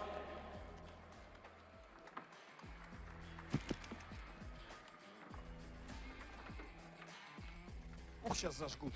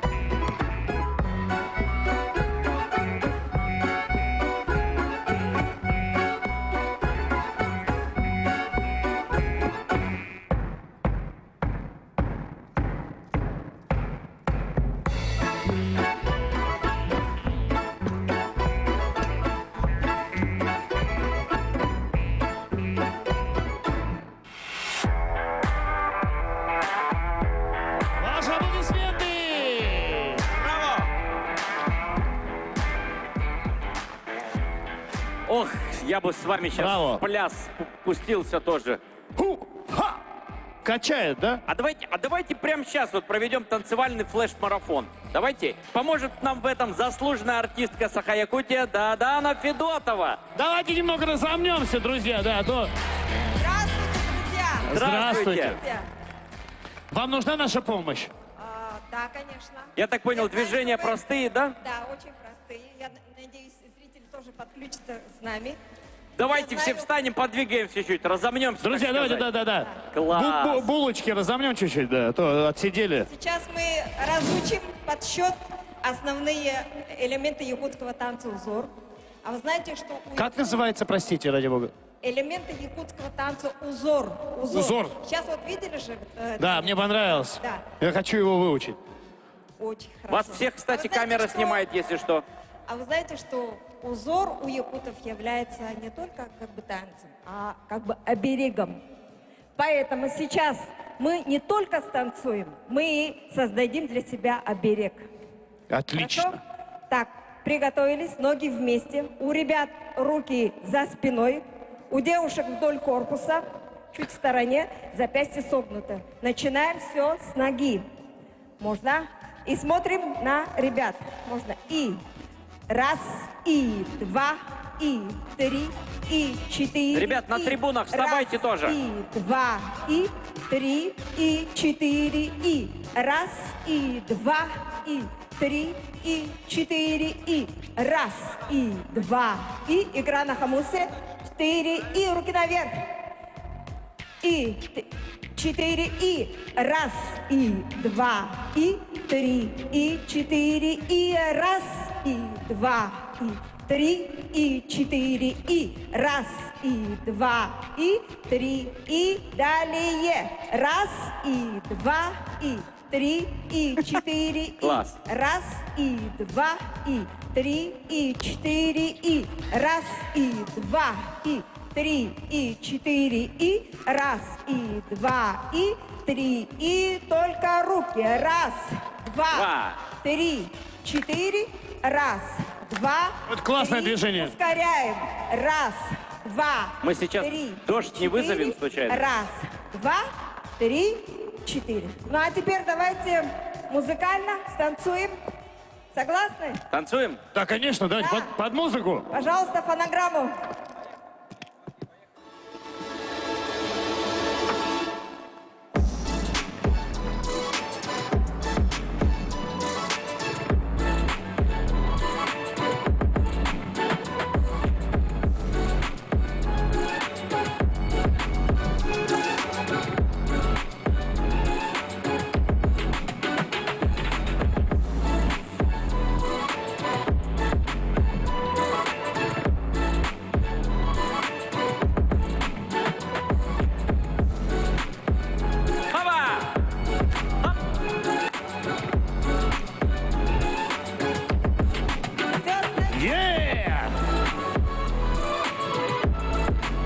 Участников всероссийского конкурса молодежных проектов в рамках фестиваля, рекомендованных к получению грантовой поддержки. Для того, чтобы объявить, кому же достанутся эти заветные гранты, мы приглашаем на сцену советника руководителя Федерального агентства по делам молодежи Сергея Валерьевича Степанова, экспертов грантового конкурса Росмолодежи Светлану Михайловну. Итак, обладатели грантов.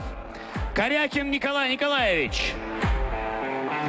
Вы его все знаете, да? Да, поддержим. Иванов Евсей Иванович. Попов Альберт Степанович. Захаров Дмитрий Егорович. Амбросев Евгений Евгеньевич. Романов Роман Романович. Наговицына Айглана Васильевна. Жиркова Анжела Евгеньевна. Слюсарь Теона Зурабовна и Захаров Тимофей Николаевич. Здравствуйте. Ой, как вас много. Какие вы все классные, молодые, красивые. Прошу. Уверенные в себе. Молодцы. Эти аплодисменты звучат для вас, победители. Спасибо, спасибо, друзья. Так, экстренное селфи у нас. Да. У меня длинные руки. Да. Извините. Класс. Прирожденный фотограф. Спасибо, хорошего Спасибо вечера. А наш вечер продолжается здесь на сцене в «Триумфе». Мы благодарим нашего генерального спонсора, крупнейший российский проект по добыче и экспорту высококачественных коксующихся углей «Эльга Уголь». Это очень здорово, Миш, что компания уделяет своей социальной политике такое большое место молодежи. Полностью с тобой согласен. Это очень важно, ведь развитие молодежного творчества позволяет раскрыть молодежный потенциал, позволяет молодежи самореализоваться, реализовать свои таланты. Ну, надеемся, что проведение фестиваля с таким размахом станет доброй традицией и поможет реализоваться еще большому и большому количеству молодых людей. Вы нас слышите? Да. Супер. Как вас Слышим. зовут? Меня зовут Иван. Иван. Иван, вы бывали в Якутске? К сожалению, нет. Вы хотели бы, чтобы во Владивостоке такой же фестиваль проходил? Конечно, у нас проходят молодежные фестивали, но вот в таком масштабе, конечно, будем расти. Слушайте, Галустян и искренне- Башкатов, это... да, Мы вам искренне желаем, чтобы у вас были такие же фестивали, но и приглашайте нас с Михаилом. Ну, мы уже руку Хотя нам набили. неизвестно, нас отсюда отпустят или нет еще вообще. Как. Может, мы здесь останемся. Да, будем есть индигирку. Круглые, Я строганинку буду есть. круглые сутки. Иван, ну а с чем у вас ассоциируется Якутия? Вот мне интересно. Вот когда вы слышите Якутия, что у вас возникает в голове? У Якутия, если честно, мороз, строганина и почему-то горловое пение. Вот, ну это неплохие ассоциации на самом деле. Ну то есть мороз это, конечно, не заслуга Якутии, это данность. Сколько лететь из Владивостока до Якутска? Не знаю. А есть вообще такие перелеты? 3? Часа 3. 3 дня лететь. Часа 3. 3 дня. У нас очень Спасибо, большая Владивосток. страна. С вами было классно. Привет Спасибо. всем. Привет. Ну что ж, друзья, идем дальше. У нас на связи Казань. Но прежде чем мы перейдем, собственно, к телемосту, да, давайте посмотрим видео приветствия, которое заранее подготовил для гостей и участников фестиваля «Мусустар» министр по делам молодежи Республики Татарстан Дамир Ильдусович Фатахов. Мусустар салям из Татарстана. Главный секрет успешного молодежного фестиваля – это когда ничего для молодежи без молодежи. И это вообще наш главный принцип. Чтобы сделать крутое событие для молодых людей, надо у них и спросить, потом поддержать инициативу и дать возможность самим принимать участие от создания проекта до его реализации. В общем, будьте на одной волне, и все получится. И как говорят у нас в Татарстане, только алга, только вперед. Алга. Ну что ж, а у нас на связи Казань. Казань, как слышно? Из Татарстана. Фестиваль «Мусустар» проводится в этом году впервые. И всем участникам фестиваля из Казани Зур Салям! Мы очень рады, что такой большой фестиваль проводится в Якутии впервые. И мы надеемся, что этот фестиваль будет проводиться ежегодно. А если говорить про Республику Татарстан, то 2021 год объявлен здесь годом родных языков и народного единства. И в рамках этого года у нас проходит большое количество мероприятий, таких же фестивалей, молодежных форумов.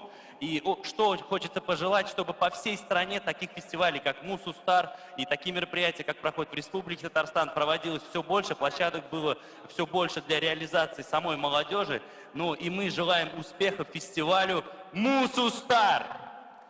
Здравствуйте. Как вас зовут? Меня зовут Тимур, я руководитель молодежной ассамблеи народов Татарстана. Тимур, Привет, чем Тимур. увлекается молодежь Татарстана? Молодежь Татарстана, абсолютно разные интересы у молодежи Татарстана. Например, сегодня собралась молодежная ассамблея. Это представители более 30 народов, которые проживают в нашей республике. И эта молодежь как раз у нас сохраняет традиции, популяризирует культуру своего народа. Тимур, я правильно понимаю, татарские, якутские языки, в общем, родные языки? Ну, в принципе, это одна группа тюркских Да, тюркские языков. Да. Вы знаете, что значит «Мусустар»? Ну, то есть вы понимаете? У нас сегодня прекрасная погода, и в Татарстане тоже лед тронулся. Понятно, да, Тимур. Ну что, время, видимо, учить тюркский язык, да. Тимур.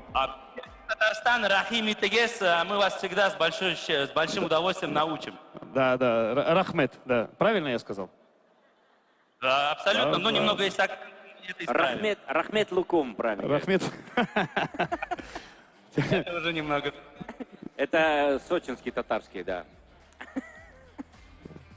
Тимур, где вы находитесь? Что это за место? Мы находимся в Доме дружбы. У нас есть в Республике Татарстан такой большой Дом дружбы, где все национальные культурные автономии, молодежь разных национальностей может собираться в этом доме. У нас здесь, что я буду вам рассказывать, лучше будет, если вы к нам приедете на очередное наше мероприятие, и мы вам проведем экскурсию по нашему замечательному Дому дружбы. Тимур, с удовольствием. Я недавно был в Казани, я был в восторге. Мы собственно, как и от Якутска. Прямо отсюда полетим в Татарстан, в Казань сразу полетим.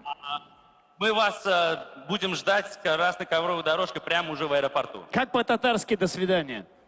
Алга. Сау булығыз. Что? Сау булығыз. Алгылыгыз. У тебя хорошо получается, Миш. Скажи, попрощайся с Казанью. Алгылыгыз. Спасибо Все вам. будет хорошо, Алга. Пока. Башкирский, но это тоже отлично. Друзья, ну что, как вам фестиваль? Как вам обстановка? Как атмосфера? Класс, дальше Ребят, больше. на самом деле, я понимаю, понимаю, как бы, да, тяжело сидеть уже несколько часов.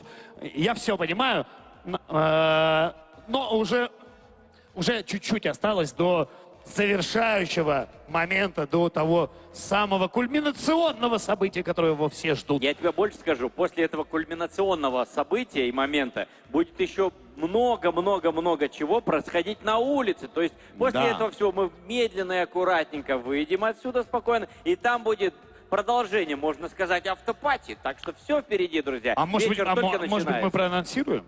Может быть. Да? Да. Я знаю, что у Алины Загитовой, да, здесь просто огромнейший фан-клуб. Кто-то есть из фанатов Алины Загитовой, да?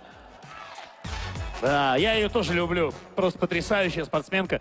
И я не просто так сейчас произнес ее фамилию и имя. Дело в том, что она сегодня будет выступать для вас на катке уже после концерта Ливана. Там, на улице. В общем, много чего интересного вас ждет. Поэтому давайте, друзья, не спим, бодримся, аплодируем. Молодцы. Можете снимать на фотик, выкладывать видосики в Инстаграм, пилить посты с хэштегом Мусустар. Да, выкладывайте, отмечайтесь. Друзья, ну а мы идем дальше. И сейчас мы переместимся туда, где уже не то, что весна, но практически лето наступило. Да. У них там и зимы-то не бывает, по-моему. Ребята с солнечных берегов Крыма записали нам свое видеообращение. Давайте посмотрим, как они там. Всем привет! Меня зовут Валя, и я представитель арт-кластера Таврида.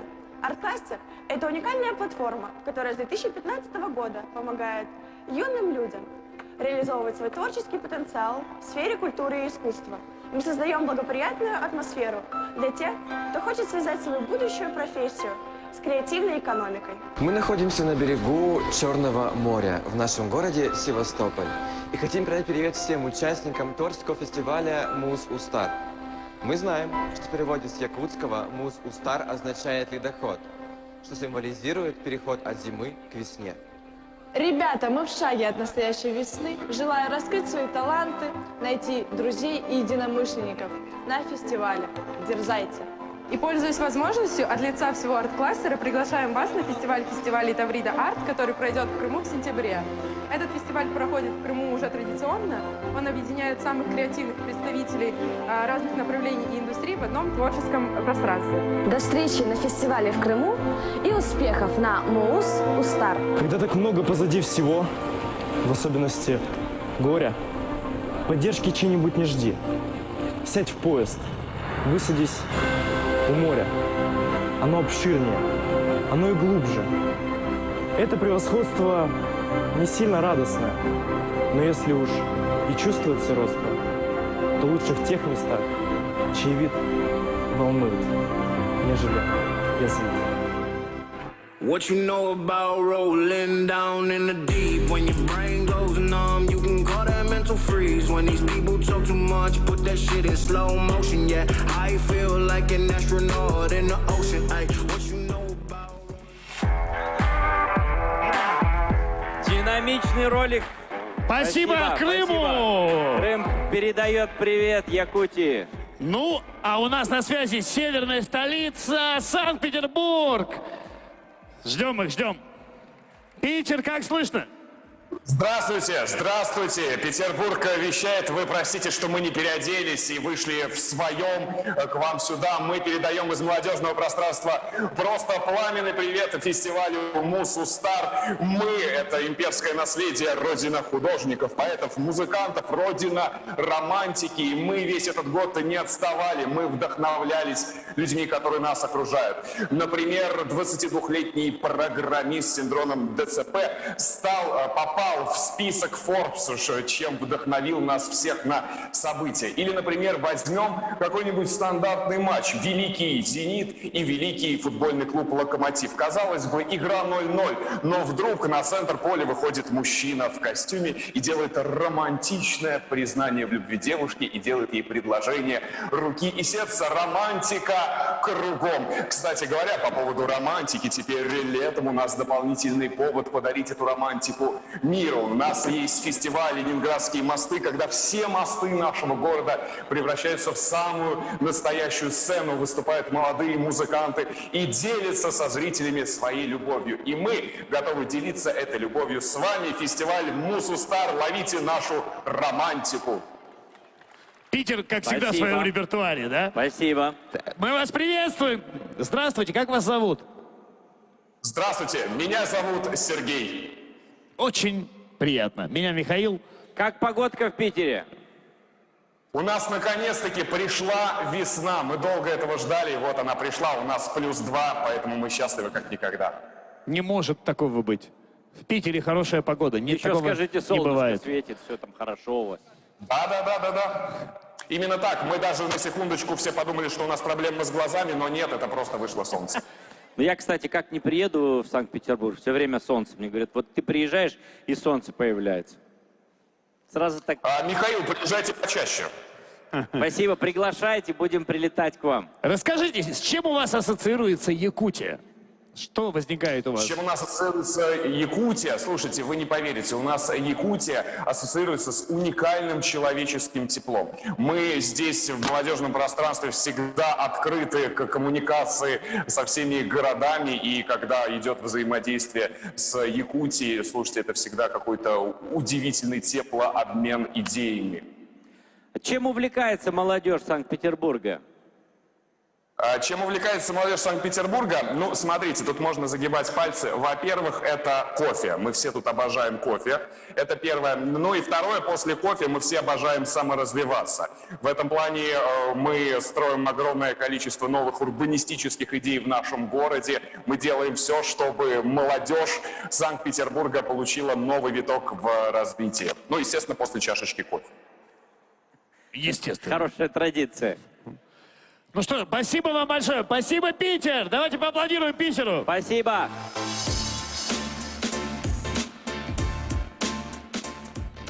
Друзья, огромное спасибо всем городам, которые подключились к нашему фестивалю. Действительно тепло, приятно. Сила Якутии, как вы видите, распространила свою энергию по всей стране. Я призываю не сбавлять обороты. Самое время перейти к треку «Спорт». Поехали.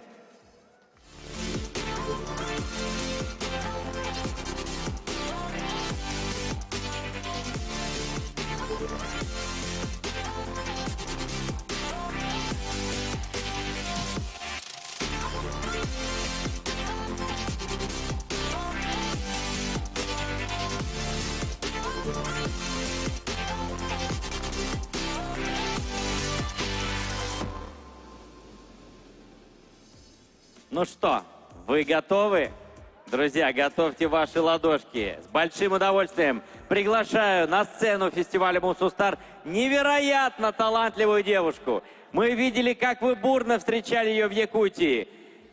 Миш, я еще и не показывал тебе ролик, нет? Нет, Миш, ты не показывал, но подписчики мне уже успели его прислать со словами: да, Мишань, конечно, тебя так не встречают. Да, ну меня так не встречают, но я и не олимпийский чемпион. Ну, нам еще расти до этого. Встречайте звезду российского международного спорта, олимпийскую чемпионку по фигурному катанию. Вы уже все догадались, как ее зовут? Давайте вместе прокричим ее имя. 3, 4. Алина Загитова!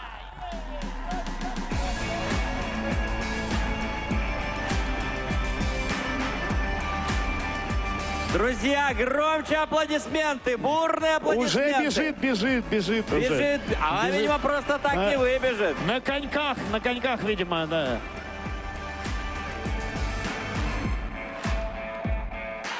Она, наверное, снимает сейчас коньки. Да, а у вас пока есть возможность занять свободные места, вот тут куда-то люди ушли. На самом деле, звоните своим друзьям, говорите, ты где? Ты еще не в Триумфе? Вот ты с ума сошел? Срочно делают, сюда. Правильно делают, что телефоны доставайте телефоны, настраивайте Инстаграм. Вот. А пока можете меня сфотографировать с Мишей. Поближе, да, давайте я парочку автографов. Да, иди ко мне, иди, давай. Друзья, кто из фан-клуба Алины Загитовой сегодня здесь присутствует? Поднимите руку. Телефон мне даришь? О, Спасибо. Миша, ты открыл ящик Пандоры. Мне подарили телефон, ты представляешь? Передняя плохая? Да, друзья, у нас еще будет момент, когда мы сможем с вами сфотографироваться. Сейчас я попрошу вас сесть всех на место. Пожалуйста. Садитесь, да. Давайте, Новый год прошел, но все помнят, как звать Снегурочку, да? Давайте. Алиночка. Да? На 3-4. 3-4. Еще. Громче. Встречайте, Алина Загитова! Громче!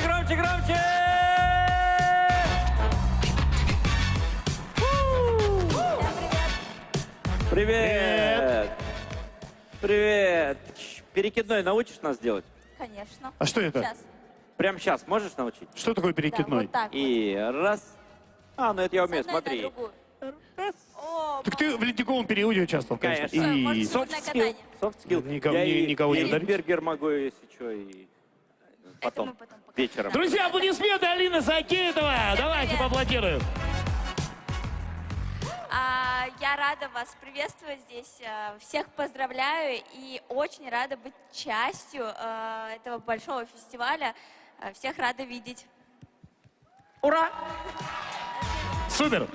Немногословно, тепло. Молодец, Алин, мы рады тебя тоже видеть. Я приглашаю тебя присоединиться к нам и поздравить победителей Республиканского фестиваля национальных видов спорта «Игры предков». «Игры предков» — это дань уважения традициям народов Якутии, ожившая в видеороликах, созданных участниками конкурса. Для участия в конкурсе необходимо было снять видеоролик о национальном виде спорта и исторически сложившемся в этнических группах населения, имеющем социально-культурную направленность, развивающемся в пределах одного субъекта Российской Федерации. Друзья, я попрошу тех, кто уже все сфотографировал, сесть на свое место. Мы все-таки стараемся соблюдать социальную дистанцию, да, и так далее. А имена победителей фестиваля «Игры предков» мы узнаем, когда к нам присоединится директор государственного бюджетного, министр образования и науки республики Михаил Петрович Сивцев. Давайте встретим аплодисментами.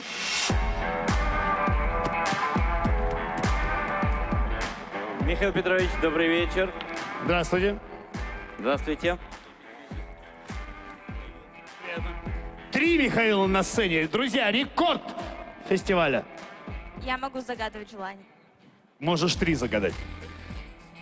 Вам слово. Дорогие друзья, молодежь Якутии, от имени Министерства образования и науки Республики горячо и сердечно вас всех приветствую. Не получилось, Михаил, как у вас. Давайте я помогу вам. Давайте поприветствуем человека. Ребята, давайте поддержим. Человек спортом занимается, в конце концов. Как всегда. Ну, давайте, друзья, всех поздравляю и всех призываю заниматься спортом. Коллеги сказали, что это действительно дань уважения нашим предкам, заниматься нашими традиционными видами спорта. Всем крепкого здоровья, салют. Какие традиционные виды спорта есть в Якутии? Кабылык. Раз. Это что? Кабылык? Тарды. Настарды, так, это... Гоба. Вот это я очень люблю, что... Да. Тутумергир. Обалдеть. Хапсагай.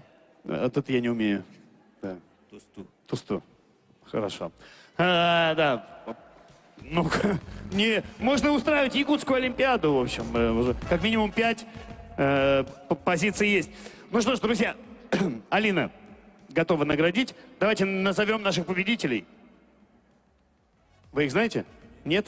Вы не знаете. Хорошо, я знаю. Номинация «Начальные классы». Чигидова Альбина Егоровна. Вот так начальные классы. Номинация «Средние классы». Избекова Айталина Васильевна.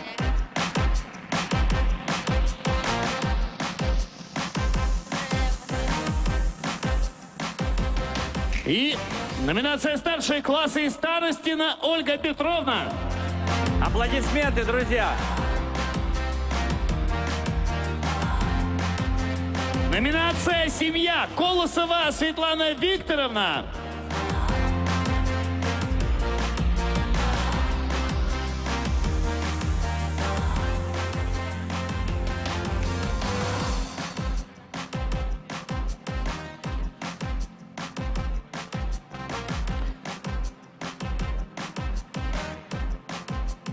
Все, награды нашли. Нет, своих еще не все победителей. награды, да. Давайте Так, еще. У нас вот, да, номинация «Семья». Светлана Викторовна, пожалуйста, поздравляем вас. Давайте сделаем общее фото. Спасибо, Алина. Да, мы делаем фото, да, группируемся. Да, я подарю, давай.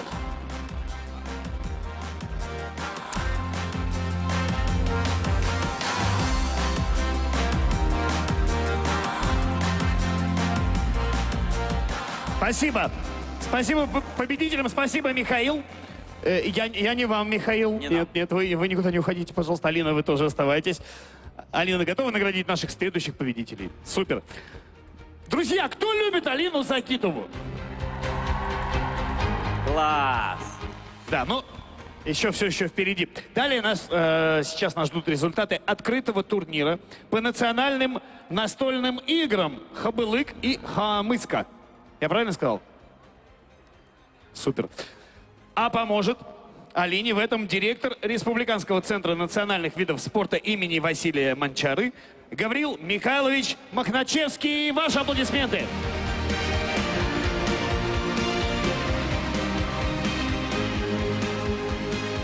Участники МУС «Устар».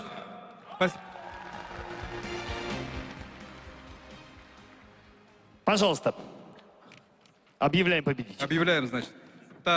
Итак, сегодня у нас получился очень такой интересный турнир по национальным настольным играм «Хабылык» и «Хамыска» в рамках молодежного фестиваля МУС «Устар». Среди юношей 3-е место занял Герман Игнатьев.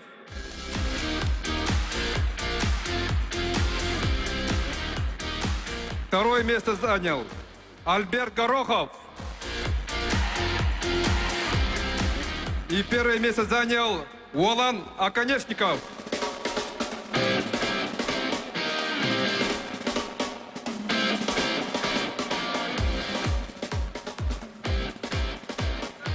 Ребят, все спортсмены, да? А у нас есть награды для ребят? А какой спорт? Обязательно должен быть. Хабылык-Хамыска. А в чем состоит настольная игра? Это что, шахматы, домино? На что это похоже? Каблукарская, это каблуками, короче, что-то надо там, нет? На столе. Это же настольная игра. На столе? Ну, настольная игра-то на столе настольная. каблуками, так ты говоришь, каблукарских там. Да, пожалуйста, Гаврил, расскажите нам, Да. в чем состоит суть? Это наши национальные игры, которые называются настольные игры. Эта игра именно проводится именно на столе. Так, это значит, каблык — это 30 палочек, где играют именно, быстрота рук, координация. Так, и хамыска — это по-якутски мы говорим хамыска, а так на самом деле по-русски камешка. Камешка. Да. Алин, ты играл в такую игру, в камешки?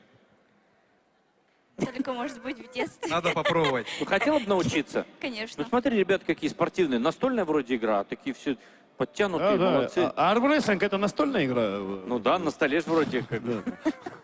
Я из настольных только нарды знаю.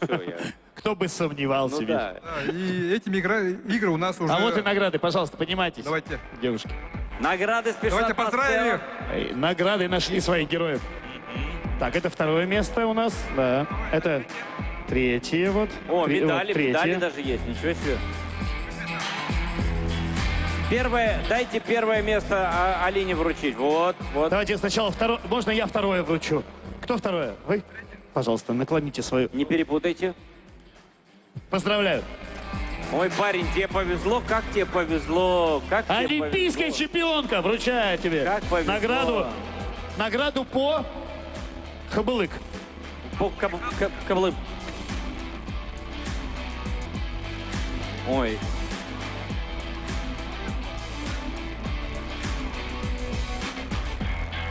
Фото.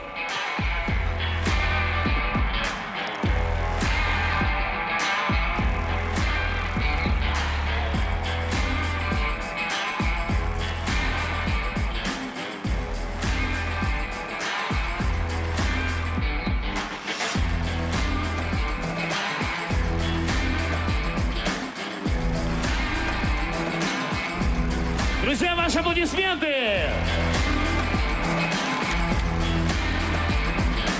Спасибо, спасибо. Спасибо, спасибо большое. Спасибо. А, еще не все. Так. Итак, объявляем, значит, среди девушек 3-е место заняла Алина Слепцова. О! 2-е место заняла Кристина Терентьева. И 1-е место заняла Аина Андреева.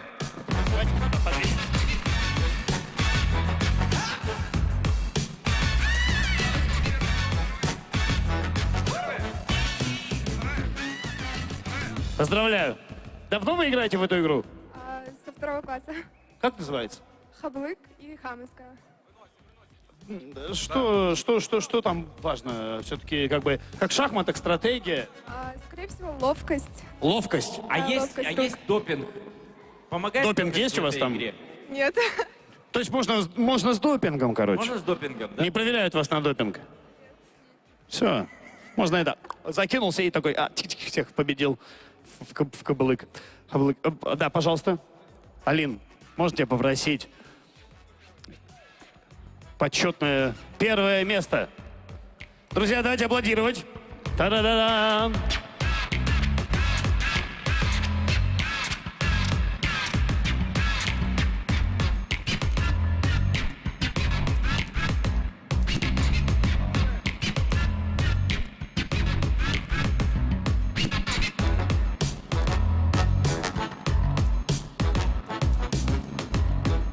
Друзья, давайте поддерживать победителей. Громче аплодисменты.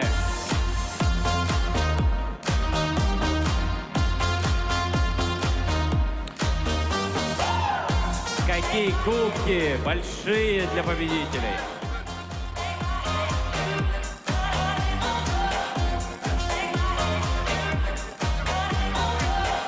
Оп.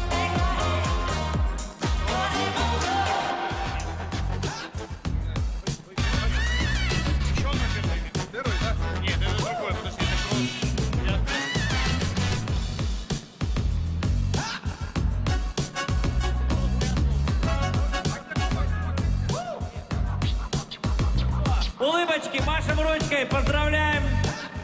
Давайте, давайте, друзья.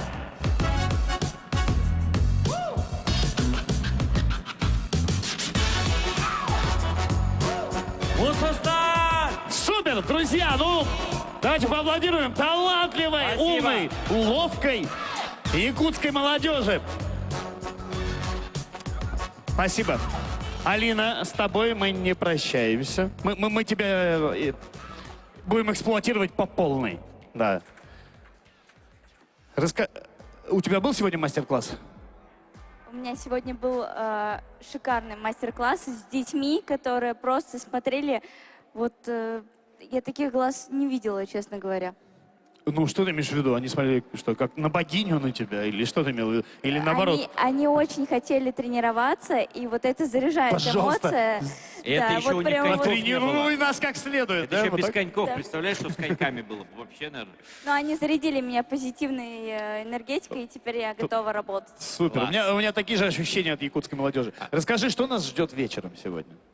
Сегодня вечером мы будем выступать в 9 часов на открытом катке. Поэтому всех зову и буду рада каждого видеть. Конечно, да все пойдут, естественно. Как можно такое пропустить? Алин, кто кроме тебя еще будет там? Приехали очень многие спортсмены, которые катаются за сборную России, ну, просто показывают высочайший...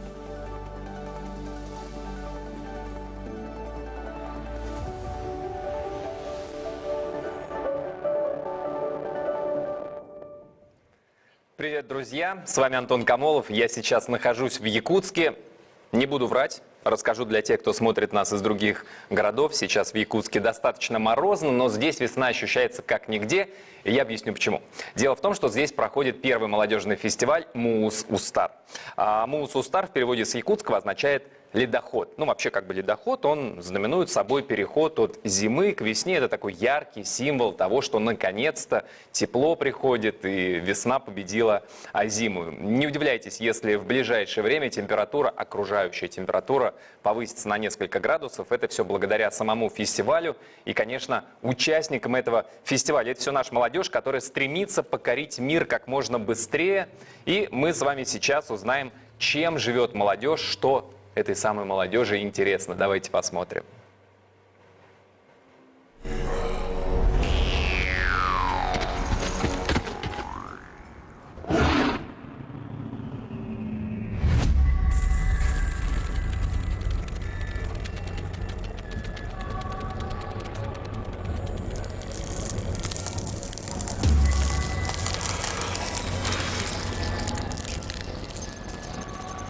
Республика Саха-Якутия – это более 3 миллионов квадратных километров, свыше 984 тысяч человек и бесконечное число возможностей для твоего развития. Сегодня ты определяешь, каким будет будущее нашей республики. Ярким, инновационным, перспективным. Твой талант – это свет, а свет заряжает своей энергией все вокруг. Ты движешься вперед, и вместе с тобой преображается мир. Зима уступает место весне, подснежники прорываются сквозь снег. Идешь навстречу своим мечтам и заставляешь лед тронуться. Твори, развивайся, будь собой. Вы можете наблюдать, как за моей спиной постепенно наполняется людьми Центр спортивной подготовки «Триумф». Ведь сегодня здесь проходит главное событие фестиваля «Муус Устар». Ну а рядом с нами здесь сейчас находятся представители Южной Якутии. Это у нас гости из города Нерюнгри. Расскажите, как вы сегодня добрались и откуда узнали про наш конкурс. Ну для начала представьте, как вас зовут. Меня зовут Анастасия, я представитель отдела социальной и молодежной политики Нерюнгринской районной администрации. Со мной Ирина, это представитель Южно-Якутского технологического колледжа. Мы, как, наверное, вся молодежь, узнали о фестивале из средств массовой информации, из интернета. И, конечно, не могли проигнорировать такое глобальное мероприятие, такой большой молодежный фестиваль Республики Саха-Якутия. Ну а вы, получается, в делегации вас только 2 человека или вы приехали целой командой? У нас целая команда, мы приехали в 6. Это представители администрации, да, я и моя напарница, скажем так, и 4 представителя молодежи, которые подали свои проекты для участия во всероссийском конкурсе молодежных проектов. Ну а что бы вы в будущем хотели? Может, там у нас, получается, проводятся международные спортивные игры «Дети Азии», площадкой тоже постепенно с развитием игр становился и город Нерюнгри, и другие города у нас. Может, вы хотите, чтобы в последующем правительство региона и в целом организаторы распространили данный фестиваль и на территории вашего города? Вот как вы на это смотрите? Замечательно, конечно, на это смотрим. Всегда принимать такие большие мероприятия в районе – это большая ответственность, большая радость. И, ну, конечно, если вдруг правительство решит провести такой большой фестиваль у нас в районе, мы будем только рады. Ну и напоследок можете передать привет вашему району, как представителей Южной Якутии? Конечно. Дорогие наши земляки, молодежь района, желаем вам оставаться всегда активными, позитивными, реализовывать себя, находить в себе силы заниматься творчеством, общественной деятельностью. И мы приветствуем вас на территории фестиваля молодежного в городе Якутске. Спасибо. Ну а мы будем с вами освещать события данного фестиваля. Оставайтесь с нами на нашем эфире.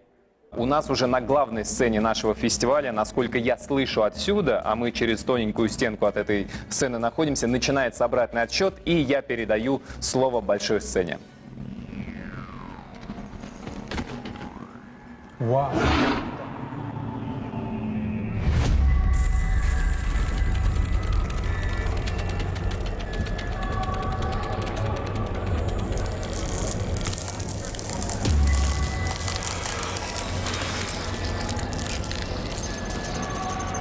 Республика Саха-Якутия – это более 3 миллионов квадратных километров.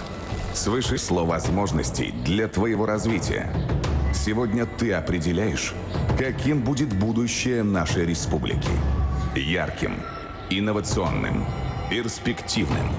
Твой талант – это свет, а свет заряжает своей энергией все вокруг. Ты движешься вперед, и вместе с тобой преображается мир. Зима уступает место весне, подснежники прорываются сквозь снег. Идешь навстречу своим мечтам и заставляешь лед тронуться.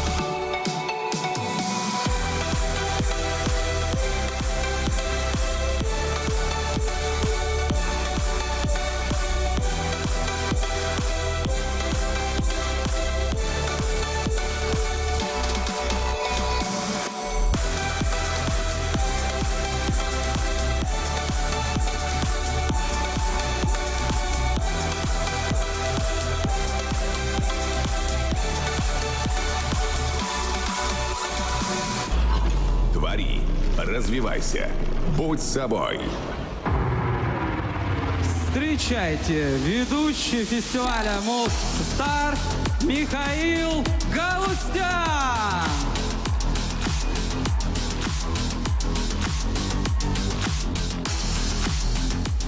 Привет, привет, привет! Давайте, давайте погромче, погромче!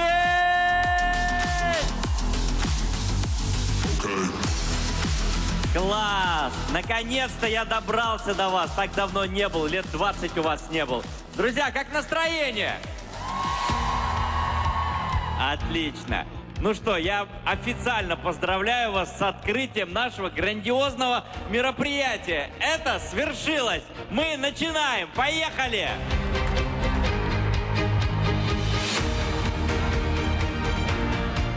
Супер. Слушайте, ну, действительно, такое мероприятие, по-моему, впервые проходит в республике. Замечательное, большое, интересное событие. Вы наверняка знаете, что с 24 марта проходило огромное количество конкурсов, мастер-классов, захвачено огромное количество треков по всей территории республики.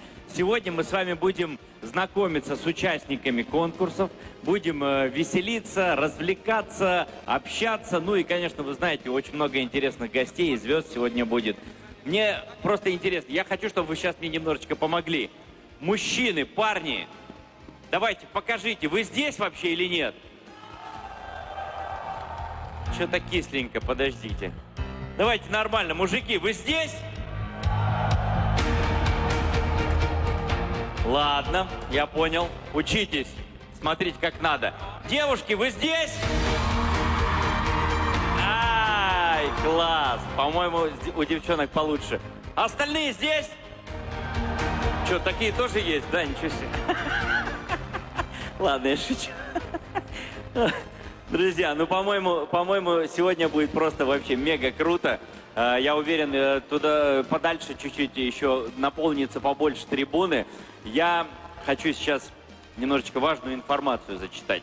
Друзья, фестиваль Мусустар носит масштабный характер и представляет высокую значимость не только для Якутии, но и для всей нашей огромной страны. Чтобы поздравить участников, гостей фестиваля Мусустар и для торжественного открытия программы на главной сцене «Триумфа» я приглашаю главу Республики Саха-Якутия Айсена Сергеевича Николаева, советник руководителя Федерального агентства по делам молодежи Сергея Валерьевича Степанова, вице-президента корпорации «Синергия» Ольгу Александровну Грищенко. Прошу.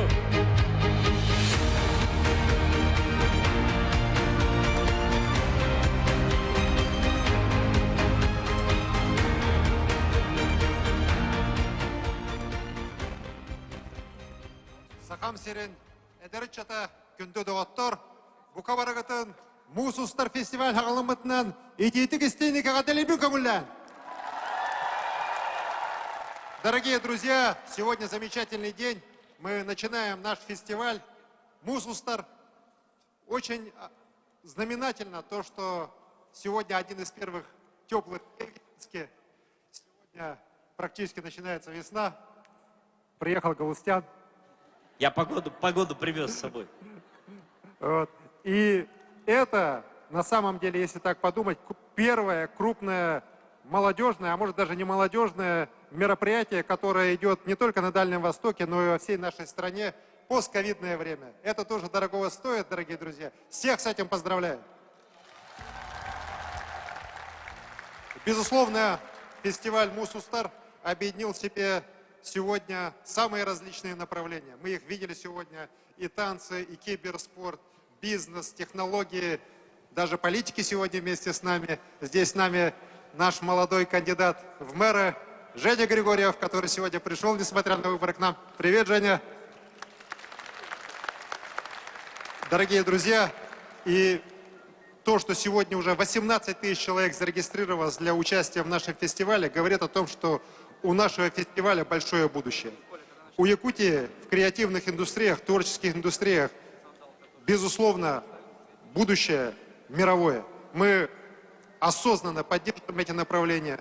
Мы верим в вас, верим в то, что ваш креатив, ваш талант, ваша энергия сделают Якутию знаменитой не только алмазами и золотом, но и своими кинофильмами, своими играми компьютерными, своими достижениями в изобразительном искусстве, в танцевальном искусстве, да и во многих других индустриях, которые сегодня на самом деле составляют очень значительную часть экономики мира. Я верю в вас, я верю, что все у вас получится, только ничего не бойтесь и идите вперед. И мечтайте, и мечты будут сбываться. С праздником! Здравствуй, наш фестиваль Мусустар, Сахабыт Серегар, Мусустар, фестиваль Батыгар, Уруй! Уруй! Уруй! Айсен Сергеевич, спасибо большое. Наш эфир продолжается. Сейчас мы проведем небольшую экскурсию. Это, собственно, не совсем экскурсия, это квест. Но квест называется «Экскурсия по городу», по Якутску.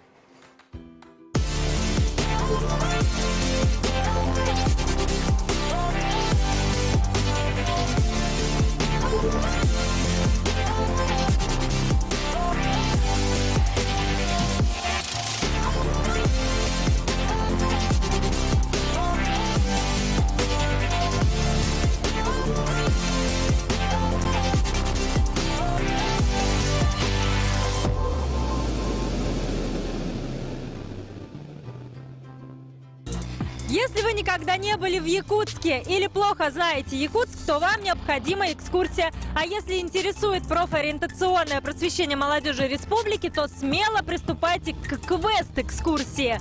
Ну что, поехали с нами, скоро все узнаете. Маршруты квеста делятся на 4 направления, в которых по 5 разных локаций.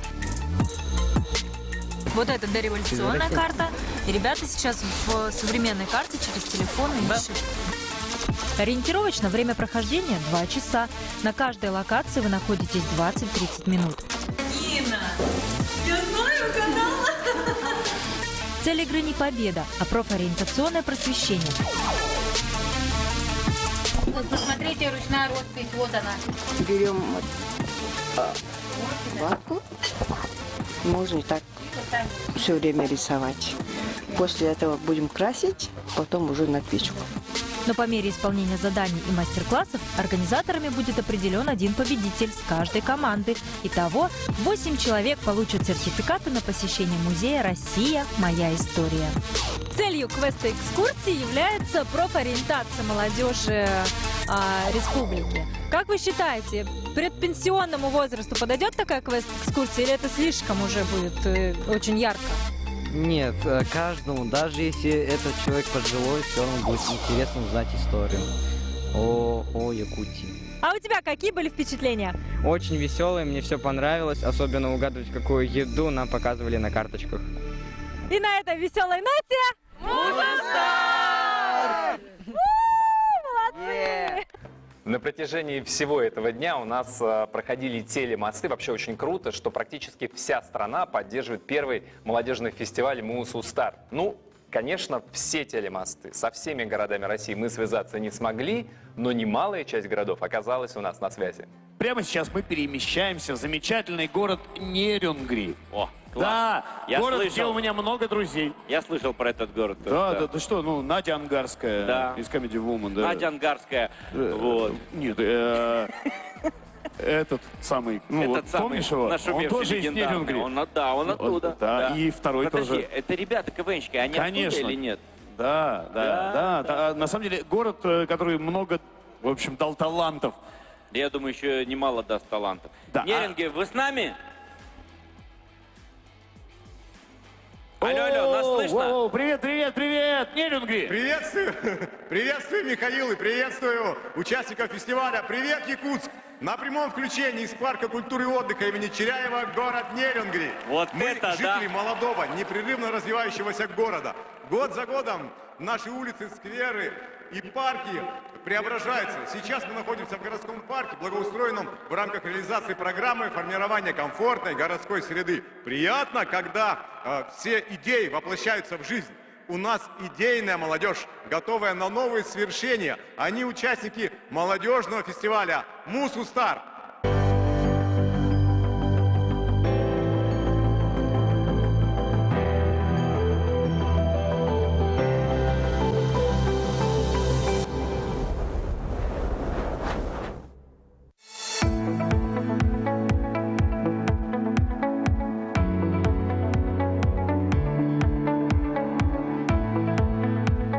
Мы приветствуем участников фестиваля «Мусустар» из столицы Южной Якутии. Нерюнгринский район славится не только объемами промышленного производства и трудовыми рекордами. У нас стремительно и, главное, успешно развиваются все сферы жизни. Здравоохранение, образование, культура, спорт. И двигателем этого развития является молодежь. Молодежь Нерюнгринского района яркая, талантливая, креативная, дерзкая, творческая, инициативная, которая желает изменить жизнь своего города, региона, района, республики к лучшему. Я считаю, что у нас молодежь, она очень прогрессивная, она голодная до новых идей, новой информации, и она очень открытая и очень быстрая.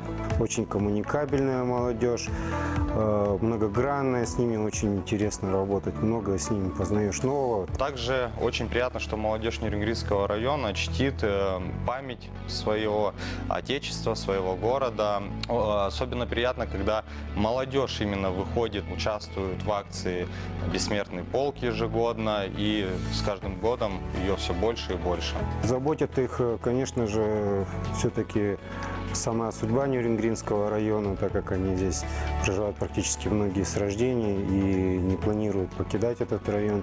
Если раньше молодежь, поступая после университета на работу, могла работать 20-30 лет, то сейчас молодые люди все чаще стремятся получить какую-то новую специальность, новую профессию. Раньше у родителей и более старшего поколения была семья на первом месте, это ценность, а сейчас у молодежи современной это, скорее всего, карьера. Я думаю, что главной ценностью вот именно у молодого поколения является это дружба, это любовь. Что у парня, что у девушек, у них даже скажу больше, что у девушек больше у них все-таки ценности – это любовь к родине.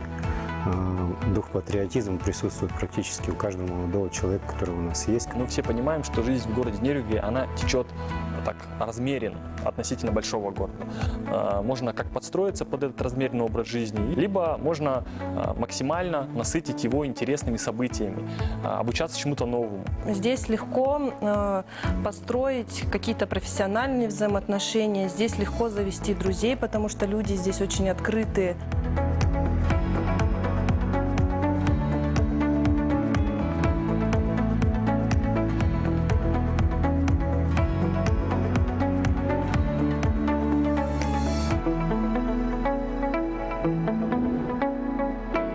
Не менее драйвовые ребята живут в Мирном. И у нас проверка связи. Мирный. Как слышно? Мирный, вы здесь? Вы с нами? Привет всем гостям, зрителям и таким шикарным ведущим с нашего столицы Алмазного края города Мирного. Мы находимся больше 1000 километров от вас, но при этом чувствуем эту бешеную энергетику, эту масштабность и насыщенность данного мероприятия. И сейчас я вам предлагаю и вам познакомиться с нашими молодежью и посмотреть ролик от молодежи города Мирного. С удовольствием.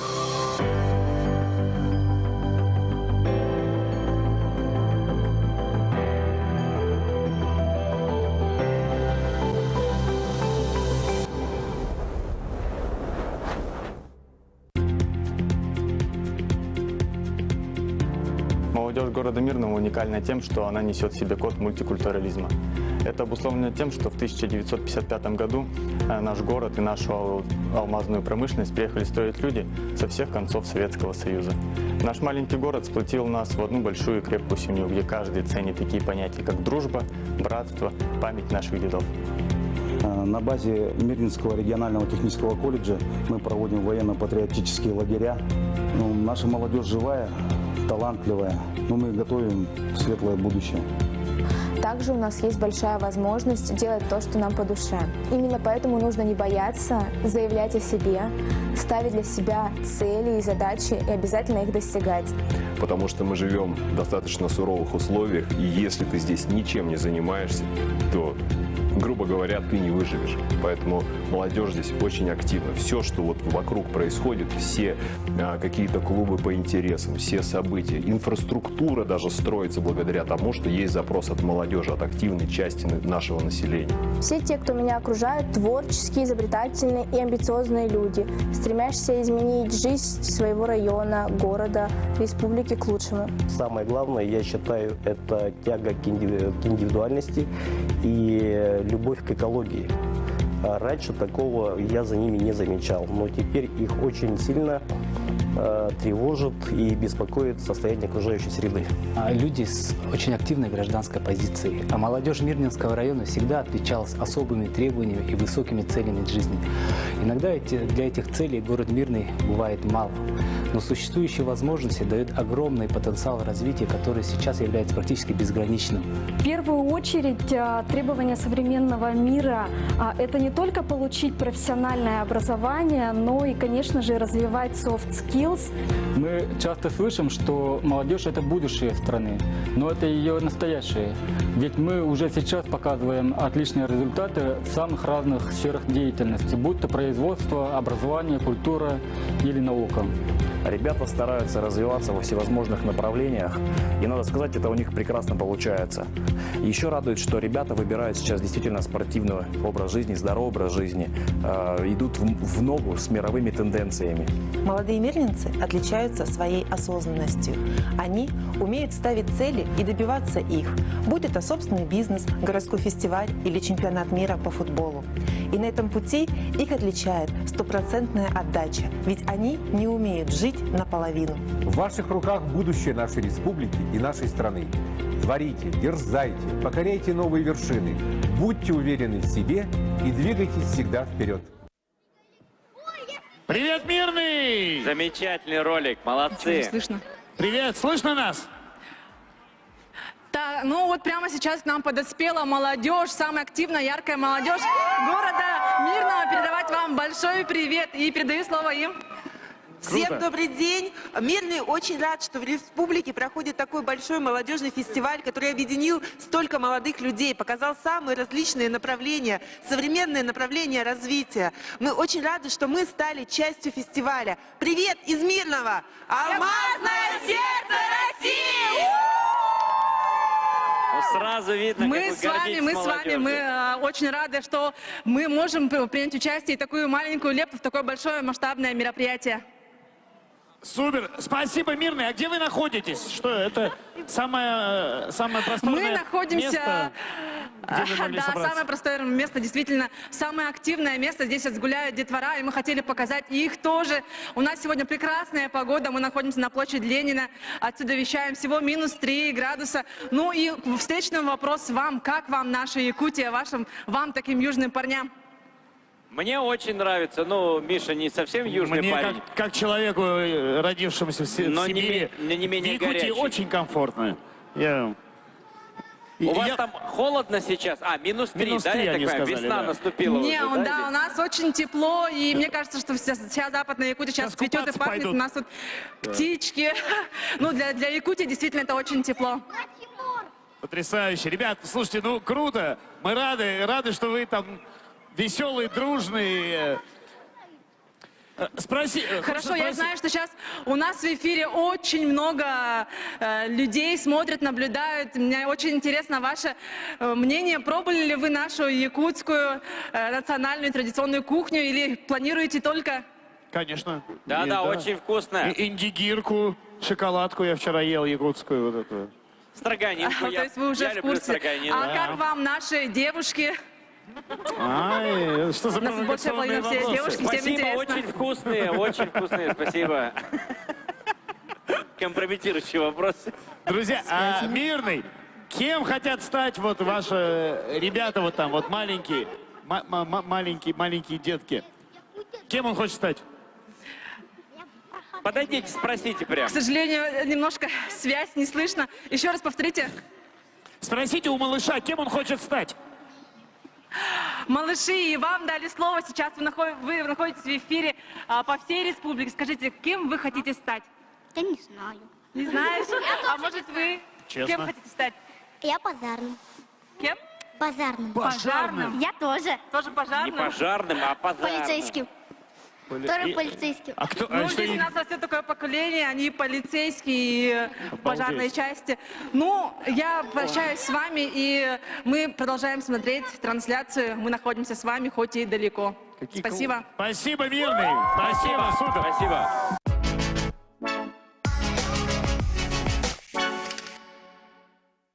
Ну что, мы двигаемся дальше. Ура! Дальше только интереснее, только интереснее. Друзья, мне кажется, мы давненько не проводили телемостов. Да, правильно, кстати, заметил. Тут не поспоришь. Ленск уже на связи. Супер. Ленск. Сейчас Ленск выходит на связь. Поехали. Добрый день, Якутск. С вами на связи Ленск, молодежь Ленского района. Мы находимся возле памятника республиканского значения «Тройка». Это излюбленное место сбора молодежи. Здесь всегда собираются, проводят встречи выпускные, фотографируются. Молодежи в Ленском районе 13 тысяч человек. Все они люди увлеченные. Все посчитаны. Кто-то занимается лыжами, кто-то катается на сноубордах.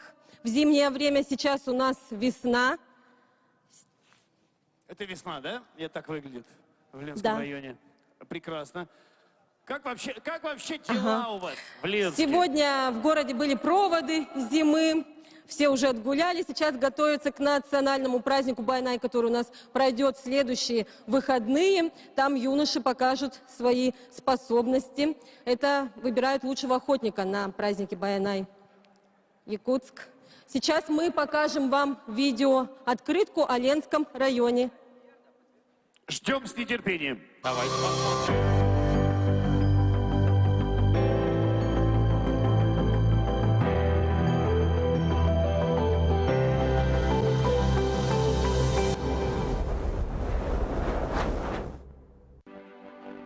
С романом Вячеслава Шишкова «Угрюм-река» знакомы все, но немногие знают, что эта речка протекает и в Ленском районе, в поселке Витим, поселок Золотых приисков, который в этом году отмечает свое 400-летие.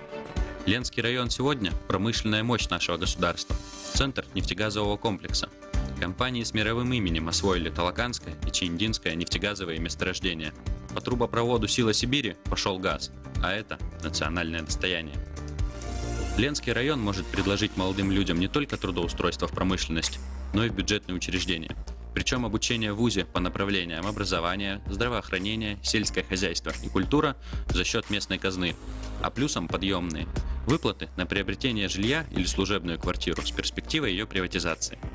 Отдых и досуг также в приоритете. Несколько лет здесь организуют один из самых завораживающих и непредсказуемых мероприятий – республиканский слет молодежи «Мурбай». Он ждет любителей экстрима, спортивного туризма и драйва. В дикой природе молодые люди преодолевают 50 этапов по 10-километровой трассе. И это лишь малая часть того, что может предложить наш район. Ленский район манил молодежь еще с середины прошлого века. Сюда приезжали на год, а оставались навсегда. Сейчас мы хотим, чтобы эта традиция возродилась. Мы уверены, так и будет. Для этого есть все основания.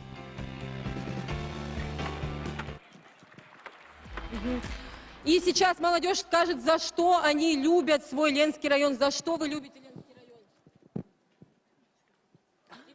Потому что здесь живут добрые и отзывчивые люди. Волонтеры! Мы вместе!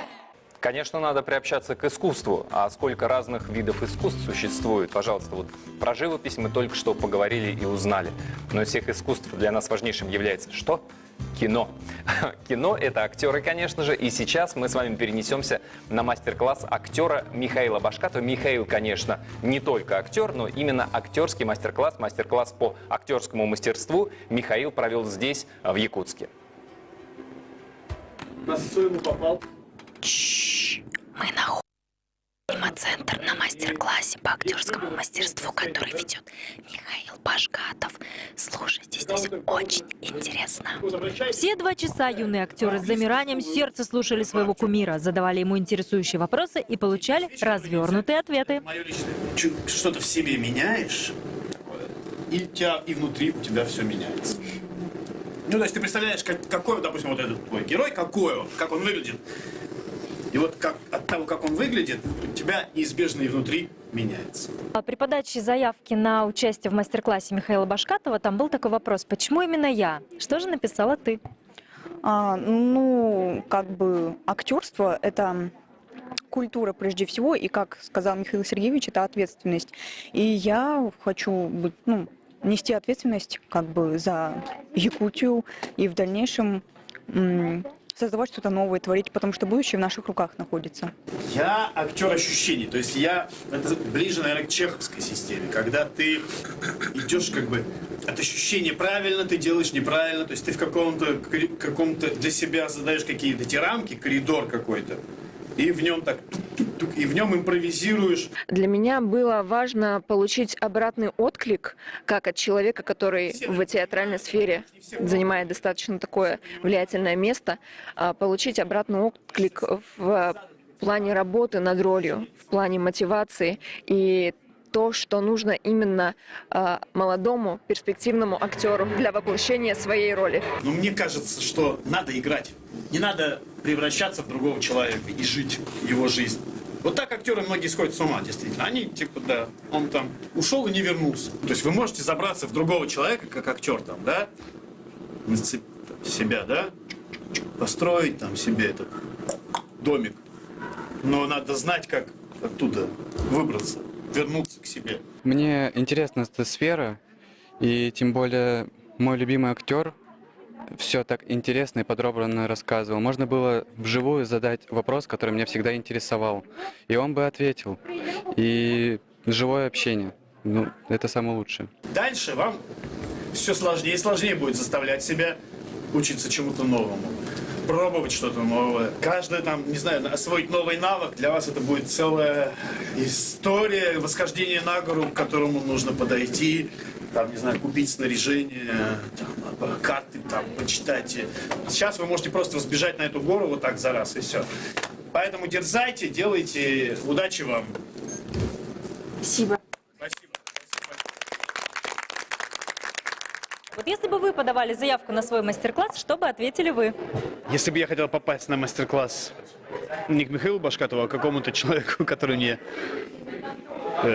действительно интересен, хотя я себе интересен, я бы, наверное, написал, что у меня есть вопросы, на которые я хочу получить ответы, которые помогут мне стать лучше в своем деле. Вообще, молодцы ребята, они интересовались действительно важными вещами. И видно, что они погружены в тему, что они уже что-то делают. И у них вопросы не как начать что-то делать, а как сделать это лучше, как вообще стать лучше. Может быть, вы научите меня смеяться или плакать? Какая должна быть манипуляция? Откуда? Из души, из сердца? Что надо делать, чтобы я вот прямо сейчас захохотала, как оперная певица? Что такое смех? Это выдох. Это выдох со звуком. Да, но мы только еще глазами улыбаемся и ртом, как будто у нас хорошее настроение. Да? Типа, да?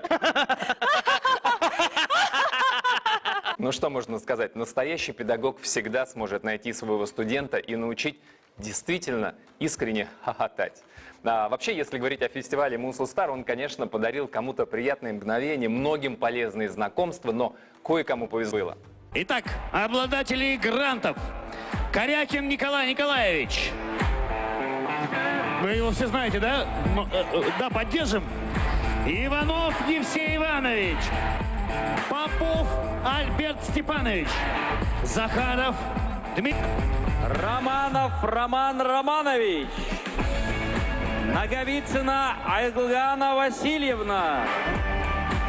Жиркова Анжела Евгеньевна. Слюсарь Теона Зурабовна и Захаров Тимофей Николаевич. Здравствуйте, ой, как вас много, какие вы все классные, молодые, красивые. Уверенные в себе. Молодцы. Да, это не просто дипломы, это сертификаты на денежную сумму. Там еще сертификаты на трехкомнатную квартиру в Якутске. Правда, одна на всех, но ничего. Это не просто, как бы, это грантовая поддержка. То есть, понимаешь, ну вот мне интересно, да, Николай Васильевич, вы, какой проект у вас? У нас проект был «Мусустар», это YouTube-канал для подрастающего поколения Якутска, республики, и там мы будем делать контент на якутском языке для наших, для нашего подрастающего поколения. В рамках фестиваля были объявлены конкурсы в разных номинациях, и я очень рад поздравить счастливчиков, которым выпала честь победить. Внимание, награждение лауреатов фестиваля «Мусустар». Тот трек, который представляем сегодня мы, это молодой бизнес, это особый трек. Это трек, в который собрал самых активных, самых бесстрашных людей, таких как Ярослав. Он уже познакомился с нашими молодыми людьми. Вчера принимал участие во всех активностях, которые проводим мы. И еще одно. Предприниматели — это те люди, я убеждена в этом, которые делают нашу с вами жизнь более счастливой. Ведь они делают нашу жизнь более качественной. Они делают более доступными очень многие товары, услуги, продукты.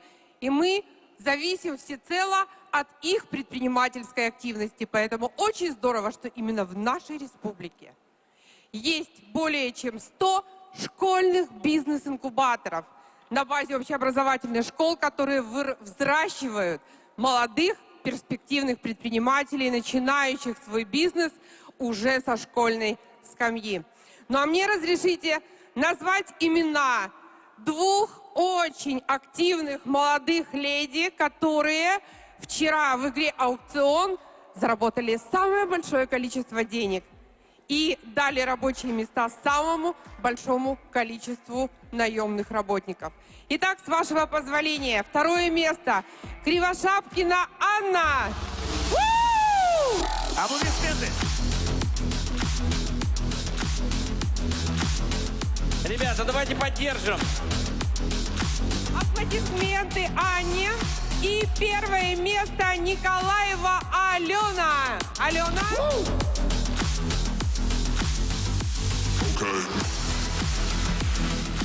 Круто, круто. Аплодисменты этим бизнес-леди. Поздравляем.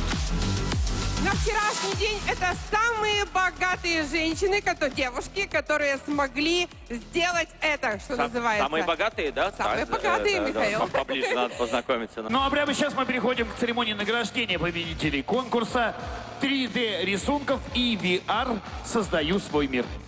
Задача для участников конкурса – создать композицию виртуальной реальности на тему исторического, эпического или фольклорного содержания с помощью программы Google Talk Brush на VR-устройствах исторического парка «Россия. Моя история». На первом этапе были выбраны 10 лучших работ, а судьба победителей решалась народным голосованием в социальных сетях. Имена победителей мы узнаем прямо сейчас. Правильно, Евгений? Да, да.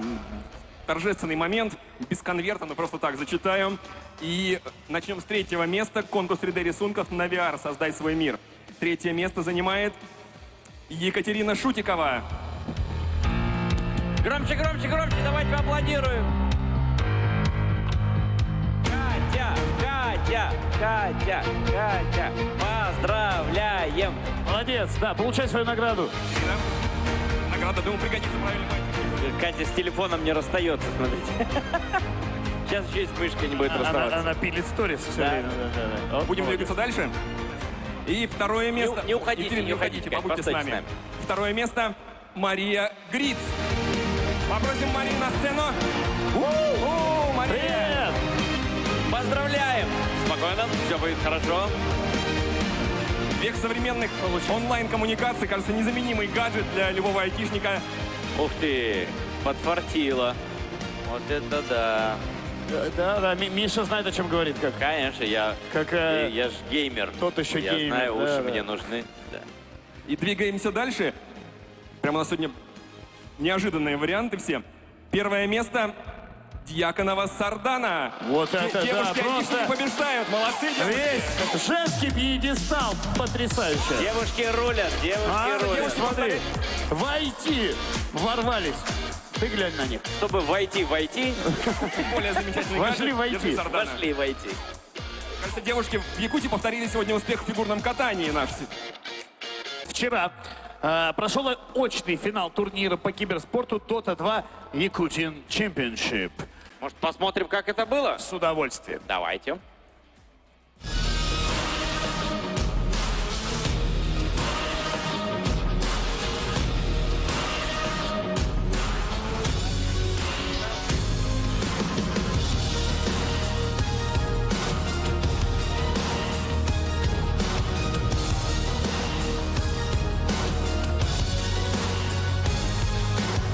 Здравствуйте, меня зовут Вячеслав Протопопов. Я капитан команды ССС Триглас UT.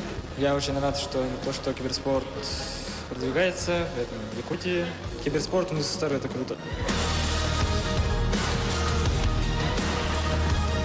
Я капитан команды «Оскос. Острые козырьки». Я очень рад, что в Республике Саха-Якутия проходит такой фестиваль, как Мусустар, и есть трек, как «Киберспорт».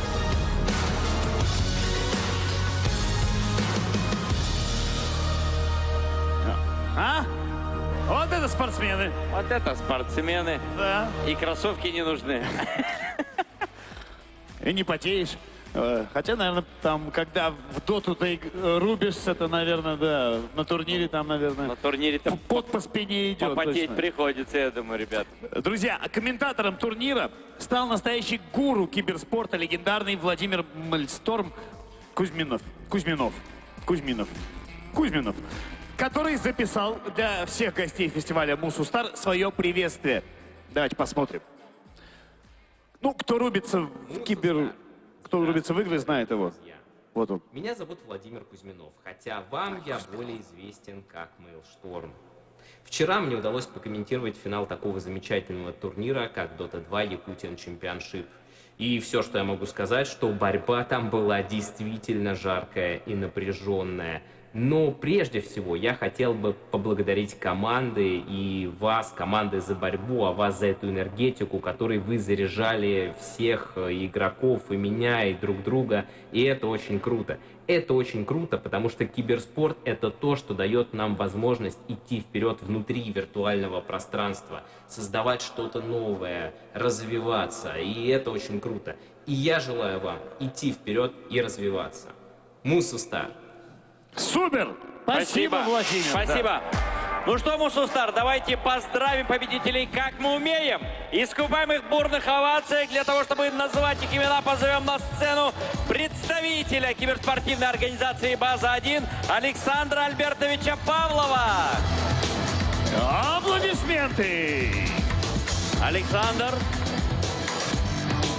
добрый день. Здравствуйте, Михаилы.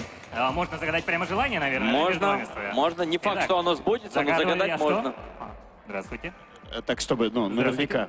Итак, я представитель киберспортивной организации «База-1». Давайте сразу приступим, наверное. Второе место занимает на Dota 2 Yakutian Championship и забирает с собой призовой фонд в размере 50 тысяч рублей. Команда Triple S. Встречайте! Вот это да. 50 тысяч. А? Вот это спорт. Вот это спорт. Вот это я понимаю. Молодцы. Вы куда? Нет, вот, ребят, давайте, получайте свою награду. Поаплодируем спортсменам. Ребята выиграли вчера первый этап, да, насколько я знаю? Итак, среди 55 команд на Dota 2 Yakutian Championship становятся абсолютными победителями команда «Острые козырьки». Ребята, выходите к нам. Получают они 75 тысяч рублей и 5 эксклюзивных серебряных перстней. Что, серебряные перстни? 75 тысяч рублей.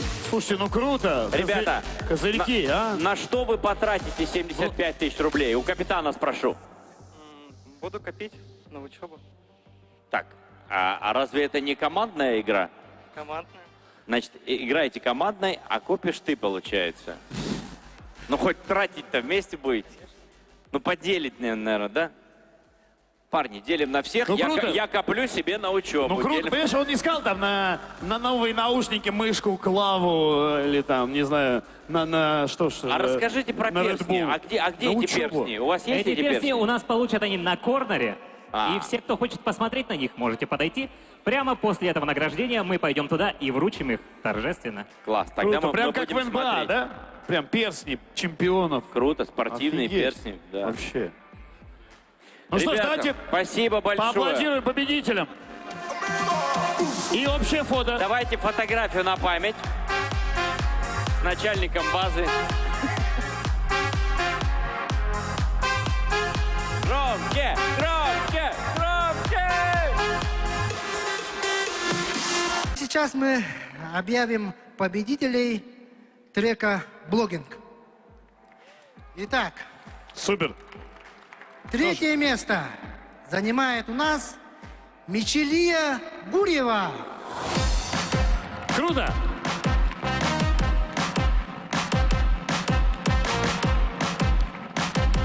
Здравствуйте, поздравляем вас. Ух ты, какие призы-то, ничего себе. Не тем Да. я занимался, видимо. Второе место занимает у нас Анжелика Сотникова. Аплодисменты Анжелике. Анжелика, вы где к нам? Здравствуйте. Тоже часы, ничего себе.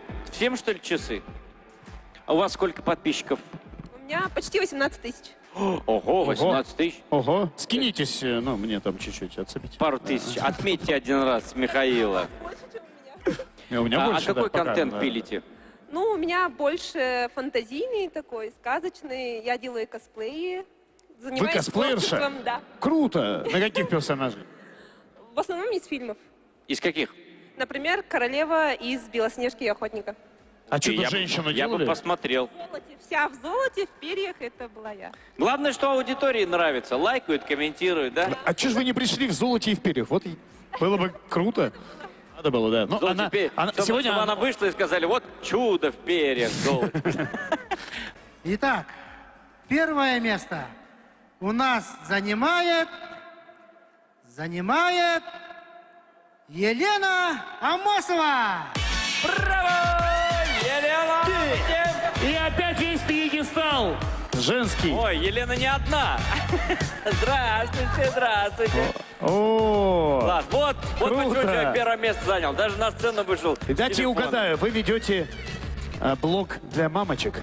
Ну да, так как я сейчас в положении интересном на 9 месяце, буквально через пару дней рожаю, у меня блог превратился в материнский, но больше я пишу об урбанистике, о городском развитии, как раз о нашей республике. Я много путешествую по нашей республике. Вот так. Кроме этого, ну, у меня лайфстайл-блог. Обалдеть. Привет, Триумф! Привет, вся республика! Мне было так интересно смотреть телемост подключение, потому что там столько знакомых лиц. Это было здорово, что у организаторов такая задумка подключить все города. Поэтому... Спасибо организаторам. Скажите, сколько у вас подписчиков? Давайте сейчас, на данный момент. 19 тысяч, нормально. Как на вас подписаться? Елена Амосова. Елена, нижнее подчеркивание, Амосова. Подписывайтесь на Лену. Скоро родит, там вообще начнется такой контент. Просто фантастика. А сейчас у нее еще второй телефон будет. С 2 телефонов может пилить. А еще и... О, телефон, это серьезное дело. У меня таких телефонов нет. Сразу видно блогер.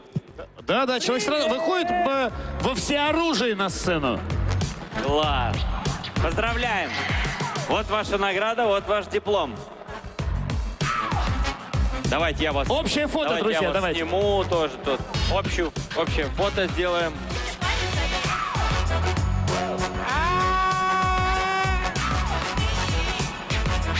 Эй, Триумф! Где вы, давайте пошумим! Громче!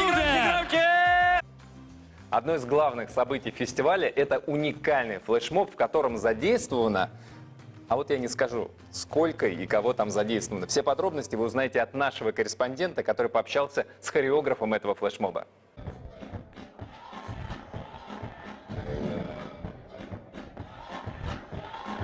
Друзья, мы сейчас находимся на хореографе Екатерина. Екатерина, здравствуйте. Ну, расскажите сегодня в течение дня, насколько активно участники фестиваля к вам подходили и принимали активное участие. Здравствуйте, фестиваль проходит замечательно, отлично. На этой площадке сегодня такое ощущение, что были, по-моему, все, потому что здесь проводят конкурсы, и танцоры могут принять участие в этом конкурсе, выиграть замечательные призы от организаторов. Ну и группа поддержки тут просто заполонила всю территорию, не давала никому пройти, было очень весело и классно. Ну а расскажите вообще, какие виды танца и вообще танцевальный вид спорта у нас, или вообще танцы вообще, насколько успешно у нас развивается в нашем регионе, и какие виды танца у нас продвигает вообще молодежь? Ой, у нас на сегодняшний день все виды танца есть, и спортивные, и хореография как искусство развивается, и в театре можно выступать и танцевать, и можно с малых лет научиться искусству хореографии в ансамблях, в детских школах искусств. И вообще я думаю, что в каждом якутянину, наверное, любовь к танцу, любовь к хореографии просто в крови, потому что мы все даже любим наш национальный праздник Эсэх и танец Асохой, и даже установили мировой рекорд по количеству человек, исполняющего этот танец. Да ладно. Это получается у нас якутяне являются рекордсменами, да? Ну а если так, то мы вместе с Екатериной продолжаем танцевать и будем устанавливать очередной рекорд. Вперед!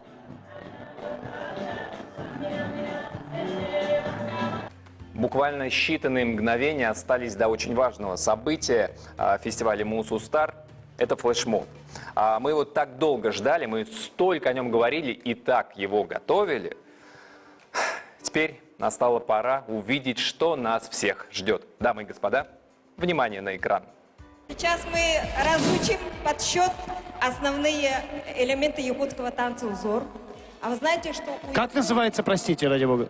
Элементы якутского танца «Узор». Узор. Сейчас вот видели же? Да, мне понравилось. Да. Я хочу его выучить. Очень хорошо. Вас всех, кстати, камера снимает, если что. А вы знаете, что узор у якутов является не только как бы танцем, а как бы оберегом. Поэтому сейчас мы не только станцуем, мы создадим для себя оберег.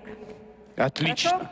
Так, приготовились, ноги вместе. У ребят руки за спиной, у девушек вдоль корпуса, чуть в стороне, запястье согнуто. Начинаем все с ноги. Можно? И смотрим на ребят.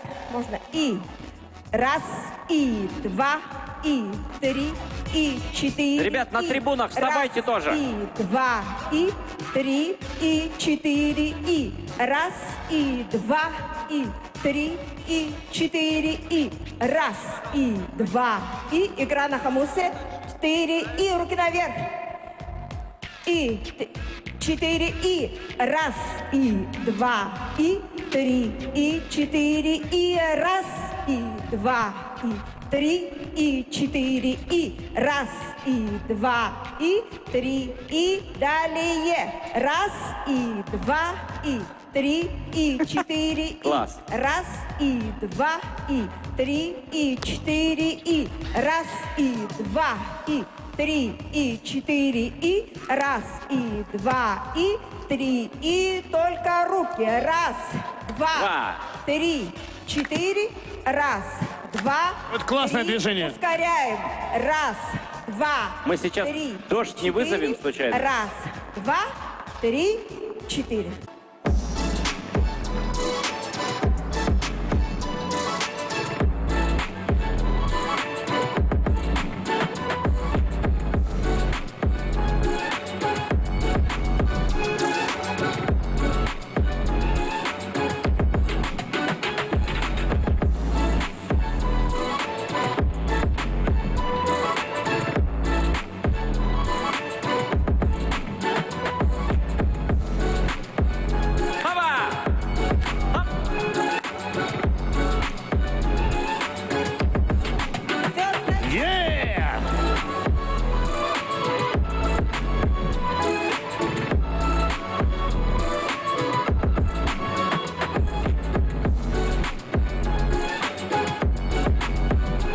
У вас отлично получается, друзья. Гораздо лучше, чем у Галустяна.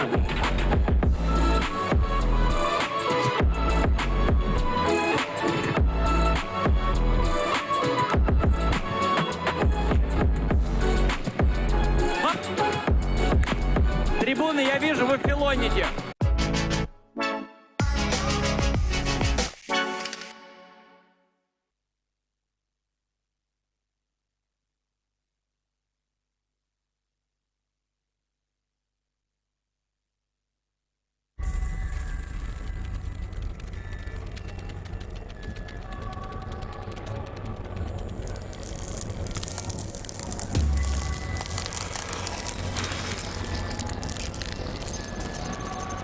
Республика Саха-Якутия – это более 3 миллионов квадратных километров.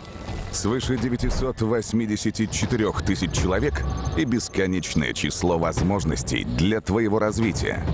Сегодня ты определяешь, каким будет будущее нашей республики. Ярким, инновационным, перспективным. Твой талант – это свет, а свет заряжает своей энергией все вокруг. Ты движешься вперед, и вместе с тобой преображается мир. Зима уступает место весне, подснежники прорываются сквозь снег. Идешь навстречу своим мечтам и заставляешь лед тронуться. Твори, развивайся, будь собой. Продолжается наша онлайн-трансляция из студии, которая находится в спортивном комплексе «Триумф» в Якутске.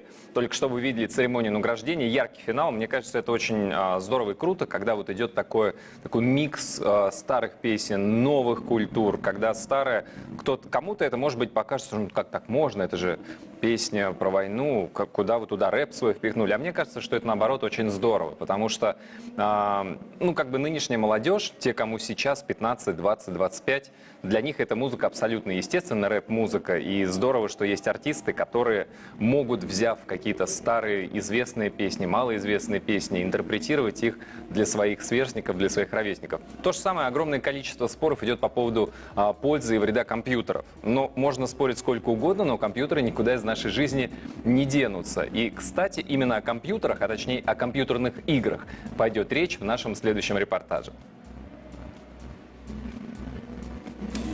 Плейбой! Я, конечно, одета несоответствующе, но это не так обидно, потому что за этими дверями движется самый настоящий компьютерный бой. Ребята из двух команд борются за призовой фонд в 155 тысяч рублей. Давайте узнаем, что же такое киберспорт. Пойдемте, пойдемте. То есть ты банишь условных героев на первой стадии, потом они пикают героев, потом опять бан. То есть они пытаются подобрать оптимальные комбинации, а мы банами мешаем, и они тоже нам попытаются помешать так. У меня все в голове записано, типа это инстинктивно уже все происходит. Мы сейчас поговорим с капитаном команды. Скажите, пожалуйста, как вы выбирали пики?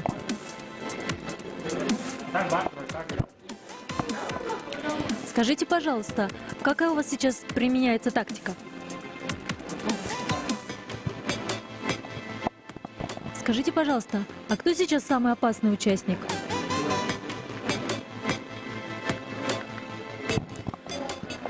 Придется идти разговаривать с организатором. Вопрос задать невозможно, ничего узнать невозможно, и нам удалось поймать Александра Егорова. Это организатор киберспортивного турнира Dota 2 Yakutian Championship. Расскажите, пожалуйста, почему именно этот вид спорта вы выбрали? Я играми увлекался давно-давно, но киберспорт — это сейчас спорт не будущего, но настоящего. На этом фестивале «Мусустар» мы в рамках нашего трека киберспорт проводим этот турнир. И когда мы только объявили регистрацию, у нас сразу же встретились 55 команд. Это почти 300 участников. Да, за короткое время они собрались, сыграли отборочные игры, провели стадию плей-офф. И сегодня вот в этом киберспортивном клубе мы сегодня решаем, кто займет первое место. Призовой фонд у нас обозначен в размере 155 тысяч рублей. Первое место получит 75 тысяч рублей и уникальные серебряные перстни чемпионские с символикой нашего фестиваля. Махтал. Это по-якутски спасибо. Ну что ж, было очень увлекательно. А победителя мы узнаем сегодня в прямом эфире со сцены спорткомплекса «Триумф». Я думаю, наши зрители, кто уже давно смотрит трансляцию, они знают про то, что есть хэштег #MUSUSTAR, и благодаря этому хэштегу вы, наши зрители, можете стать участником нашего эфира. Вот давайте сейчас посмотрим, я только что обновил страничку, и посмотрим, какие фотографии в Инстаграме появляются с этим хэштегом. Вы тоже можете их выкладывать. Итак, #MUSUSTAR. Ну, посмотрим, что тут есть. Вот, пожалуйста, вижу я надеюсь, сейчас вам тоже на экране будет виден экран моего компьютера. Да, вот, ребята, гости фестиваля, соблюдают все правила, дистанции между собой не соблюдают, но зато в масках. Так, вот кто-то на коньках. А не Алина ли это Загитова тренируется и готовится к сегодняшнему шоу Алины Загитовой? Мне кажется, это как раз оно. А я напоминаю, что у нас музыкальная культминация — это выступление Ливана Горозия, а вообще кульминация всего фестиваля — это шоу Алины Загитовой. Так, вот фотографии, например, да, с одного из стендов, который находится здесь тоже в комплексе «Триумф». Вот, ребята, я даже не знаю, чем они там занимались. Честно говоря, у нас настолько плотная получилась трансляция, что я даже не успел сам сходить посмотреть, что там есть интересного. Так, вот кто-то снимает, собственно, церемонию награждения. Так это кто-то лауреат, судя по тому, что сфотографировал грамоту, кубок. и так далее. Да, в общем, заходите, тоже можете смотреть, либо сами размещать свои фотографии, публикации, если вы находитесь в комплексе, вне комплекса. Можете размещать фотографии с хэштегом #MUSUSTAR, а можете просто посмотреть в дополнение к нашей трансляции, которую вы можете смотреть глазами, но не все попадает. Можете в Инстаграме ввести этот хэштег, посмотреть, что размещают зрители и гости. Вот, пожалуйста, Владимир Владимирович, например, вот я сейчас вижу, а ну-ка кликнем, что такое? Добрый вечер. Вот, фестиваль #MUSUSTAR станет востребованной площадкой для общения активной молодежи. Ну, Владимир Владимирович сказал, мы сделали, как говорится. Или вот, например, пожалуйста, фотография. Раз, человек в белых кроссовках. Что он делает? Правильно, фотографируется. Так, это вот видите, пока я пробегал где-то там за кулисами и успел немножко тоже сфотографироваться. Это не гости, это сотрудники фестиваля. Надо сказать, что огромное количество волонтеров здесь работает, помогает и артистам проводить, потому что, ну, вы представляете, большой спортивный дворец. И, конечно, тут логистика, и найти, вот у нас студия находится в одном конце этого спорткомплекса, гримерка находится в другом, а все активности в третьем, и по этому кругу, когда ты бегаешь, легко заблудиться, поэтому девушки, парни, которые, молодые ребята, волонтеры, это большое подспорье для всех, кто занят здесь, и кто, кстати, приехал не только из Якутска. Так, что еще интересного я, друзья, вам хочу рассказать. У нас... Ну, я думаю, в ближайшее время, уже можно сказать с уверенностью, что в ближайшее время мы подведем итоги геймификации. Если вы сейчас находитесь на платформе Synergy Online, synergy.online, во-первых, там есть подробности геймификации, что нужно сделать, чтобы принять участие. У нас есть подарки, призы, и очень скоро я вручу эти подарки победителям. Пока у вас есть шанс стать одним из этих победителей, у нас замечательные призы, можно за них побороться. Ну, естественно, можно смотреть #MUSUSTAR, можно скачать приложение #MUSUSTAR, там идет и трансляция, и там кое-что, что не попадает в нашу трансляцию, то, что вы не можете увидеть, и бэкстейдж, и какие-то активности. Так что скачивайте, и подробности в самом приложении найдете. Есть приложение и в App Store, и есть приложение в Google Play. Помимо этого, давайте я вам расскажу, это, я думаю, будет интересно. Те, кто живет в Якутске, они, конечно, это знают, но зрители наши из других городов, возможно, не в курсе. Спорткомплекс «Триумф» является самым большим крытым спортивным сооружением, возведенным на сваях.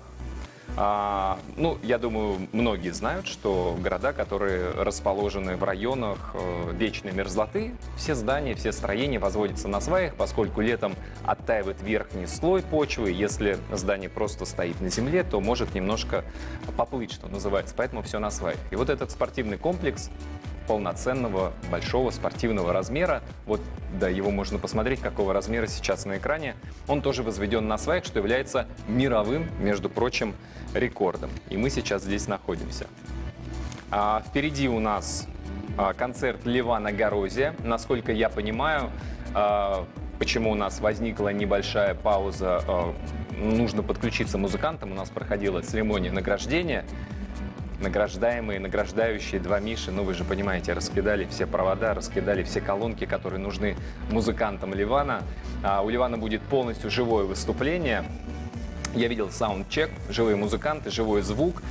Я надеюсь, что этот живой звук будет очень крутым и качественным не только внутри комплекса, потому что здесь звукачи сумели отстроить, но и в нашей онлайн-трансляции тоже будет звук хороший, вы сможете насладиться выступлением Ливана.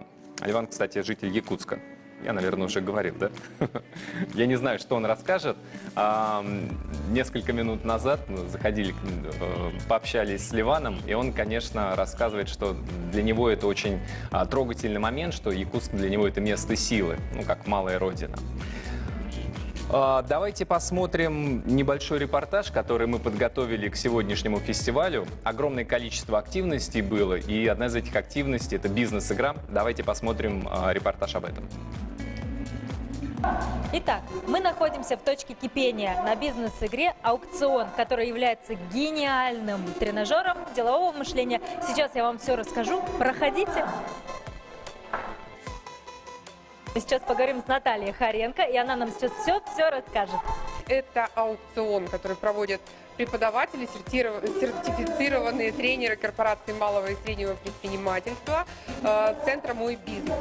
Участники игры научатся быстро принимать решения, мыслить как предприниматель, грамотно распоряжаться своими деньгами и временем, а также создавать бизнес и управлять им. Короче, строительная компания, да? И мы строим дома, потому что поняли, что вот и конкретно в этой игре, вот если ты строишь вот эти дома, то ты зарабатываешь больше всех.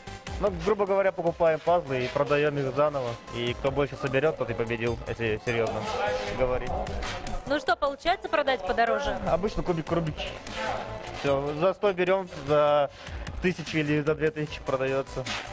Easy money, как говорится, easy win. Вы видите сейчас эту активность. Мы попытались максимально моделировать ту ситуацию, которая в жизни встречается каждому предпринимателю. Это изменение законодательства, это изменение рабочего времени, это изменение команды, в которой ты начинал свой бизнес.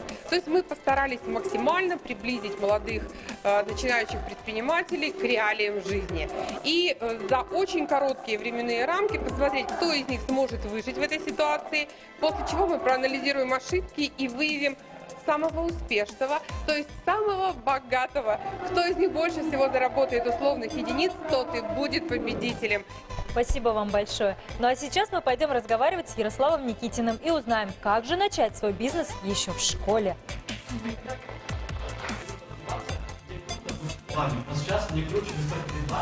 Всем здравствуйте. Самое главное — тестировать гипотезы по ходоциклу, пробовать, тестировать, причем это можно делать, используя минимальные ресурсы, да, потому что есть интернет, есть телефон, соответственно, ты можешь попросить своих друзей попробовать купить, например, вещь, просто построить какой-то продукт, можешь что-то перепродать быстренько. А вот мы в школе покупали блоками жвачки и перепродавали потом по одной штучке. Это считается бизнесом? Да, конечно, потому что вы получали прибыль. И более того, я считаю, что как раз предпринимательское мышление, да, как раз как вот этот бизнесмен, оно может быть не только, например, у предпринимателей, но и как раз и у людей, которые работают нами, то есть которые готовы предпринимать усилия, которые готовы брать ответственность, инициативу, что-то делать. Поэтому это здорово, и как раз это тоже можно назвать бизнесом. Какие трудности в плане официального оформления? Самое главное — это эмансипация, это преодолеть. Но по секрету могу сказать, что пока, можно потестировать, то есть если вы не уверены, что идея ваша жизнеспособна, можно пока не открывать, но это не надо долго тянуть, потому что все-таки надо платить налоги, надо это делать официально. Было очень увлекательно. Ну а мы едем дальше. А теперь вот он, музыкальный хедлайнер фестиваля Муз Устар уже находится на сцене, и передаю слова и все видеоизображение туда, на главную сцену фестиваля.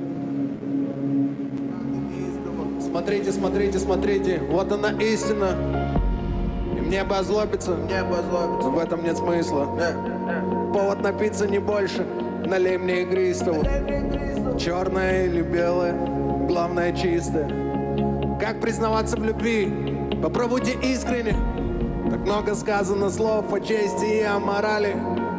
Так много людей приходило, потом исчезали. Так много случится, о чем мы мечтали. Так много случилось, ведь мы в самом начале.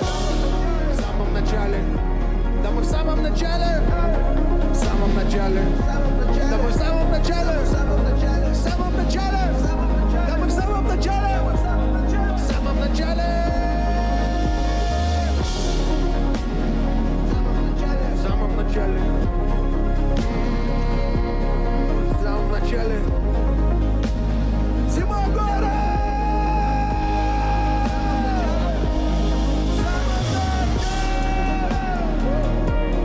В самом начале. В самом начале. В самом начале. В самом начале. В самом начале. Как дела, Якут? Эй, руки в воздух!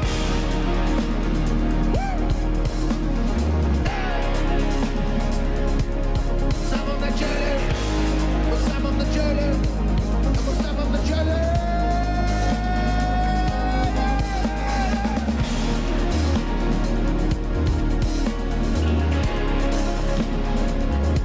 Да мы в самом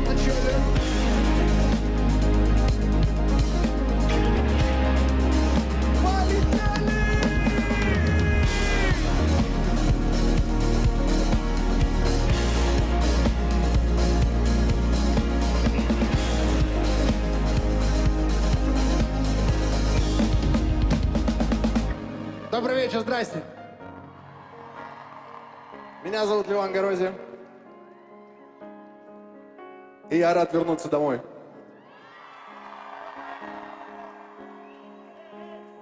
Рад видеть ваши улыбки.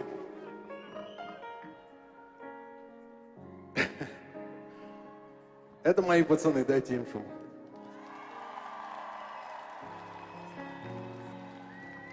Мы немного похулиганим, с вашего разрешения. Вы не против?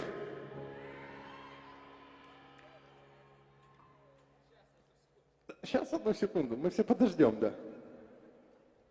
Это Санжар. Санжара не хотели пускать сегодня на самолет, но мы все-таки здесь. Но мы ни о чем не жалеем. Погнали дальше, вперед.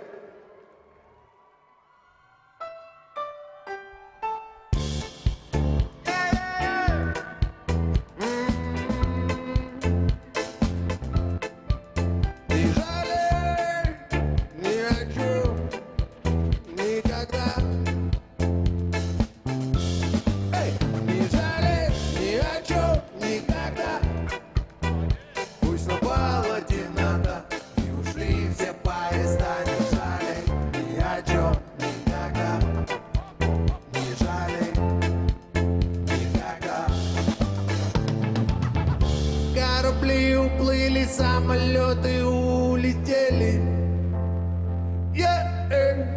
Который день засыпаешь с мыслями в постели. Плохие сны, эти люди уже в прошлом. Между ними черной кошкой пробежала стена. Все ушло и ладно, бог с ним, ушло и ладно. Пусть моя любовь останется с тобой навсегда. Якутск, не жалей ни о чем никогда, никогда. Пусть напала темнота и ушли все поезда. Не жалей ни о чем никогда, не жалей никогда. Случалось всякое в пути, меняю наши адреса. Ушли, что больше не найти, а кто-то перестал искать. Я по Москве иду пешком, устану, прыгну на такси. Огнями в окнах под Тверской, в душе так много радости. Вот так, слава порой вода, а может какая беда. Пусть раны остро пускай мы держим удар. Горячий кофе с утра, под плащ кину скелет. Везде не местный мир такой тесный, и пусть не стоит жалеть. Пусть люди в прошлом и все не просто с улыбкой весь день. Путь жребий брошен вне зоны доступа, пускай они здесь. Слова на воздух не видно, звезды не ждешь новостей. Живем один раз, не жалей ни о чем никогда. Пусть напала темнота и ушли все поезда. Не жалей ни о чем никогда, не жалей никогда. Не жалей ни о чем никогда. Пусть напала темнота и ушли все поезда. Не жалей ни о чем никогда, не жалей никогда. Давай со мной. Не жалей ни о чем. Пусть напала темнота, все поезда. Не жалей ни о чем никогда, не жалей никогда. Не жалей ни о чем никогда. Пусть напала темнота и ушли все поезда. Не жалей ни о чем никогда, не жалей. Руки в воздух! Не жалей ни о чем никогда. Пусть напала темнота и ушли все поезда. Не жалей ни о чем никогда, не жалей. Нас еще смотрят по телевизору, давайте пошумим, чтобы зрители увидели и поняли, как здесь классно. Ни о чем никогда, не жалей.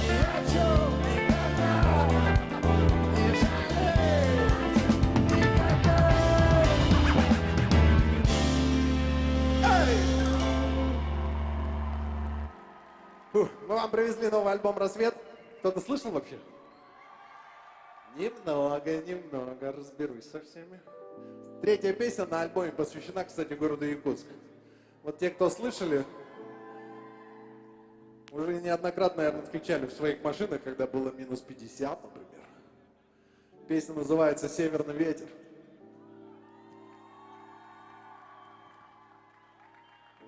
Так классно расти в Якутске, когда под боком природа и немного урбана. Когда рядом друзья, 21-я школа, Речнуха, Площадь Победы.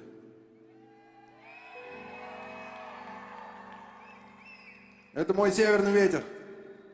Это мои родные края. Запускай, Саныч.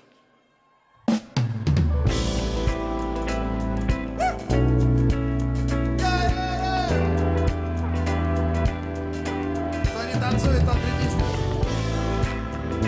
Сейчас я в процессе.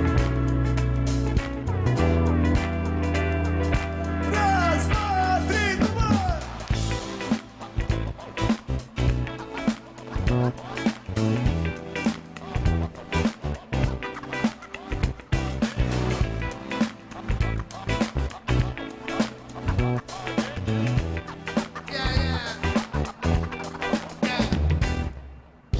Холод и туман сегодня дежурят. Минус 50, школы не будет. Так холодно, что кажется, пасеки курят. На город надвигается снежная буря. Как бы не было одет, ветер насквозь. Этот забег мой на работу на скорость. Тут не прокатит в одних штанах авось. Из дома ты выходишь словно в невесомость. И не на ресницах ее. Это макияж от природы. За шарфом улыбка ее. Северный ветер холодный. Греем руки, растираем нос. Холод пахнул узором волос. Давай потанцуем, я замерз. Северный ветер над городом. Эти люди застыли от холода. Но я нашел тебя, мое золото. И мы танцуем, нам не холодно. Северный ветер над городом. Эти люди застыли от холода. Но я нашел тебя, мое золото. И мы танцуем, нам не холодно. Мы заморозили молодость в криокамере. На нашем севере взрослели, но не старились. В домашней серии мы выиграли у холода. Я нашел ее, она мое золото. На ее ушах бриллиантами сверкает снег. Свежий след, наш смех, ее смех. Бедный лев, я сей, как в доспехах. Мне холод не помеха, зима заморозила вокруг все. Кроме нашей любви, кроме нашей любви, наш город засыпало по колесо. Но мы танцуем и пусть, мы танцуем одни, Якутск. Северный ветер над городом. Эти люди застыли от холода. Но я нашел тебя, мое золото. И мы танцуем, нам не холодно. Северный ветер над городом. Эти люди застыли от холода. Но я нашел тебя, мое золото. И мы танцуем, нам не холодно. Все это тепло от улыбки твоей. Все это тепло поселилось в людей. Все это тепло, и пусть город зима. Все мое тепло только для тебя, Якутск, сегодня. Северный ветер над городом. Эти люди застыли от холода. Но я нашел тебя, мое золото. И мы танцуем, нам не холодно. Северный ветер над городом. Эти люди застыли от холода. Но я нашел тебя, мое золото. И мы танцуем, нам не холодно.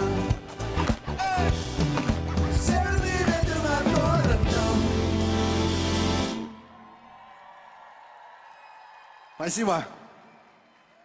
Я смотрю на вас и очень радуюсь тому, что вы так трепетно следите за своим здоровьем и за здоровьем окружающих. Так много людей в масках, это так классно. Это видеть, потому что не всегда настолько осознанные люди попадаются, но я верю, что в нашем городе все именно так. Так что поаплодируйте и пошумите сами себе. Не очень вижу, что происходит на трибунах, но уверен, что и там очень много наших людей. Привет, трибуны, салют, салют, салют. Вижу, вижу, вижу, вижу, вижу. Вот они! Салют! И правой трибуне тоже. Парк Горького? Горького!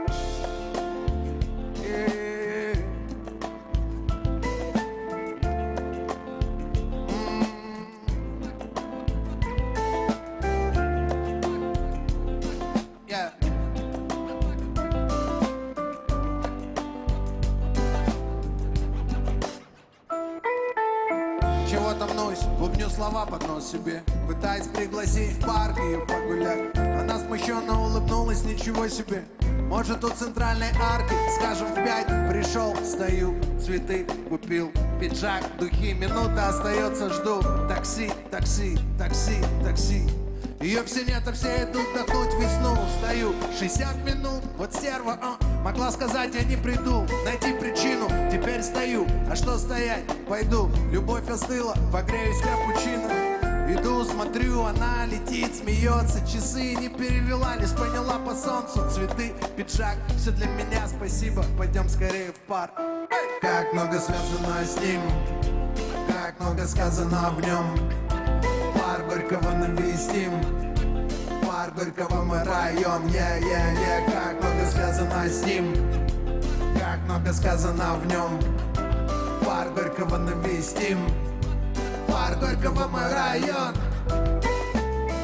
Колеса обозрения уже давно нет, да и Буран улетел на ВДНХ. Мимо земли пролетели десятки комет, а город все спешит сюда, чтобы выдыхать. В зеленом театре гремит очередной концерт. Люди, улыбаясь, занимают места. С мороженым идет наш веселый квартет. Теплая погода, ламповая Москва. Идем, она и я, меня она и меня. Парк Горького, идиллия. И между нами здесь особенная химия. Да, сильно изменилось все, любимое. Ну что за ностальжия, оно все так же. Мы в парке, мы влюблены и яркие. И вон, смотри, там у центральной арки парнишка ждет свою любовь. Как много связано с ним, как много сказано в нем. Парк Горького навестим, парк Горького мой район, как много связано с ним, как много сказано в нем. Парк Горького навестим, парк Горького мой район. Как много связано с ним, как много сказано в нем. Парк Горького навестим, парк Горького мы поем, как много связано с ним, как много сказано в нем. Парк Горького навестим, парк Горького мой район.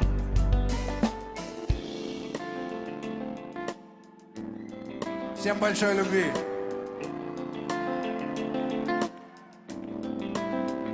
Пускай нас, якутян, становится с каждым днем все больше. Поэтому, если вам есть 18 или 21, занимайтесь любовью и делайте якутян. Люблю вас.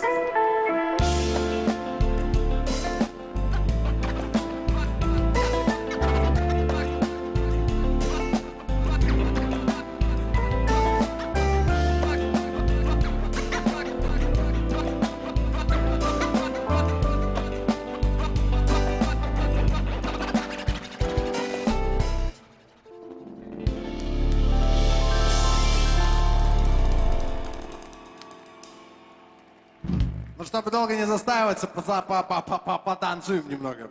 Вы готовы, бандиты? Ну, в тебе я вообще, пацан, не сомневаюсь. Судя по тому, что ты стоишь в самом первом ряду, ты должен завести всех остальных, кто за тебя, понимаешь? Да? Минатын, Ливан. Все, нашли коннект. Погнали!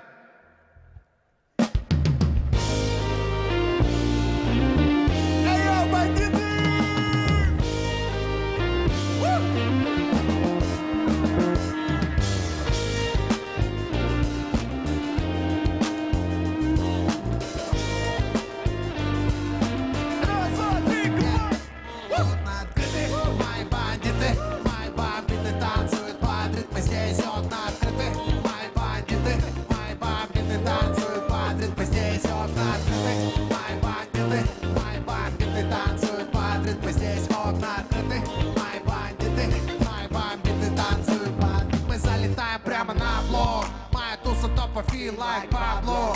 Набираемся своим, где ты, алло. Мы здесь, пока солнце не встало. Браво, в шортах и джерси, молод и весен. Шея его песен, палец под песен. Так много красивых девчонок, словно это в Одессе. Они не могут без меня, как Барса без Месси. Эскимо тайп, кино парень. Ее пламя для меня, она в моем плане. Я скурю ее сегодня, она в моем плане. Эти бандиты, что смеются, это мои братья. Бородатый лысый, как байкер, заливая в уши ей байк.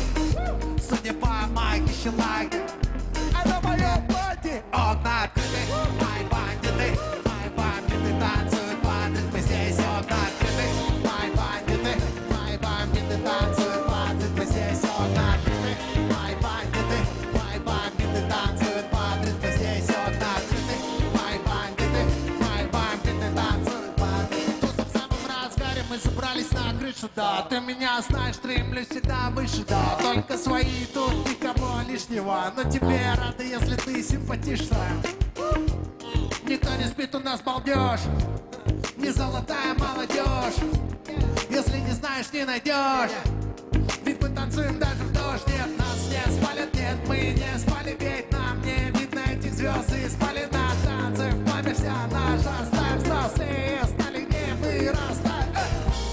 Никто не думает уйти. Все мысли только о любви. Мы набираем. Ловим ритм, ловим ритм. Окна открыты, мои бандиты танцуют под. Мы здесь окна открыты, мои бандиты танцуют под. Мы здесь окна открыты, мои бандиты танцуют под. Мои бандиты танцуют под. Мы здесь окна открыты, мои бандиты танцуют под. Мы здесь окна открыты, мои бандиты танцуют под. Мы здесь окна открыты, мои бандиты танцуют под.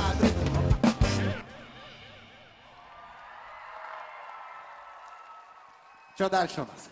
О, невидимка. Невидимка. Я очень люблю фотографировать. Что-что? Автограф? Вот прямо сейчас. То есть все остальные подождут, а я тебе распишусь, да? Как вы думаете, дать автограф? Да?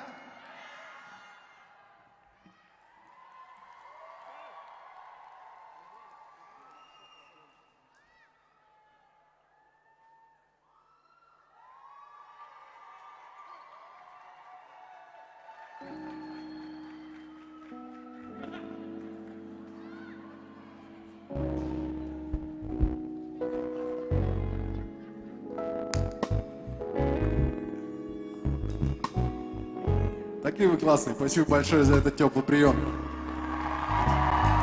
Ну и давайте пошумим организаторам этого мероприятия. Я думаю, не так часто случаются такие большие события в Якутске. Громче, громче, громче, громче, громче. Эй, эй, эй! Ну а сейчас одна из любимых песен с моего альбома «Рассвет». Для меня любимых.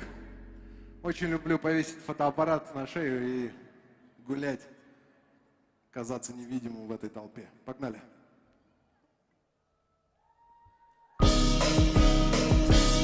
Меня случай в этом городе, я на невидимом селенаре. Я иду куда-то за ним, я как хвост этой яркой кометы. Это был самый чокнутый день, рассказал мне, но я не сплетник. Я невидимый среди людей, я невидимый в эти моменты. Спрячу тату под кофту, кепку на глаза под очки. Коррозия, как партизан, меня не найти. Смешался в городе с толпой, молчу и прийти. Мой город бешено несется, мой город гудит. Эй, я остаюсь незамеченным, все ходы засекречены. Ни купюры не мечены, я культурный, застенчивый. Без охраны, пестечкина, улыбнусь тому встречному. Поклонюсь огню вечному. В этом городе я на невидимом селенаре. Я иду куда-то за ним, я как хвост этой яркой кометы. Это был самый чокнутый день, рассказал бы, но я не сплетник. Я невидимый среди людей, я невидимый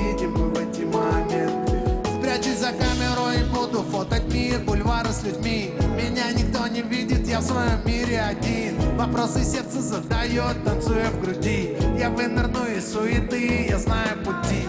Как ни крути, это мой способ уйти от рутины. Ты помнишь, куда мы идем покидать квартиры? Плащ-невидимка, а не эти костюмы, мундиры. В руках ракета, в ушах ракеты Земфиры. Люди, машины, все мимо. Мой костюм анонима, хороша пантомима. Ливень топ не древнива, но походка ленива. Остановился и смотрю, боже, как ты красиво. Не отражаюсь в этих витринах невидимых глазы. Пускай весь мир подождет, поставлю город на паузу. Пускай куда-то вперед. Река Яуза, ты меня не заметила, а я понял все сразу.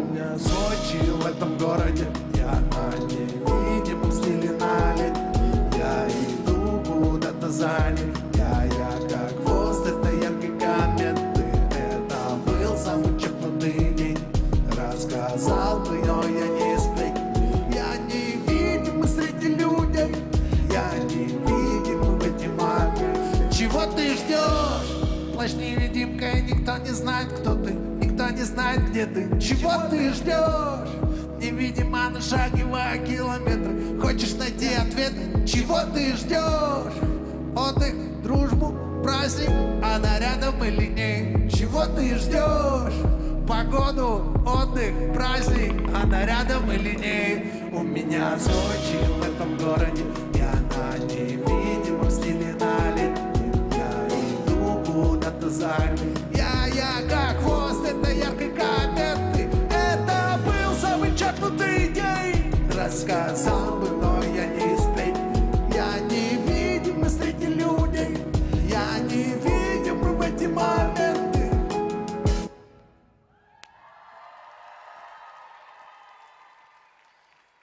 Погнали без остановочки. Песня «Юность».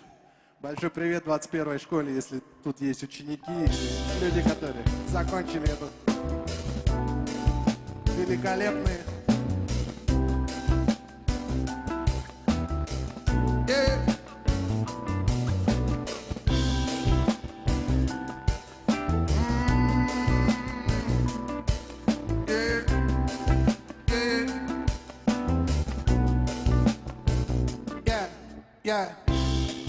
Это дворики Москвы, это в Питере мосты, в Кутаиси монастырь, это в Якутске река, в Красноярске берега, под ногами мелюзга, две планеты на руках, поцелуи у метро, Ленинский 30-й дом, споры, где сосновый бор, моя комната декор, на Камчатке океан, романтики на сеанс. Эй! В этой песне все она. Этот мир вокруг нас, и куда ни взгляни, все напоминает нам юность, что позади. Этот мир вокруг нас, и куда ни взгляни, все напоминает нам юность, что позади. Это драки за себя. Это дружба как семья, это парни мы вдвоем, как мальчишка я влюблен. Это джаз из радиол, стадион я юниор. Звуки длинного гудка, уличный тот музыкант. Этот город не снега, это планты из сига. Это кто-то, но не грусть, потеряюсь, но найдусь. Эй, Якутск, в тебя заново влюблюсь. Мир вокруг нас, и куда ни взгляни, все напоминает нам юность, что позади. Этот мир вокруг нас, и куда ни взгляни, все напоминает нам юность, что позади. Руки в воздух!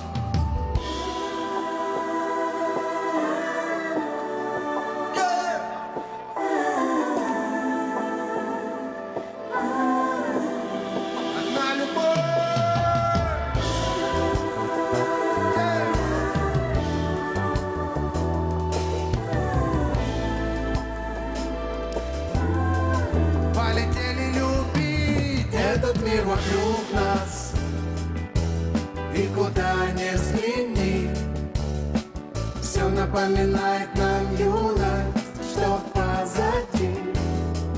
Этот мир вокруг нас, и И куда ни взгляни, все напоминает нам юность, что позади.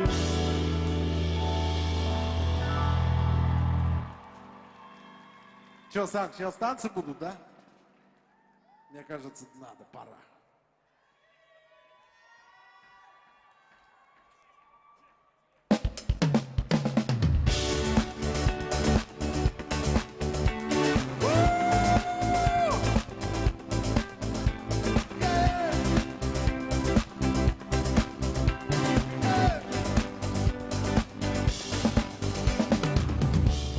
Сколько неудач было, сколько надежд смыло, сколько ножей стыло, сколько людей остыло, так в чем просила? Сколько их простил ты, сколько простила? Сколько сквозь сито, так в чем просила? И в принципе не засчитать, да и сейчас не вспомни, сколько людей слилось на полпути, сколько достойных, сколько кроссовок стерлось, сколько пришло на соли, сколько падений больно, сколько нет вообще причин, которые нас могут сбить с пути. Все будет как давно, поверь мне, поверь мне. Пусть сотни неудач, но я иду навстречу к той мечте. Все будет как должно, поверь мне, поверь мне. Все верно, нас не сбить с пути, нас не сбить с пути. Мы безнадежные романтики, сколько таких. Неоднократно на практике без альтернатив. С помощью разной тактики мы пытались найти ответ. Сколько дней еще идти, скажи ответ. Сколько фейлов впереди, скажи ответ. Скажи, хватит ли нам сил ответ. И нет вообще причин, которые нас могут сбить с пути. Все будет как должно, поверь мне, поверь мне. Пусть сотни неудач, но я иду навстречу к той мечте. Все будет как должно, поверь мне, поверь мне. И так всегда. Продолжай, продолжай вперед идти. Продолжай, продолжай. И все твое. Продолжай, продолжай. Все будет как должно. Продолжай, продолжай. Якутск, воздух! И нет вообще причин, которые нас могут сбить с пути. Все будет как должно, поверь мне, поверь мне. Пусть сотни неудач, но я иду навстречу к той мечте. Все будет как должно, поверь мне, поверь мне.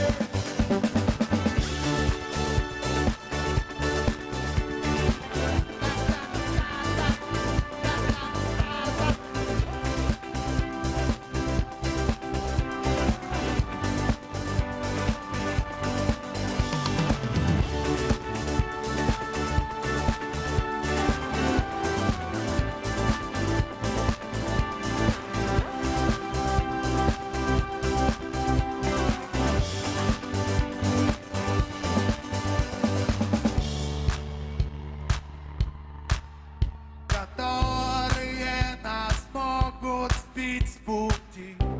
Все будет как должно, поверь мне, поверь мне. Пусть сотни неудач, но мы идем навстречу той мечте. Якутск, дальше!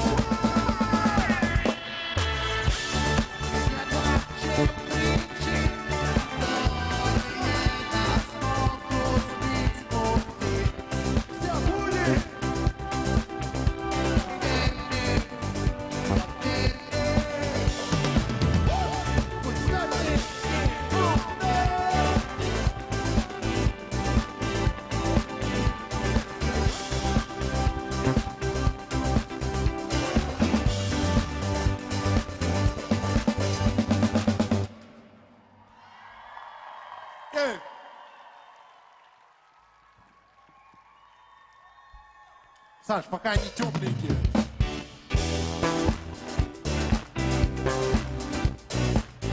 Спасибо, что так встречаете новый материал, Якутск. Новая жизнь, новый герой.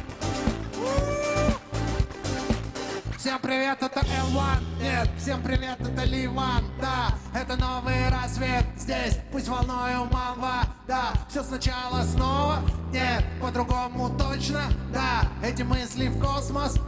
Никогда не поздно. Да, 22, загадай желание. Мое послание всем, кто услышал. Всем желаю найти призвание. Жизнь продолжается, мы еще дышим. Песни напишутся, люди споют. Музло не зависит от курса валют. Новая жизнь, салют, Якутск, салют, Новая жизнь, новый герой. Новая жизнь, новый герой. Новый герой. Новая жизнь, новый герой. Новая жизнь, переоткрой. Новая жизнь, новый герой. Новый герой. Новая жизнь, новый герой. Иду за новой мечтой, и ты рядом со мной. Новая жизнь, новый герой. Знаю, мир спасет любовь. Держи мою ладонь. Держи мою ладонь.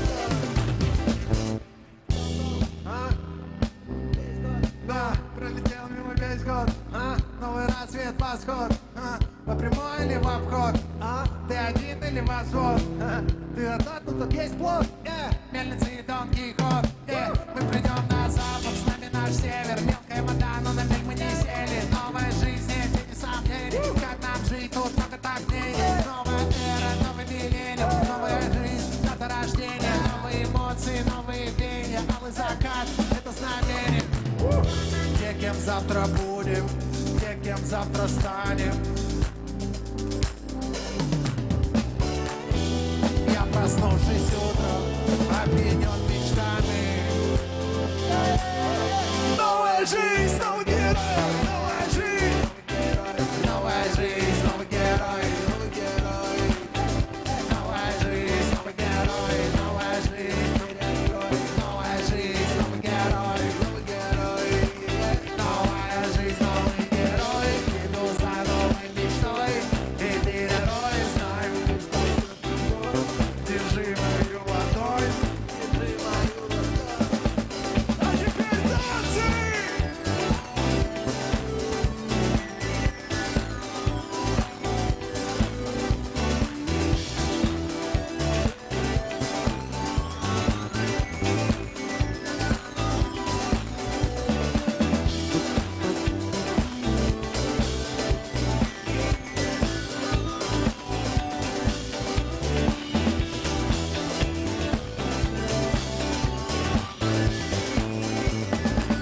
Новая жизнь, новый герой.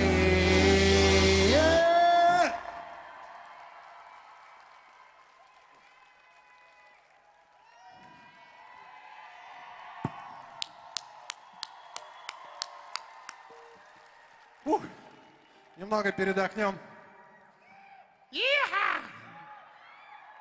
Не покидайте меня никогда, Якутск, с вашей любовью, с вашими комментариями. Всегда рад вернуться. И несмотря на то, что когда я сейчас возвращаюсь и живу уже в гостинице, а не дома, все равно это мой родной город, это мое место силы.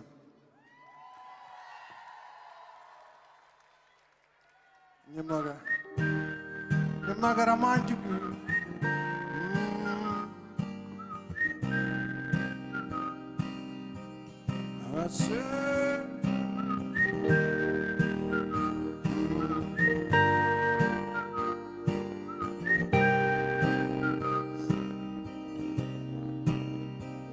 А мне кажется, это было вчера. Кажется, это была весна. А мне нет больше дороги назад. Вся моя жизнь теперь в ее глазах.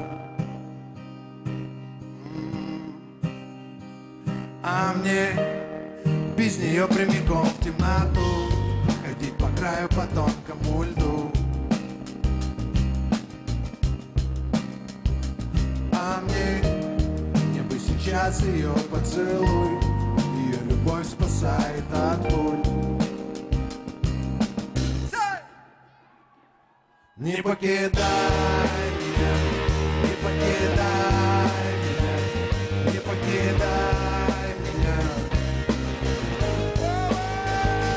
Не покидай меня, не покидай меня, не покидай меня. А мне кажется, это было вчера, ночь была черна и ни черта не видно, словно закрыли меня от света челам. Тысячи ламп одновременно нажали на выкол. Кто я, где я, как здесь оказался? Мало время, пора ускоряться. Мое дело со мной без агитации. Мое дело идти и не сдаваться. Верю, увижу улицу в иллюминации. Верю, что мне по силам любые дистанции. Верю, что нам рано еще закругляться. Верю, нам суждено еще повидаться. Верю, как ты будешь смеяться. Верю, что наши дети будут влюбляться. Верю, что нам рано еще закругляться. Якутск пора укоряться. Не покидай меня, не покидай меня, не покидай меня. Моя белая, не покидай меня, не покидай меня, не покидай меня. Не покидай меня, не покидай меня, не покидай меня.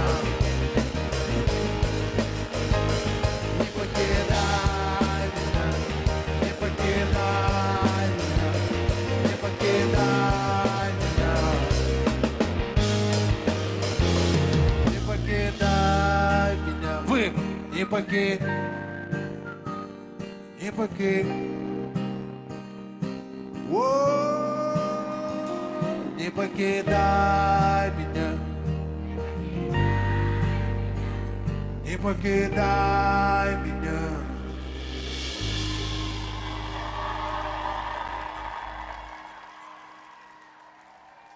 Это был альбом «Рассвет». И несмотря на то, что сейчас апрель, мне кажется, надвигается... Что? Что? Что? Эй. Кажется, надвигается что? Что? Что?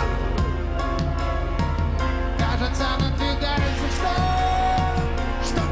Что? Я обнулился до того, как это стало мейнстримом. Я завалился прям в гостиную ко всем этим примам. Застал их за гримом. Я старый задира, я не увидел там таланта, там только витрина. 20-20 високосный, здесь взрослый детина. 9 баллов полный сном, но привет бригантина. Меня пытались потопить, но все выстрелы мимо. Черная лампа, черная мамба, черная лимба. Амбассадор удар справа, они видят мой стиль и кричат красава. Все, кто на меня катил, вас ждет расправа. Лучше лихо не буди, мое время настало. Русском рэпе штиль, а мне нужен движ. Брал уже Москву и держу Париж. Ты стой на пути, сотка от груди. Что там впереди, по прогнозу, что жали кулаки. Что? Что? Что? Кажется, надвигается что? Что? Что? Кажется, надвигается что? Шторм, шторм. Кажется, надвигается что? Шторм, шторм.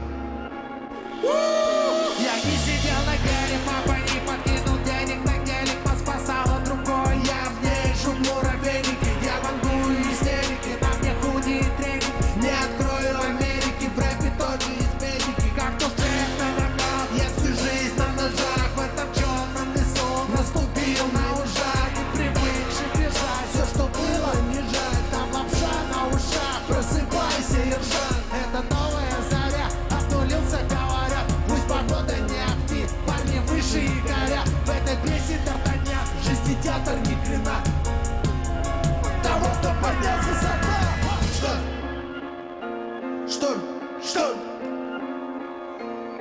Кажется, надвигается что?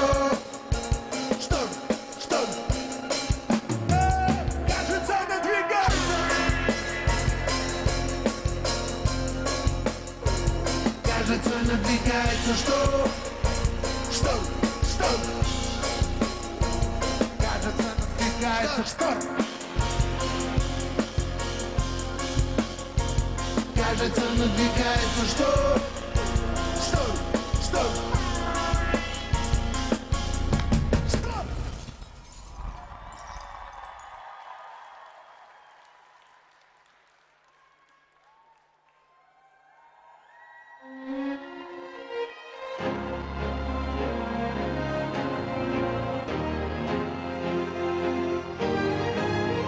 Никто, кроме нас, руки в воздух!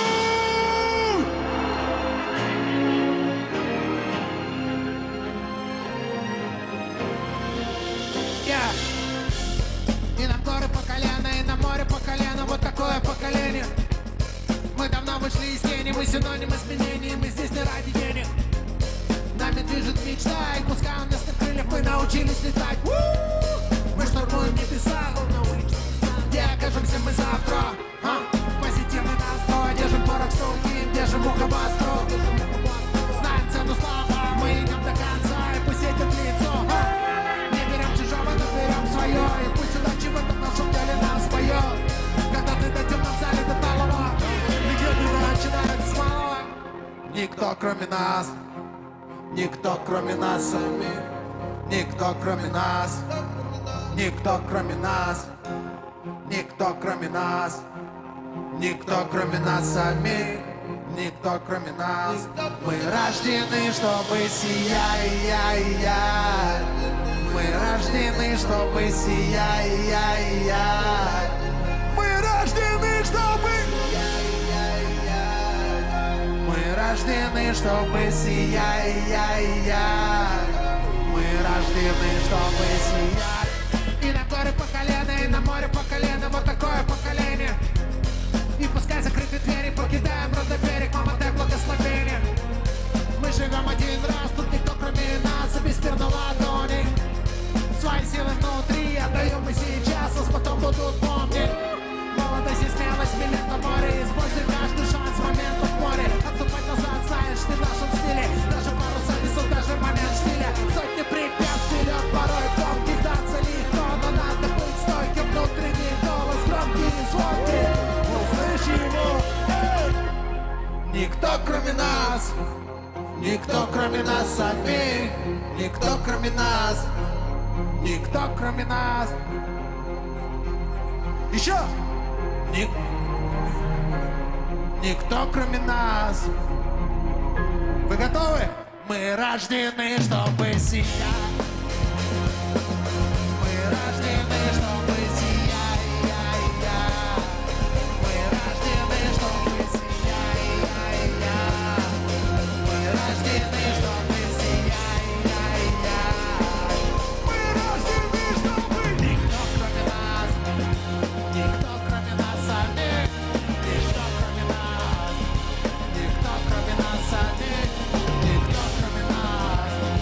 Никто кроме нас самих. Никто кроме нас. Мы рождены, чтобы сиять.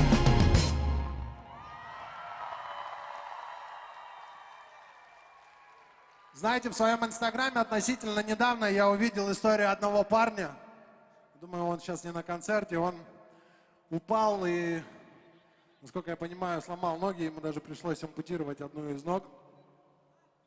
Я увидел, как он на костылях заново учится ходить под эту песню. Сколько в нем жизни и сколько в нем энергии. Если вы его вдруг знаете или слышали про эту историю, передайте ему большой привет от меня, потому что он вдохновляет. Спасибо. А вчера у меня вышла новая песня, может быть, кто-нибудь видел, кто-нибудь слышал?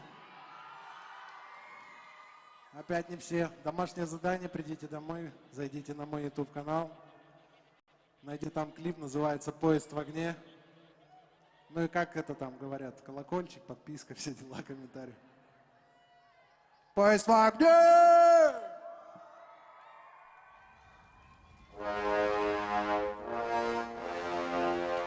премьера песни, мы ее впервые исполняем и исполняем здесь, в городе Якутске.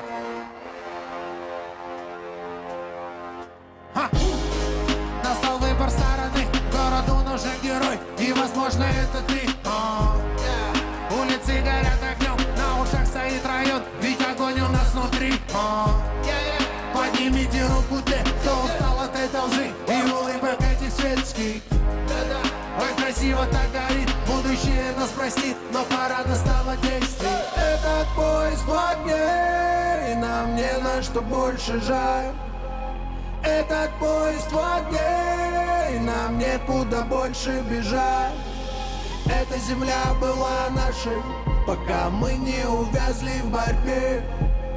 Она умрет, если будет ничей, пора вернуть эту землю себе. На земле царит чума, пройдена черта, накопилась и льется за край. Эта жизнь словно тюрьма, революция в умах, больше спичка поджигай. Если поджигать, то небо пусть горит дотла. Попробуй отличить во всем этом добро от зла. От всех этих борцов в итоге останется зала. Это прямой эфир, пусть это видит вся страна. За мной придут другие, верю, станет весь народ. Бумажный белый самолет смело идет на взлет. Здесь так горят идеи, их не потушить водой. Настало время вернуться домой. Этот поезд в огне, и нам не на что больше жаль. Этот поезд в огне, и нам некуда больше бежать. Эта земля была нашей, пока мы не увязли в борьбе. Она умрет, если будет ничей, пора вернуть эту землю себе. Этот поезд в огне, и нам не на что больше жаль. Этот поезд в огне, и нам некуда больше бежать. Эта земля была нашей, пока мы не увязли в борьбе. Она умрет, если будет ничей, пора вернуть эту землю себе. Руки в воздух! Этот поезд в огне.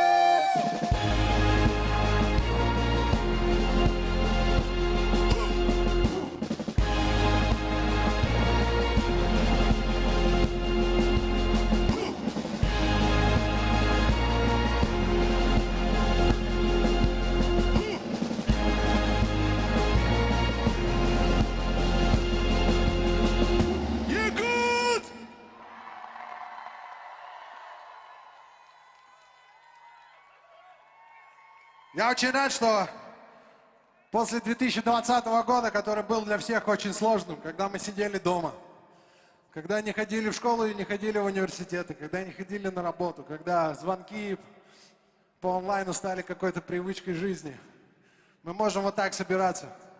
Я могу стоять на сцене, вы можете стоять по ту сторону и петь вместе со мной эти песни.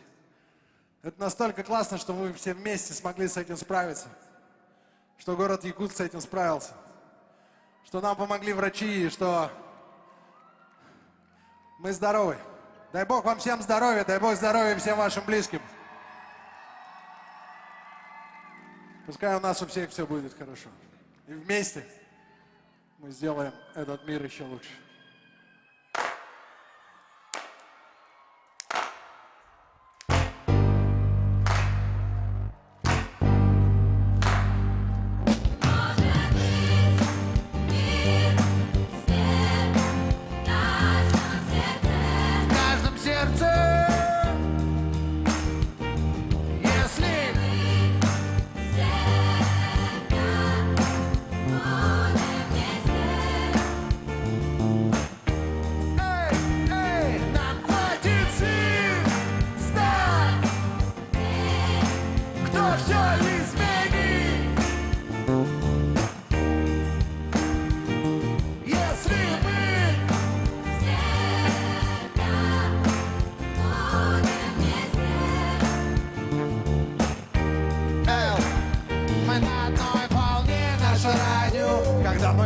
Поем мы как стадион, пускай любовь придет в каждый дом.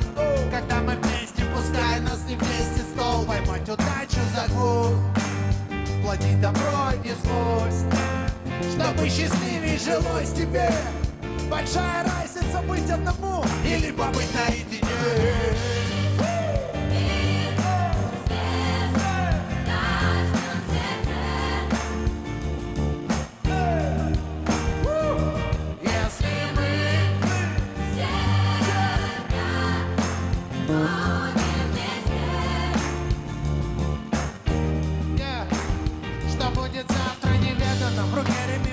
и я пью его медленно. И как бы ни штормило нас, сильно верю нам. Реку перейти, увидеть, что за берегом. И крикнуть Эврика, когда мы вместе, весь город в огнях. Когда мы вместе, нам горы в плечо. Когда нам вместе рассветы встречать. Когда мы вместе, нам все нипочем.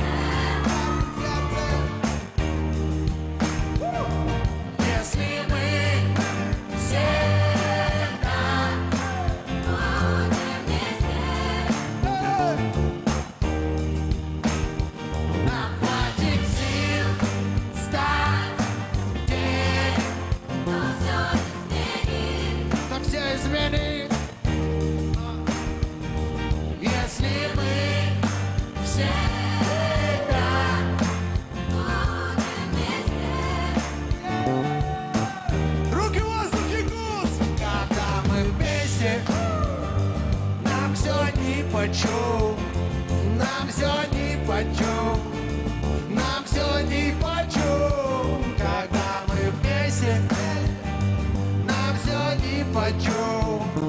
Брат подпер плечо, нам все нипочем.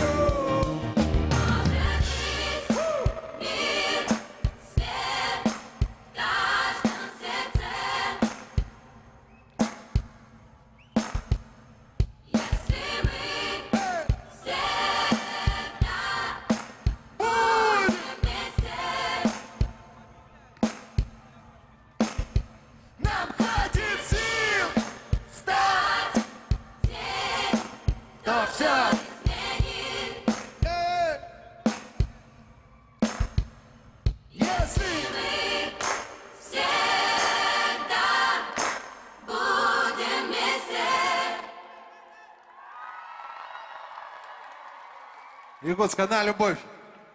Надеюсь, что в рамках какого-то большого тура с новым альбомом я обязательно вернусь сюда. Спасибо за этот теплый прием. Монсустар, у меня недавно спросили, а где вырос-то пацан? Саха Сири Тан. Ну и напоследок, небольшой сюрприз от меня для всех вас. Спасибо за теплый прием. Я пошел. До свидания. В эти белые края вновь и вновь приеду я, чтоб увидеть, как танцует якутяночка моя. В эти белые края вновь и вновь приеду я, чтоб увидеть, как танцует якутяночка моя.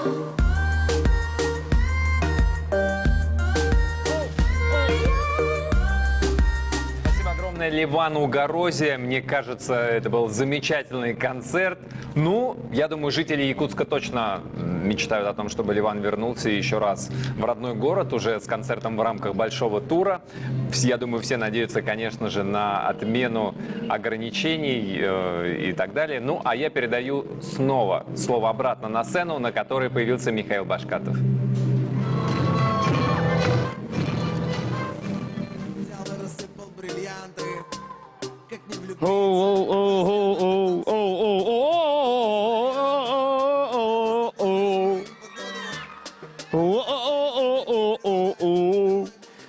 Мус! Мус! Мус! Молодцы! Ай, какие вы все красивые! Какие вы все заряженные! Слушайте, друзья, да, тяжело выступать после Ливана. Давайте поаплодируем Ливан Горозия! Ей! Вот у меня... Собственно, прежде чем вы разойдетесь, давайте поприветствуем на этой сцене людей, благодаря которым все это состоялось. Председатель правительства Республики Саха-Якутия Андрей Владимирович Тарасенко. И наша любимая Ольга Грищенко.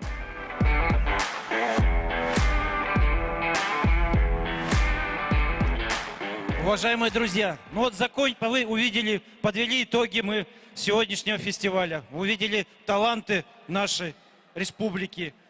И хотелось пожелать нашему будущему, нашей молодежи, чтобы вы развивались и прославляли республику. Только с вами у нас есть будущее нашей республики.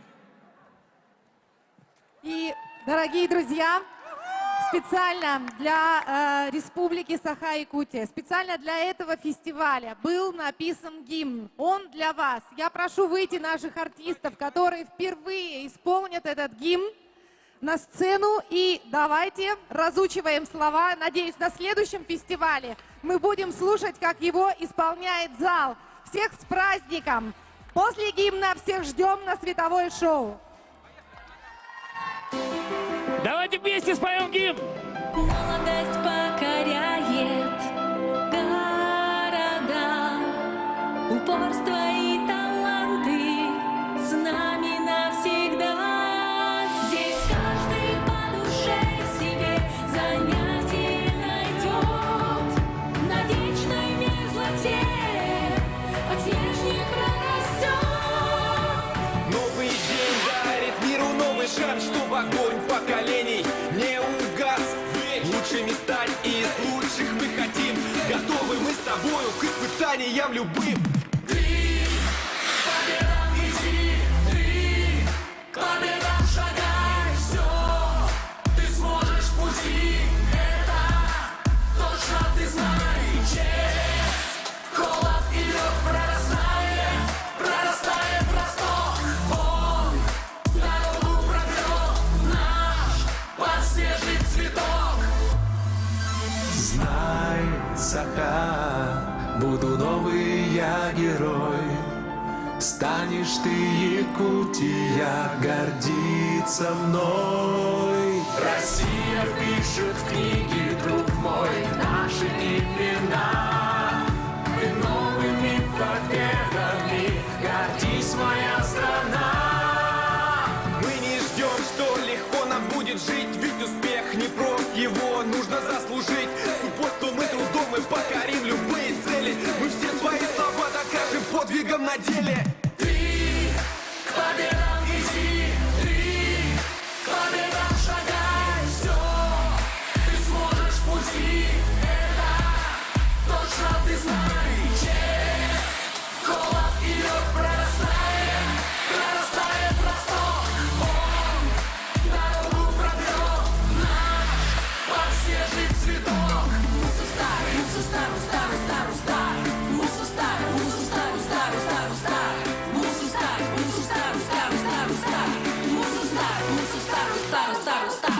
Ты к победам иди, ты к победам шагай, все, ты сможешь в пути, это точно ты знай. Честь, холод и лед прорастает росток, он дорогу пробьет наш подснежный цветок.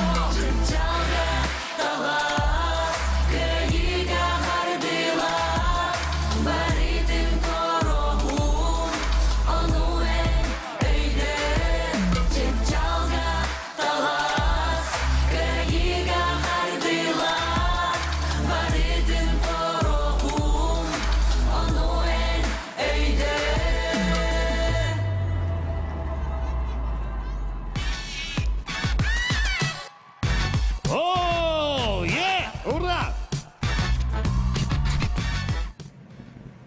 Ну что ж, спасибо всем исполнителям гимна фестиваля Мусу Стар.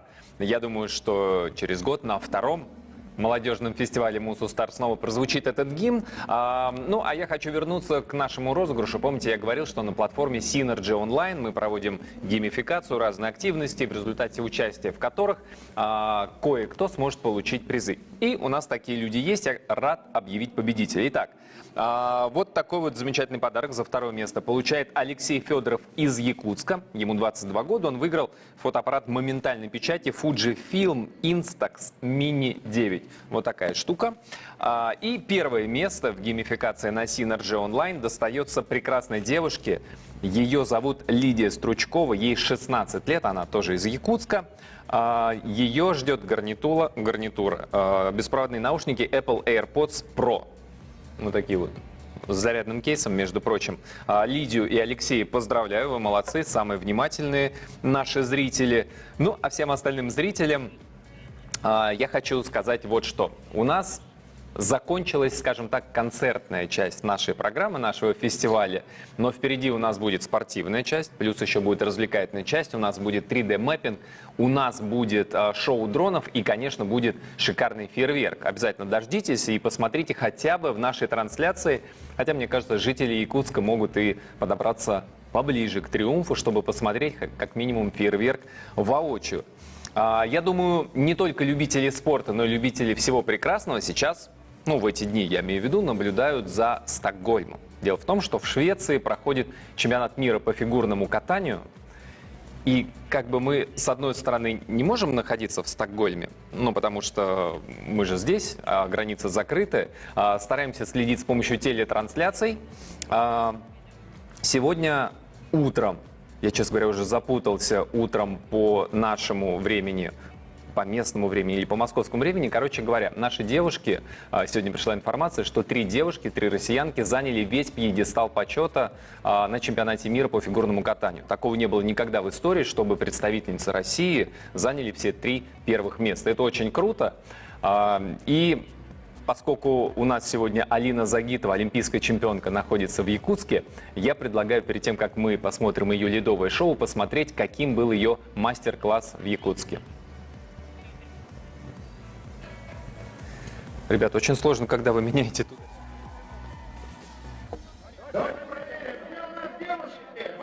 Алло.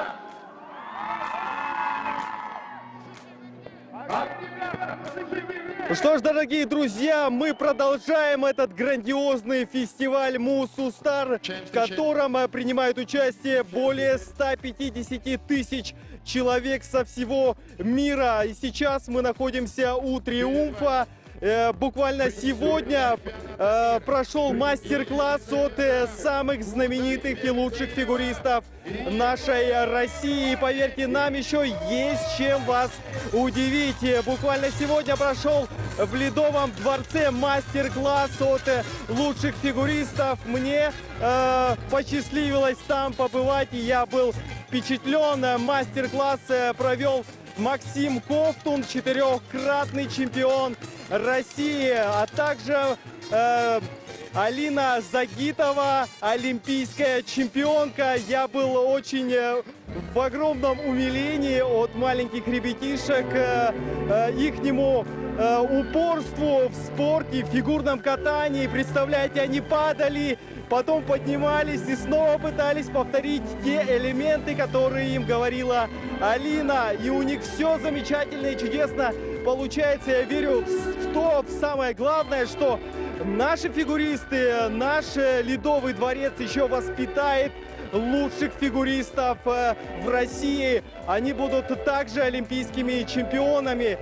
Как сейчас вы можете наблюдать, уже начались выступления лучших фигуристов. Буквально только что выступил Максим Ковтун. Через несколько минут самое главное перед нами и специально для вас, телезрители, выступит олимпийская чемпионка Алина Загитова. И мы все с нетерпением ждем ее выступления. Ну что ж, на этом у нас все. Будем ждать ее выступления. Студия, вам слово. Все. Все, да, мы на студии.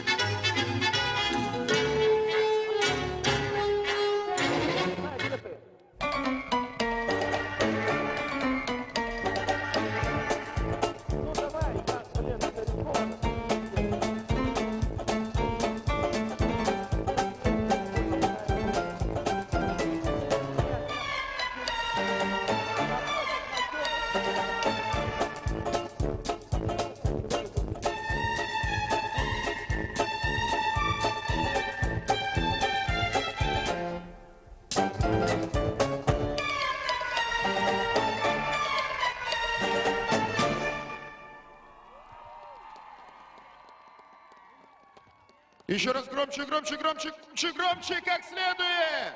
Елизавета Худайбердиева и Егор Базин.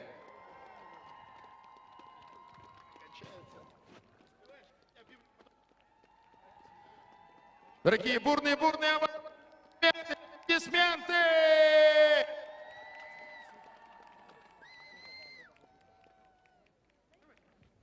Перед вами чемпионка Кубка России Анастасия Гуляева.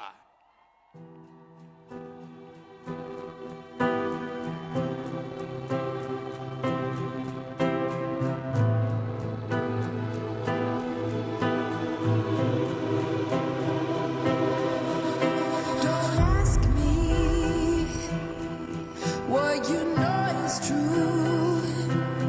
Don't have to tell you. Oh, I love your precious heart. I was standing, you were there. Two words collided, and they could never, ever tear us apart.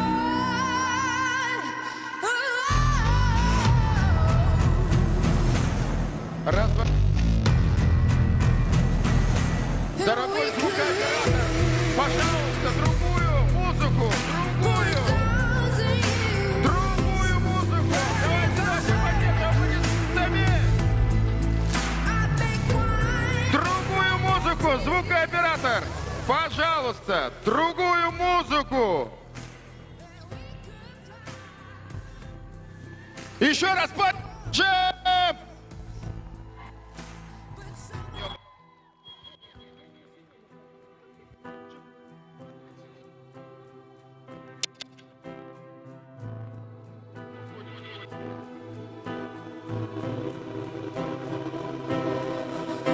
Don't ask me what you know is true. Don't have to tell you. Oh, I love your precious heart. I was standing, you were there. Two words collided, and they could never, ever tear us apart.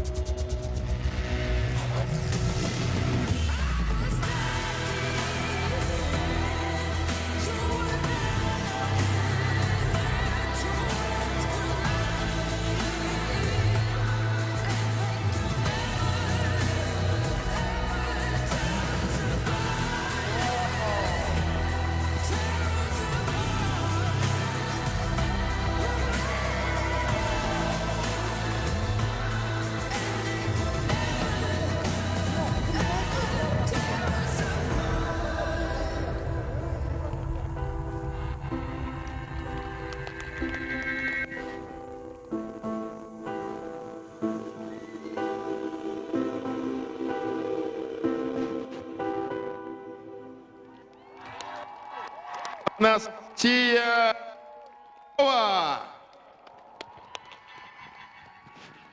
Еще раз. Анастасия Гулякова.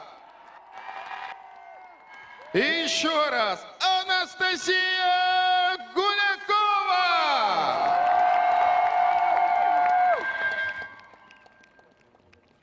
Дорогие, не перестаем аплодировать. Все вместе. Муз. Муз. Муз.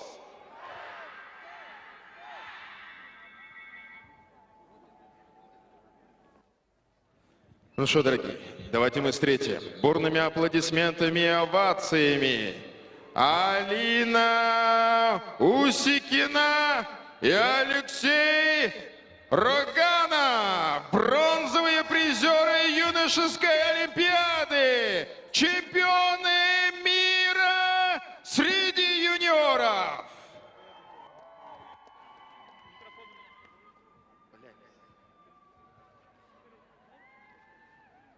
My lover's got humor. She's a giggle at a funeral. Knows everybody's disapproval.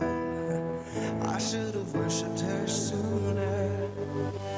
If the heavens ever did speak, she's the last true mouthpiece. Every Sunday's getting more bleak. A fresh poison each week. I was born sick, but I love it. Command me to be well.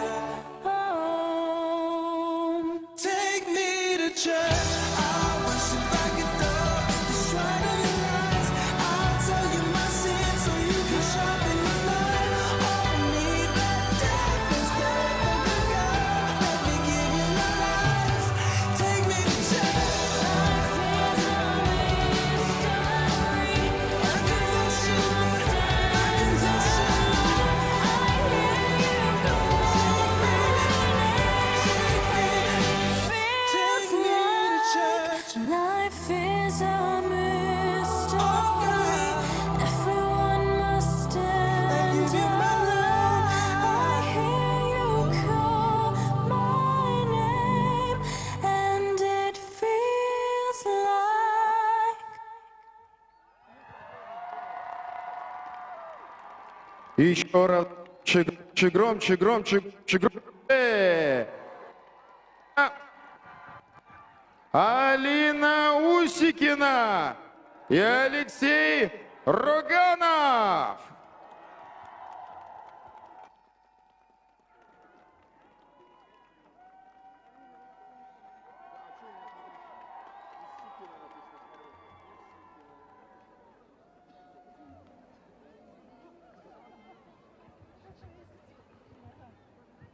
Ну что, встречайте, Эдгар Акобян, скрипач.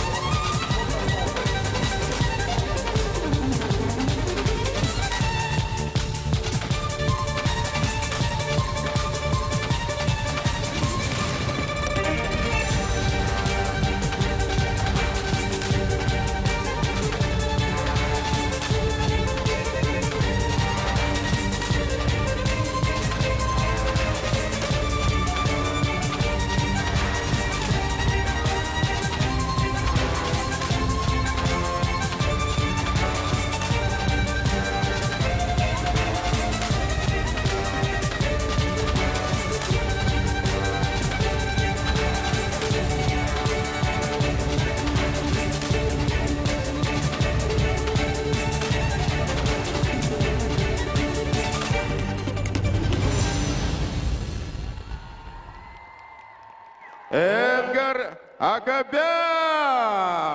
Громче, громче, громче!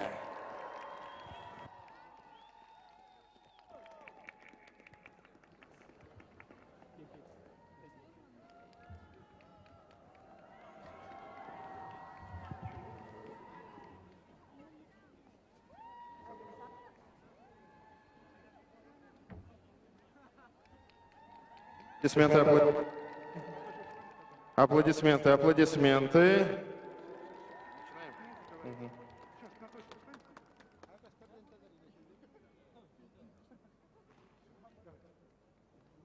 Многократный чемпион России и серебряный призер чемпионата Европы Александр Самарин.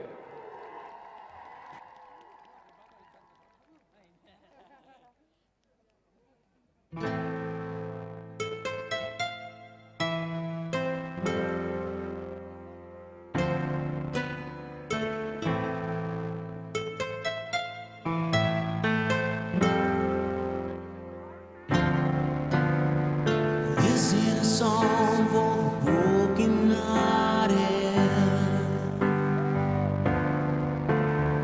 A silent prayer for faith departed.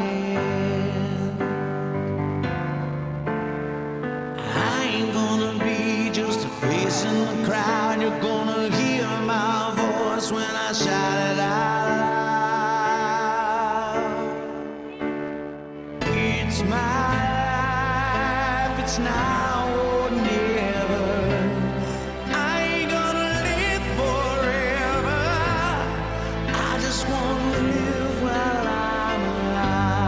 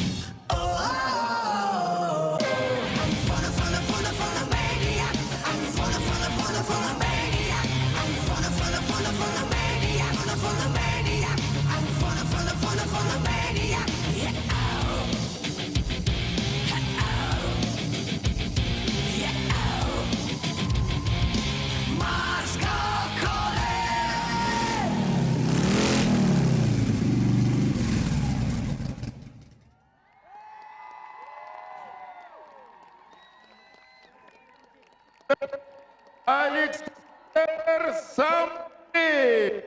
Еще раз. Александр Самари. Заранее говорим, что он замерзает. Техника замерзает вся, но мы должны как следует энергией зажечь.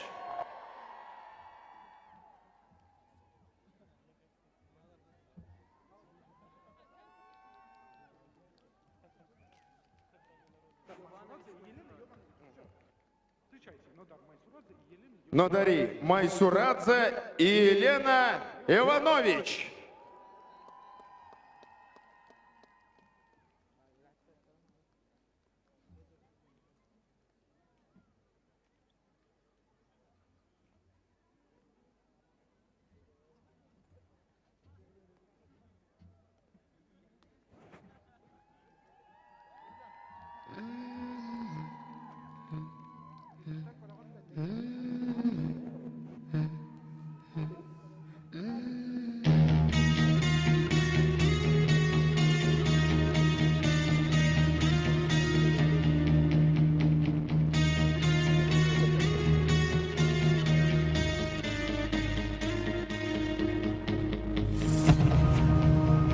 I seen girls walk by dressed in their summer clothes. I have to turn my head until my darkness goes. I see a line of clouds and they're all painted black with flowers and my love both never to come back. I see people turn their heads and quickly look away, like a newborn baby. It just happens every day. No more will my green seagull turn a deeper blue. I could not foresee this thing happening to you. If I look hard enough into the sunset, my love will laugh with me before the morning comes. I wanna see it.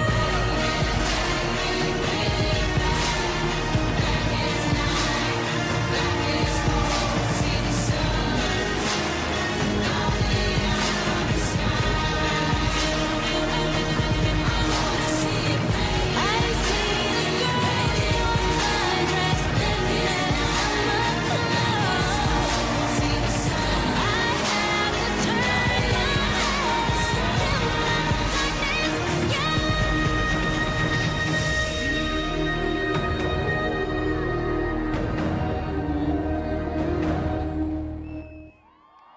darkness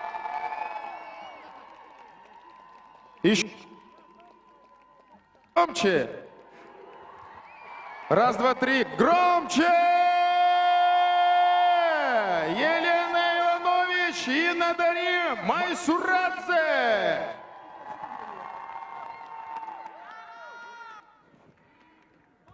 Еще раз. Как следует. Давайте мы встретим ее, олимпийскую чемпионку Алину Загитову!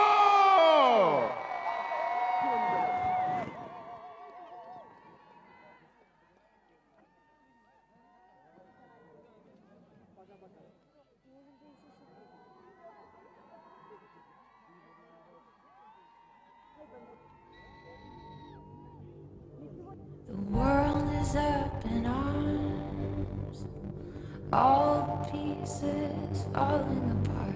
Gotta get out while you can. Gotta get out while you can. The drums inside my chest just can't seem to catch a breath. Gotta get out while you can. Gotta get out while you can.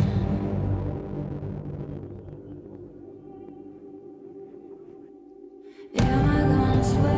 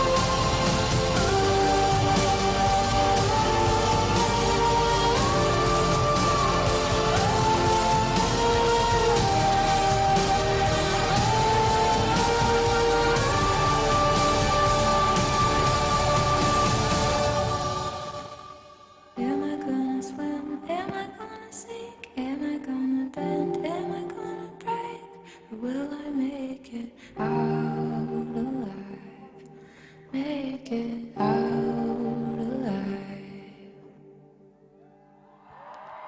Алина Загидова!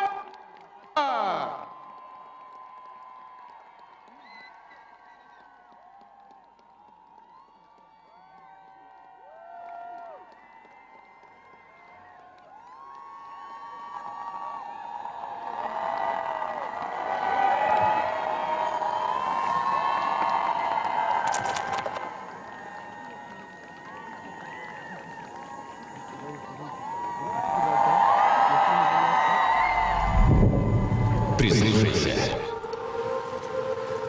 Слышишь? Это голос твоей весны. Голос твоих побед. Эта весна наполнена твоей силой, твоим вдохновением, твоей энергией. Она войдет в историю, которую напишешь ты.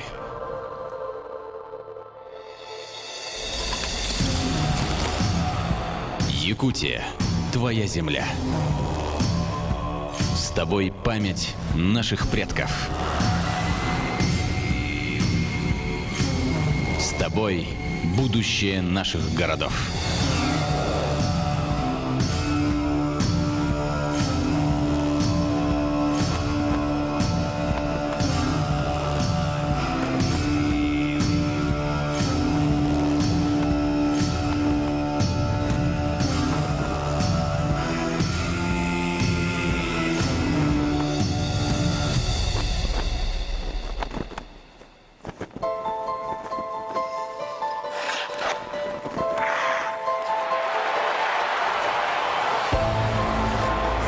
Твои идеи ждут воплощения.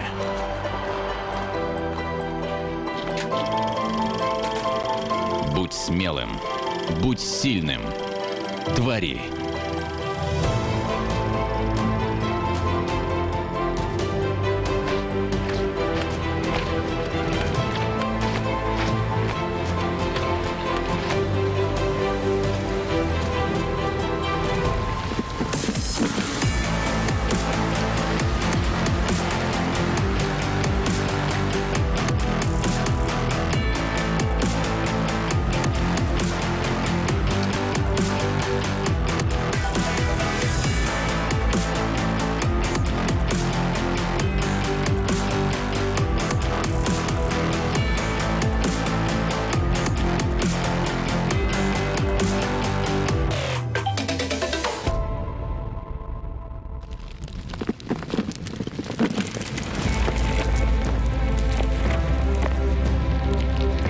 Тебя видят миллионы. Найди своих.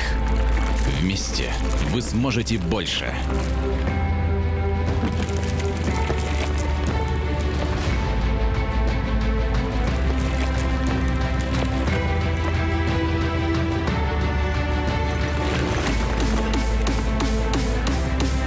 Границ нет. Мир открыт.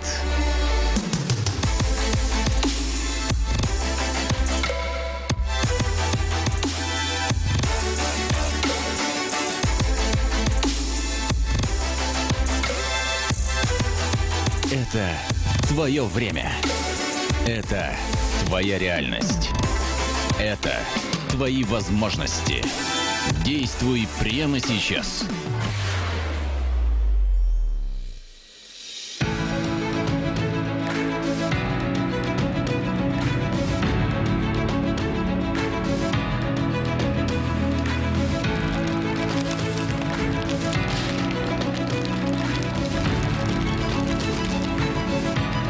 Время открыться миру и время изменить его.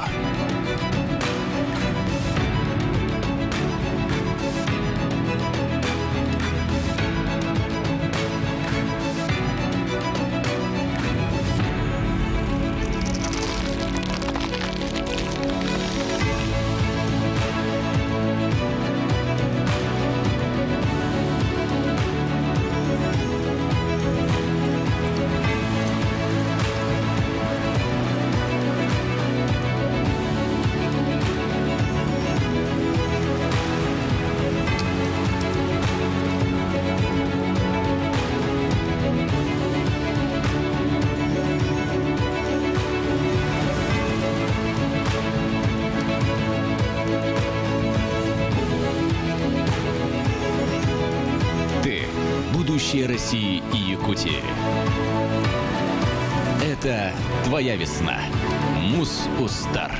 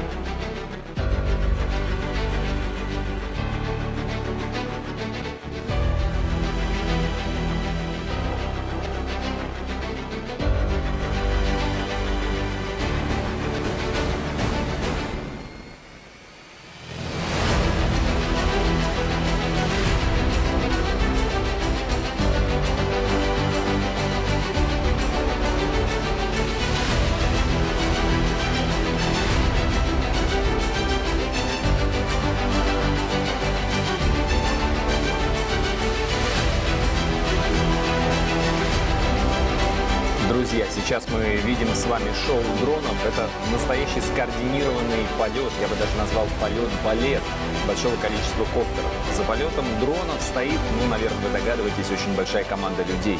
Кстати, хореография полетов предварительно разрабатывается в 3D-редакторе. И у дронов есть свои хореографы, которые следят за полетом как отдельного дрона, так и за всеми в целом.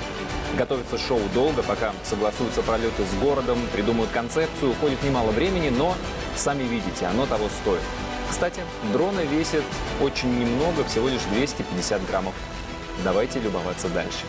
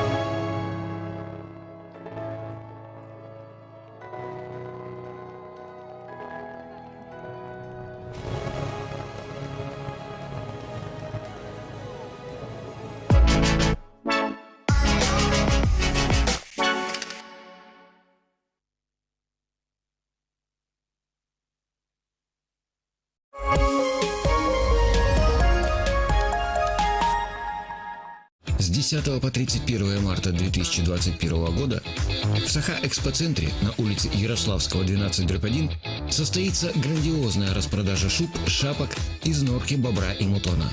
Производство Пятигорск. Новая коллекция. Скидки, кредит, рассрочка. Акция. Меняю старую шубу на новую с доплатой. Ждем с 10 до 22 часов.